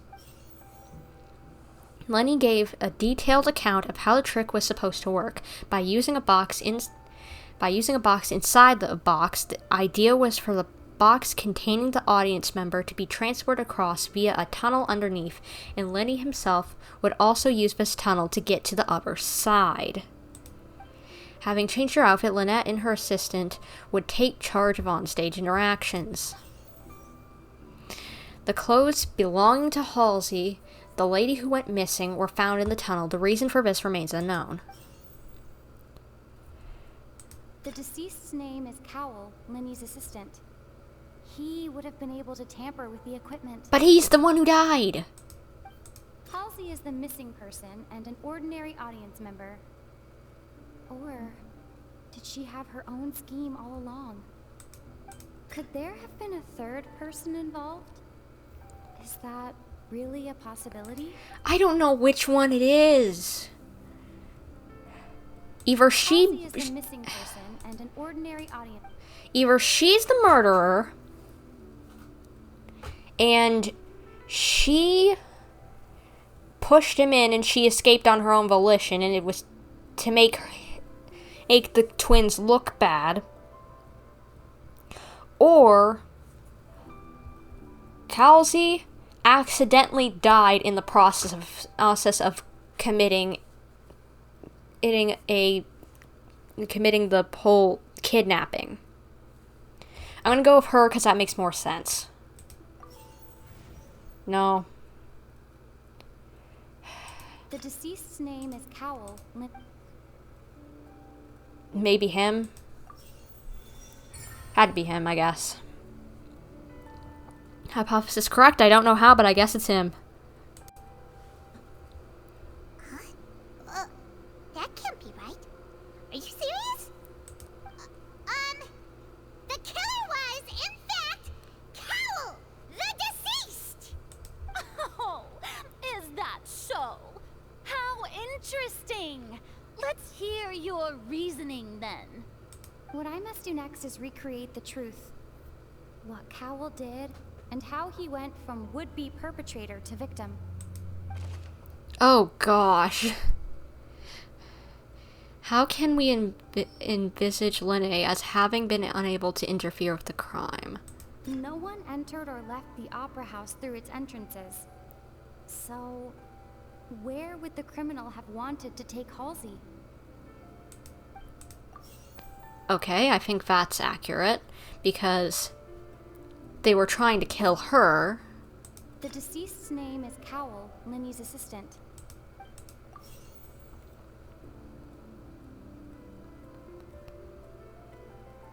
It would have been tough for both people to fit into that vent. They would likely have bumped into Lyney as well. Can't be possible for that. Lyney was not in the tunnel at that. Halsey's clothing was in the tunnel. So, there must have been some fear that she would attract attention. I have no clue where this is going, but I'm just gonna select the FUD and... The sound we heard may have come from a clash between the missing Halsey and the criminal. Hypothesis incorrect, so...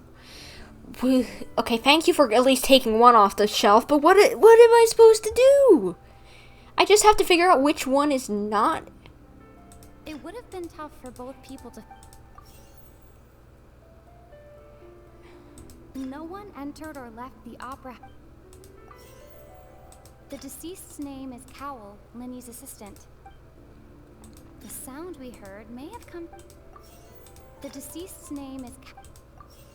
No, what am I supposed to be doing here?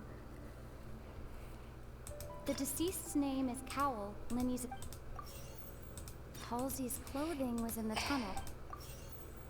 No one entered or left the opera. I am just guessing at this point. Was not in the tunnel. What am I supposed to be doing?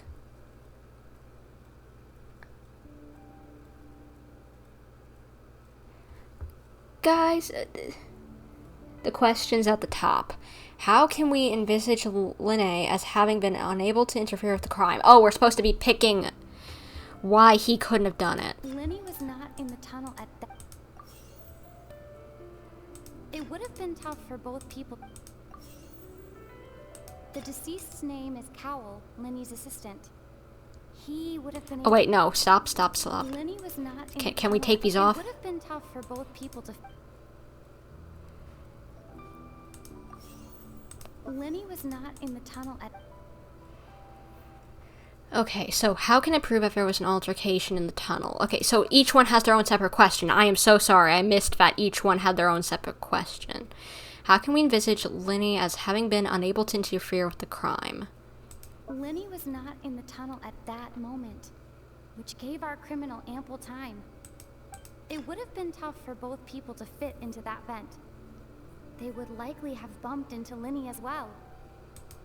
The sound we heard may have come from a clash between the So the clash is the sound, obviously. How can we envisage Lyney as having been able to interfere with the crime? Lyney was not in the tunnel at that moment. Or wait. Lyney was not in the tunnel at... Halsey's clothing No. was in the... Oh, okay. And this one. Where did the missing Halsey go? She was disguised as someone else. Who is the prime suspect currently? The deceased's name is Cowl. No? Okay, hey, I got everything except for that. Where did the missing Halsey go? It would have been tough for both people to fit into that vent. They would likely... No one entered or left the opera house. So I guess the vent, I don't know what that means, but okay. No? The criminal must have understood the methods behind Lyney's magic trick and must have been in position to easily modify the equipment. Leaving aside how he died, Cowl had all the means to commit the crime at his disposal. The strange noise could likely have been a sound of Cowl and Halsey struggling. Lyney was not in the tunnel for 1 minute. This would have given time for Cowl to bring Halsey out of the magic box in the audience stands. But according to the guard's testimony, no one entered or left the opera house, so even if he had taken her, there would be no means of exiting. Exiting from the box would have been in full view of the audience, pretty much guaranteeing that they would be discovered. What's wrong, Traveler? Are you still having trouble figuring things out? Where in the world would Halsey go? I see how it is. So this was all just a bluff. And here I thought you had something to show for it. But it seems you're still far from the truth. We still need we need a breakthrough somehow. Look, since we're at a dead end, why not consider a different track? Just like the trick as it transpired, the end result must have been utterly different from the magician's initial design. True. If only we knew how Halsey disappeared. Well, that would be nice, but the tunnel only has 3 exits, and none of them seem very likely. And it's not like this is a magic trick where you can just make a real live person disappear. You know, like you did from that water tank, Lynette. Magic. Escaping from the water tank. Wait, could it have been the water? Excuse my interruption, dear opponents, but do you not see that the crowd is growing impatient? There is no greater sin in this opera house than an awkward delay in the performance. Shut your mouth, it shouldn't be a performance.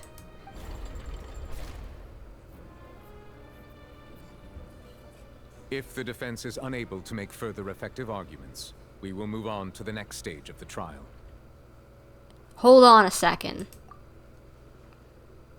Lyney was not in the tunnel at that moment, which gave our criminal ample time. The sound we heard may have come from a clash between the missing Halsey and the criminal. The deceased's name is Cowl, Lyney's assistant. He would have been able to tamper with the equipment. Where did the missing Halsey go? The vase was not broken by chance. It was used to cover important evidence. The water.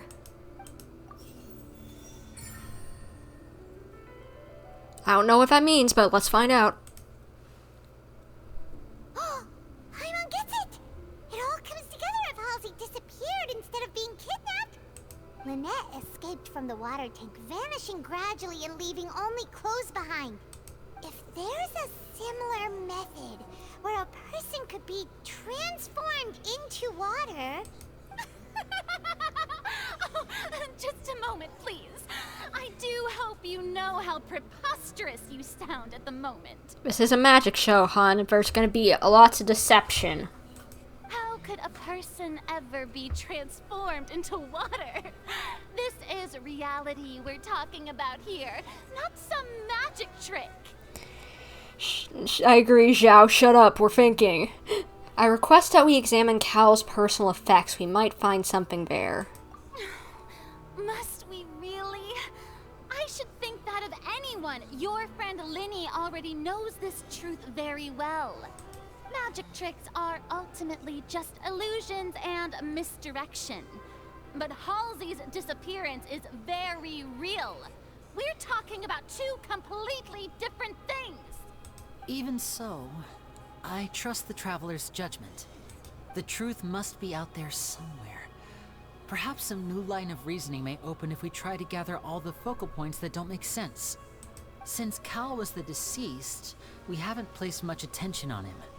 But given that we aren't making much progress with the case, it wouldn't hurt to have a look at his belongings, would it?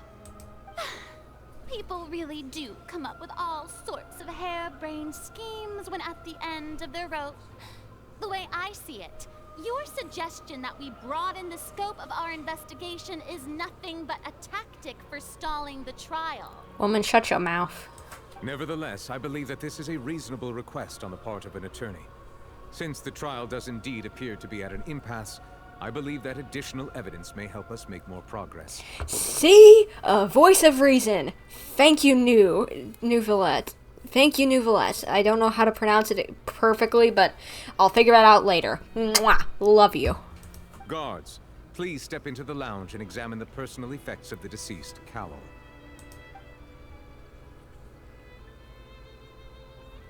We are still examining the items, but we have already made critical progress that we feel must be shared with everyone post-haste.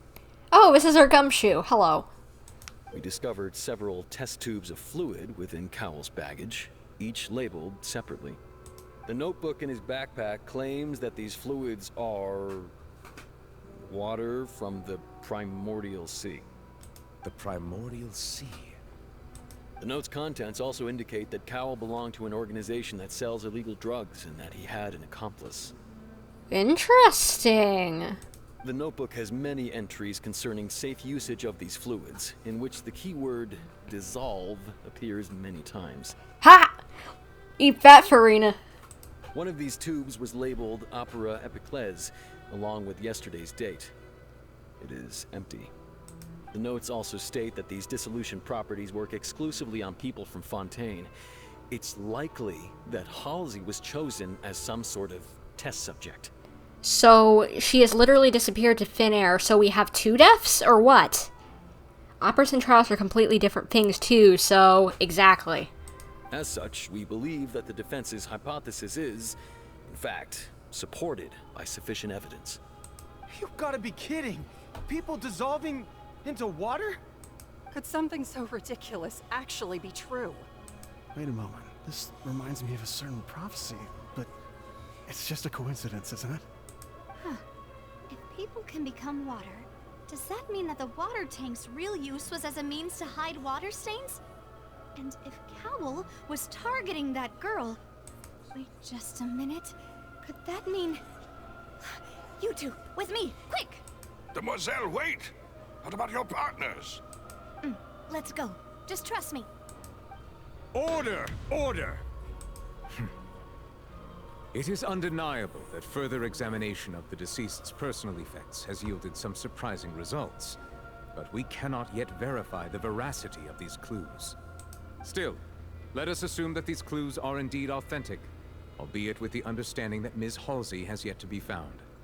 Guards, please continue examining the items along these lines.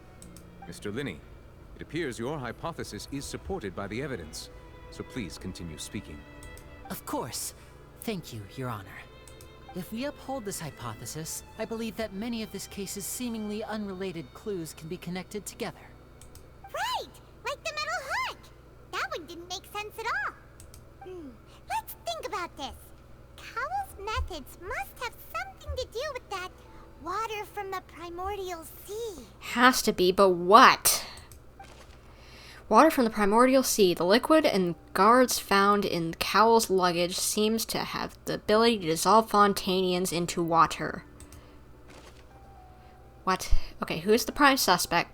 The deceased's name is Cowell, Lyney's assistant. Yeah, Cowell is their suspect. What item did the culprit use to control the timing of dissolution? The water from the primordial sea. What item did the culprit use to dissolve Halsey? Oh, never mind. The water from the primordial sea should already... What item did the culprit use to control the timing of the dissolution? Now it seems like the hook rope was not meant for another magic trick, but was instead some form of triggering mechanism. I think I'll switch that. What item did the culprit use to hide the mechanism behind the crime? The water from the primordial sea. What item did the culprit use to dissolve Okay, I'm switching these up way too much. What item did the culprit use to hide the mechanism behind the crime? Now it seems like the hook rope was not meant for another magic trick, but was instead some form of triggering I feel like that the burnt rope, and then that. From the primordials. Okay, the rope's the only thing I've got wrong. Lynette was in the magic box on stage the entire time. Did she have something to do with this? I remember there was something else within the inner layer of that box. Maybe that. I knew it. Still don't know exactly what everything means, but we've got at least this far.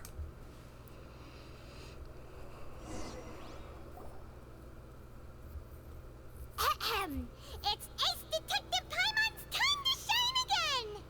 In the original plan, Cowl would tamper with the water tank rope and the number selector securing his target.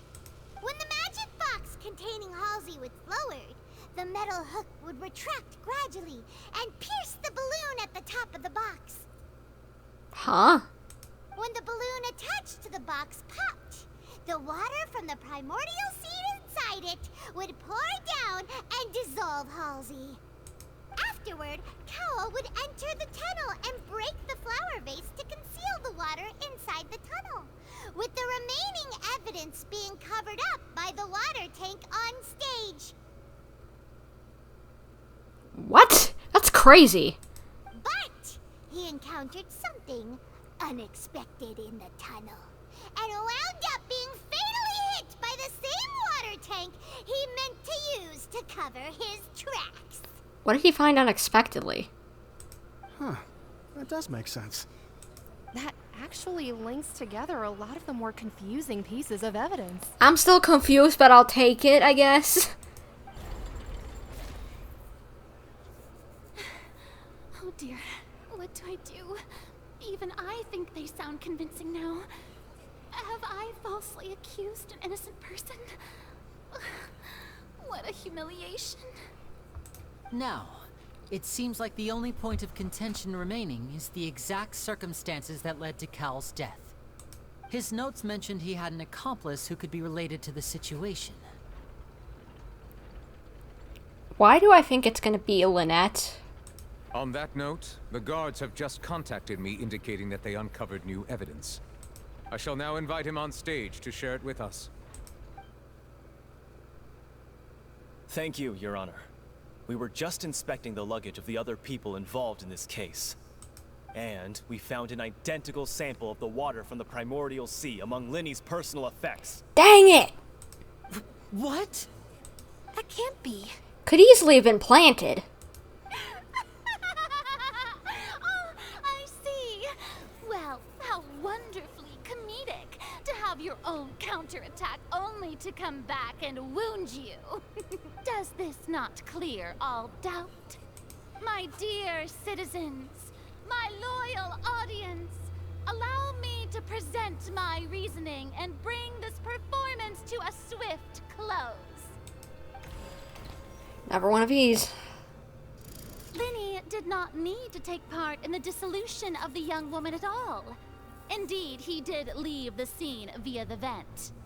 Having made modifications to the props beforehand, his accomplice Cowl then caused Halsey to vanish using the water from the primordial sea. But upon his return, in cruel avarice, Lyney desired sole credit and prepared to do away with his partner in crime.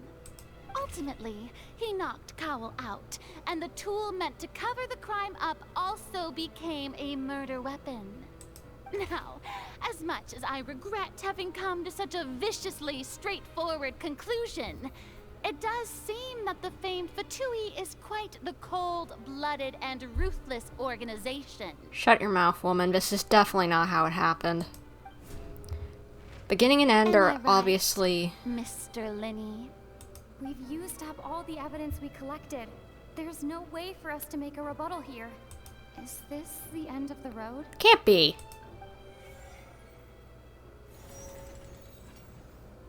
Oh no. Paimon can't think of anything either.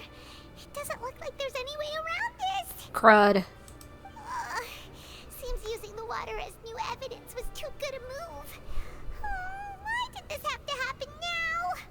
I think we've all seen enough now, and we have ample witnesses to my flawless reasoning.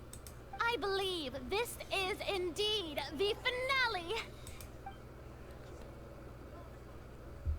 Now then, my good, noble Chief Justice, should we not, in your view, move... Excuse me, everyone, but I must interject. Miss, I must ask you not to shout, and to respect the ongoing legal proceedings. Oh, come on. Don't be hasty. I have a good reason for interrupting, you know. Now, would anyone here like to take a little break from all this debate and see a little magic? I'll show you an amazing trick. One that can bring a young woman who has disappeared back in the flesh, right before your very eyes. Please, do the honors, Mr. Lyney, if you would be so kind. What? What in the world is she saying? No offense, miss, but miracles like that are beyond my scope as a magician.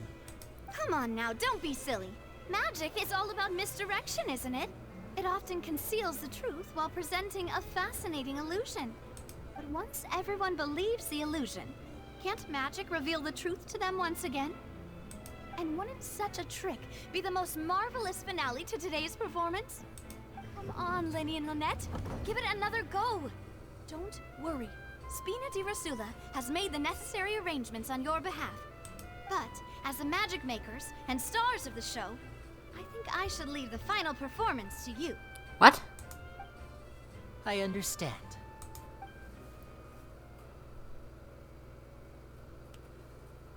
And voila.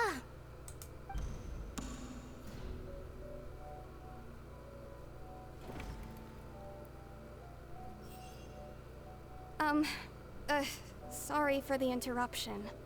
What? Was she just stuck in the box or something? What? This whole time? She's been there for an entire day if she was. Wait, isn't that Halsey? So the whole thing about people dissolving wasn't true after all? To be clear, I'm only here because this person told me that if I testified, the merit of doing so would lessen my sentence. She's the girl who stole, wasn't it, earlier? I was hiding outside this room listening to the proceedings because I was afraid that I would be the one put on trial. I was just feeling happy that no one had noticed me, and then before I knew it, she caught me. That'll teach you to underestimate us three. Where should I begin? I'm sorry. I'm the one who killed Cowell. I admit it. What? What? Why? Firstly, my name isn't Halsey. It's Lillian, and I'm originally from Mondstadt. I heard that Lyney's show was gonna be a real thriller, but I missed the chance to buy a ticket, so I stole one. That's how I make a living. I steal stuff here and there. And I'd never been caught before. You were the girl from before. But I was noticed at the harbor a few days ago, and I barely got away. Lyney was the one who caught me in the act. Hey, no wonder you look familiar. So you were the thief. Lyney even mentioned that you were pretty skilled. Well, and I thought that would have been the end of it, but then the number selector chose me. He even mentioned the Fortress of Meripede. That's a prison, isn't it? So you can imagine how shocked I was. I thought he was onto me for sure. So I played along with the show while looking for an opening to flee, but then I got water poured on me for no reason, and then someone jumped into the tunnel to nab me. I wasn't going to take that lying down, so I knocked him out and stuffed him into the box. There was nowhere to run from there, though, so I had to change my clothes and hide in a box containing performance costumes. So, it was Cowell, and he was up to something to make someone disappear and pin it on Lyney. I slipped out after the first guard arrived at the scene and continued hiding inside the opera house. Can a person even hide in there? If they're practiced hand at concealment, probably. But I swear I didn't know that the water tank would fall down. Really, I swear it. Had I known that, I wouldn't have put him in the magic box. I may be a thief, but I'm no killer. Well, that makes everything pretty clear now, doesn't it? Yeah, now it's time to refute the Hydro Archon's previous reasoning. This time, we need to tell the entire story from Lillian's perspective.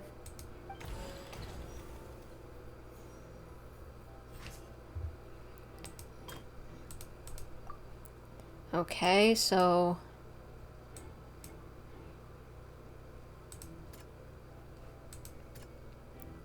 Okay, so...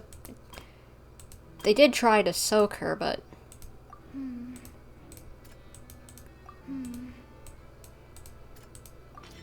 The strange sound wasn't from a fight. It was Lillian's attempt to break out when she was frightened.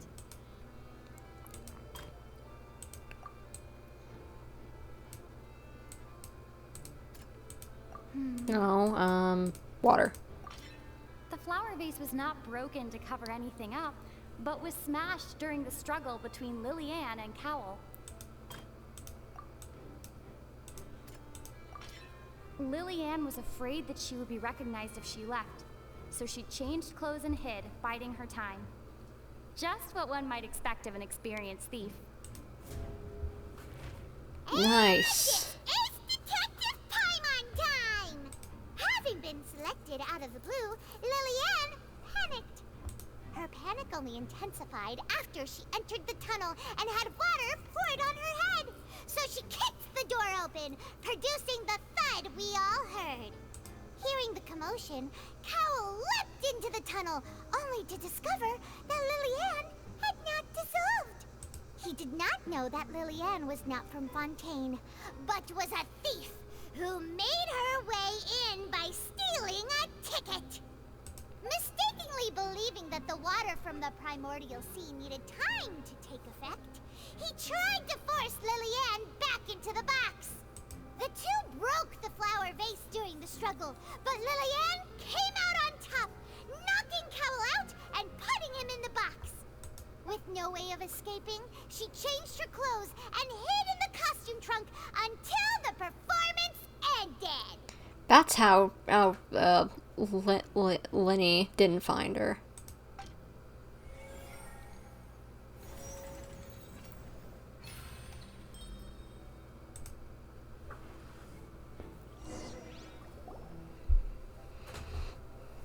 She knew that she would have to go through guard inspection if she tried to leave afterward.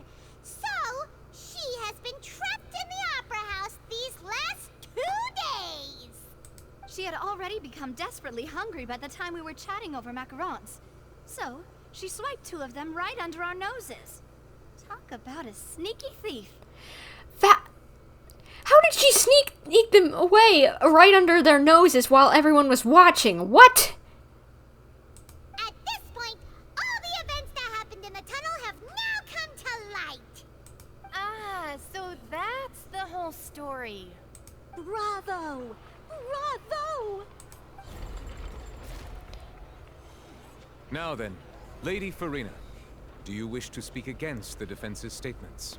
You better not, Missy. Please answer the question, Lady Furina. Also, if I may add, the trial has not yet ended. As such, I request that the prosecution not leave the room before the proceedings have concluded. Was she just about to dip out? What? Are you reading my mind now? She was about to disappear because she was embarrassed. No. I have no further arguments. I admit defeat. But really, could you at least have left me with some dignity? Wow. Look at that. She's like a deflated balloon now. Serves her right. If there are no objections, then as the Chief Justice of Fontaine, I shall once again repeat the full sequence of events. The actual perpetrator of the serial disappearances, Cowell, selected his next victim from the audience reservation list. With some modifications to the selector, he could ensure that the pre-selected young woman would be chosen. To cover up any evidence while committing the deed, Cowell thought of allowing the water tank to fall, which would conceal the water left behind after the young woman was dissolved. He also tampered with the rope suspending the water tank, using the fireworks at the end of the performance to cause the tank to drop and hide the watermarks. He poured the water from the primordial sea into a balloon during the preparation of the magic box, and stuck it to the box's lid. Finally, he passed the prepared hook on a rope through the gap in the magic box's door when bringing the young woman to said box. When the magic trick officially began, the box containing the woman was lowered into the tunnel, tightening the hook rope and bursting the balloon containing the water. If all had gone to plan, the young woman would be dissolved at this time. However, Lillian was not from Fontaine, and thus fled the box with a loud noise. Realizing that there was trouble, Cowell entered the tunnel and met Lillian. Thinking that the waters had not yet taken effect, he decided to proceed. However, his opponent was more capable than he thought, and he was overcome, knocked unconscious, and placed into the magic box, and thus became his own final victim. Lillian, according to her own statements, then changed clothes and hid until the performance ended, before hiding in other parts of the opera house. As for Lyney, he was in the underground structures within the opera house, and was thus ignorant of these happenings. We did it! From this reconstruction of events, we can conclude that Lyney, the accused, is in fact innocent. Yes! Still mad at you a little bit. A little bit mad. A little bit mad at you two for lying. But we at least got you innocent. Because I like justice. Justice is good. While there is much in Lyney and Lillian's conduct that should still be investigated separately, this case, at least, can be handed over to the Oratrice to make the final decision.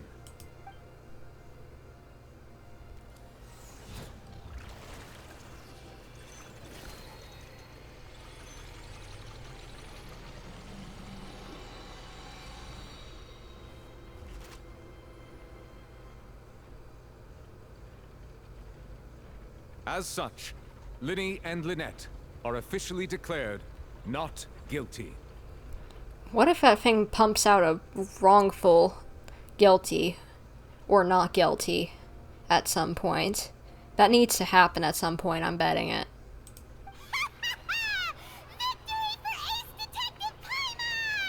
Have some tact, Paimon. Great work, partners. Thank you all. Thank you so much. Let's not just celebrate yet. Next, I think we deserve an explanation, Guard Vaughn. How did you find the water from the primordial sea in Lyney's baggage? Oh, I just realized the guards planted it. The guards they wanted to get a guilty verdict. The guards planted it.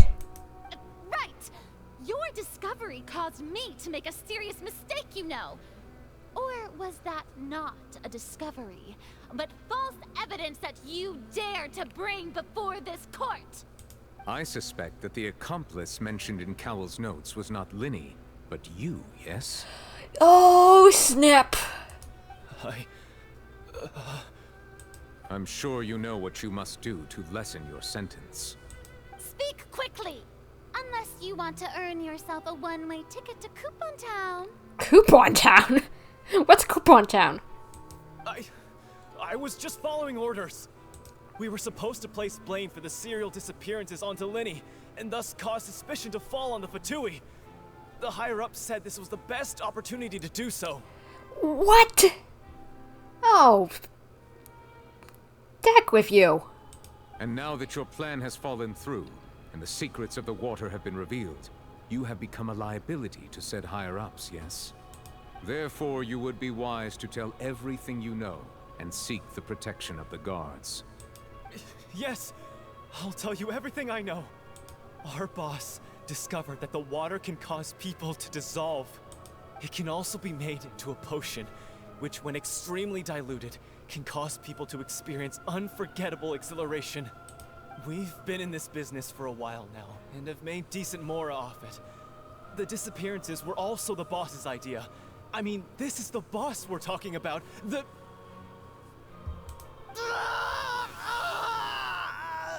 Holy! He just got dissolved in front of us. He turned into water. And now he can no longer talk. How did that happen? How? How did they... obviously did not want that to happen. He was willing to speak up. How did someone do that? Like, remotely. How? Such ruthlessness.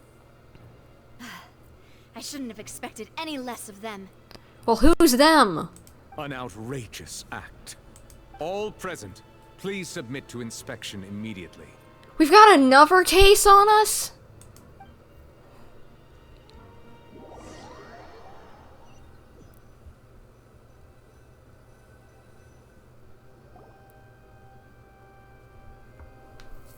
So, we're just going back now? The problem seems to have been solved when we're not needed here anymore. Besides, there was no other evidence for who did what with that man. That's true, but... Traveler, Paimon, please wait. What? Lyney... I know you may not want to speak to me right now. Maybe you don't even want to look at me. But still, let me thank you again for defending me to the end. Even after you learned that I'm a member of the Fatui. I just didn't want to see anyone falsely accused. It's happened to me multiple times, so don't want it to happen to someone else. I guess.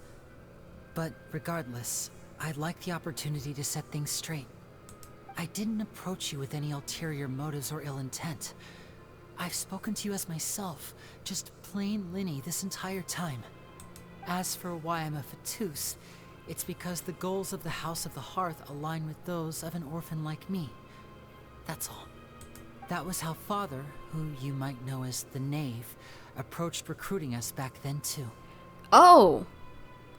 So that's our Licino that they're referring to. Well, that's odd, but I guess that's what they refer to her as. That's like one of her titles, I guess. The Knave? The one who controls the House of the Hearth? She's your father? Genshin is getting darker and darker by the minute. Absolutely. We've never really seen a death on screen, and we just got 2 in the first act. That's right. And since we're here, I was wondering, would you mind hearing a story? It's about my past. Back when our parents first died, Lynette and I were left wandering the streets. To survive, I took to surreptitiously observing an older street performer who did magic. It took me several days to figure out how he pulled off his amazing tricks. I took my sister through several streets until we found a crowded corner, and we began to perform magic tricks there. To my surprise, we proved to be pretty popular, and we could at least stop worrying about where our next meal would come from for a time. But I didn't want my sister to remain a street rat together with me forever. Aww. Before long, an aristocrat came to me and claimed that he wished to take us in after watching my performances. So you went from orphans to nobility just like that? That was how we felt at first too. As if fate was on our side and we could say goodbye to those painful days. I wonder who that was. But I gradually discovered that while we were called foster children, he was really after my talent for magic tricks. He would constantly take me to all sorts of banquets to garner attention, which he would then use to expand his social circles. That doesn't seem too bad either. Better than roaming the streets at any rate. It took a while for me to realize just how dark his heart really was. After one particular performance at a banquet, I discovered that Lynette was not on the same return vehicle as me. I waited a long time after we returned home, but she did not come back. I went to that noble's bedroom and asked him about her whereabouts. The answer he gave me was, she caught the eye of the most eminent person at the banquet, so I sent her over as a gift. I mean, you'll be able to perform your magic regardless of who your assistant is, yes? Good lord, they sold her? Okay, yeah, I thought you were right before. This is... Oh, whoa, yeah, ha. Hey, this ain't good. Oh no. So he was gonna... But wouldn't Fontaine's laws deal with such people? As far as outsiders are concerned, This is a relationship akin to adoption or foster care, and they have their ways of escaping the eye of the law. So what happened after that? I managed to ferret out the location of the mansion of that so-called eminent person, and hurried through the night. But by the time I leaped over the walls, avoided the guards, and made my way in, all I saw was the moonlit ground covered in blood, and the knave standing there in the darkness. So, she'd already taken care of that guy. That's right. She had rescued my sister before she could come to any harm, and had even discovered several girls hidden in a basement, all of them orphans. Ew, ew, ew, ew, ew, ew, ew. I don't... Nope, nope, nope, nope. Girl, you need a hug? But, oh... Okay, maybe I'll actually end up siding with Arlecchino a little bit, because that man deserved it. Father, I mean, the knave, might have seen something in me, and so she made me an offer. The House of the Hearth welcomes you, for your interests align with ours. Here, none will ever betray you. Indeed, betrayal shall never be permitted here. I was hesitant to trust her. I mean, I had just been betrayed by nobles. But she was also quick to destroy the noble who had taken us in at first, giving us back our freedom. Oh, so that's how the two of you joined the House of the Hearth. That's all in the past, though. The knave is after... the knave is after Furina's gnosis, isn't she? She has her own plans. She has gained permission from the Tsaritsa to first use the Gnosis's power once she obtains it. She plans to use it to find a way to break the prophecy and save Fontaine. Huh. Well, at least she's not gonna dip out, at least, if she's telling the truth. Oof, without fixing problems. So, she believes in that prophecy too? That's right. The whole House of the Hearth is currently working to combat that crisis. Today's case has also proven that people from Fontaine can indeed dissolve into some sort of water, thus further supporting the prophecy. All of us house members here, Lady Arlecchino herself included, are from Fontaine. We won't give up on defending our homeland. Arlecchino is from Fontaine, good to know. To us orphans, the only connection we have left to this world, apart from our family, is our homeland.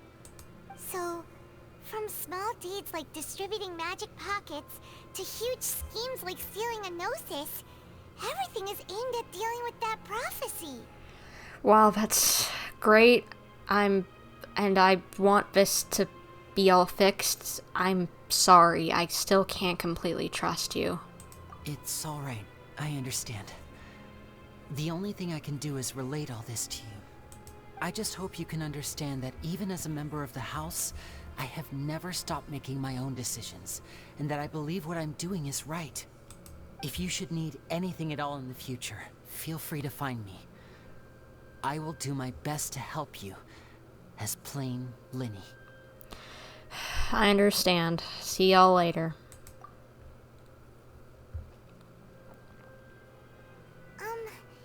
Bye, Lyney. Paimon really doesn't know what to do. Aw.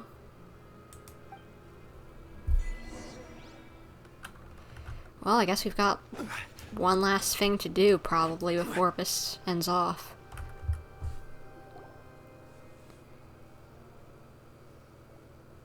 Hey there.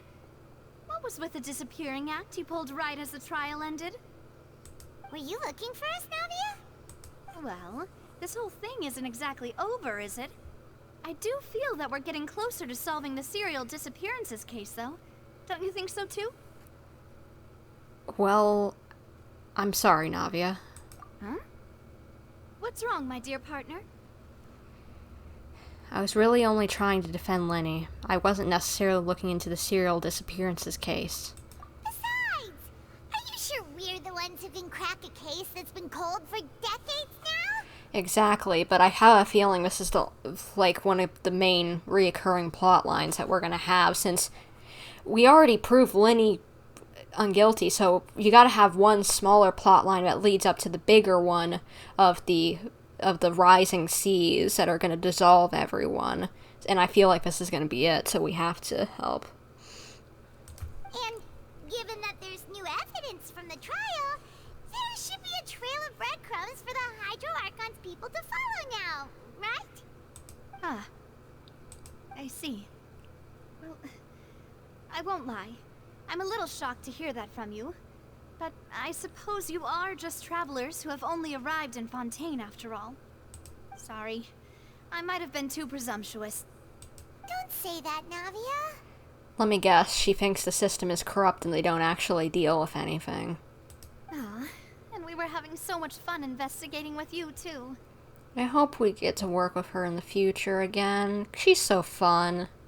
It was like having new waters flowing into a stagnant mire, causing new hope to spring forth, and the reflection in the murk to become clearer. Sorry about that. I'm a bit prone to nostalgia. Don't mind me. Wait, shall we have a farewell meal? You know, to commemorate our time as partners? Sure. Huh? Do we really need to get that formal? Well, guess you really did treat us as partners, huh?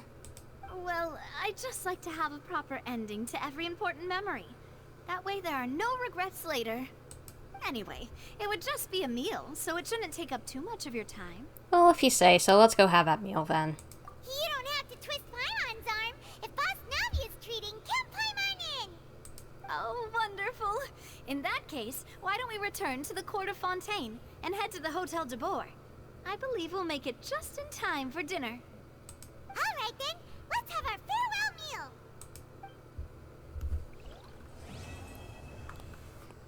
All right. What? Offer hydro sigils and... Okay. I guess there's something to offer my hydro sigils too. Ooh, now. That's good. But, I don't want to end up with some sort of thing causing me problems, so I'm gonna teleport over to here real quick and see where the next quest leads me so that I know where it is. But, I'm surprised we didn't give Child back his vision yet. I guess that'll happen in the next one, or maybe in a later one? I won't continue on because I've been streaming for, like, what, 5 hours now? Yeah, 5 hours. I have been streaming for 5 hours now. Nope, we gotta cut it off here. We can't do another quest, but I hope that the Child thing gets resolved soon, because otherwise I'm gonna be really just like, what's going on here? This feels important, you know? Oh, but I really don't know where the story's gonna go, other than, of course, what seems to be the main thread line of the plot of the rising tides, and then, and maybe a secondary plot line being the missing young ladies' disappearances that have to do with the... Or is this still the same quest? Hold on, what? Is it still the same quest? Did I teleport out here for nothing? Okay, it's Act 2, okay. Good to know, good to know. Oh, but yeah, I still don't really... I don't know, my brain isn't working. I don't know how that'll connect up. The missing girls will connect up, as well as I feel like Child is gonna have a big significance in this story. You just, like, I don't know why he would come and pop up in this nation otherwise, especially with that lore drop. But either way, I enjoyed this wholeheartedly, and I'm gonna be unlocking almost every teleport waypoint in this area, because I can't wait to explore more. This place is gorgeous, and I love it, and can't wait to do more. It'll probably be at least until next Tuesday or Thursday at absolute least amount of time. I'll probably at least wait until then At most, wait until 2 weeks from now. Oh, so, yeah. If you want to see me do the second quest, keep an eye on my community tab. And, like, do it live. Keep an eye on my community tab and my Twitter, where I'll post notifications of when I'm live streaming, when I'm planning on it, doing the next part of this. But hopefully you guys have enjoyed, and if you did, please consider leaving a like, and if you haven't already, subscribing, hitting the little bell to get notifications whenever I upload a new video or do a live stream like this one. And just check out my Twitter, like I said before. I do notifications over there of new videos when I'm doing streams, and I also do stream notifications on my community. You can check that out over there. But I really need to get something to eat, so we gotta end it off here. So hopefully I will see you guys in whatever I'm doing next. But until then, this is Bumper signing off.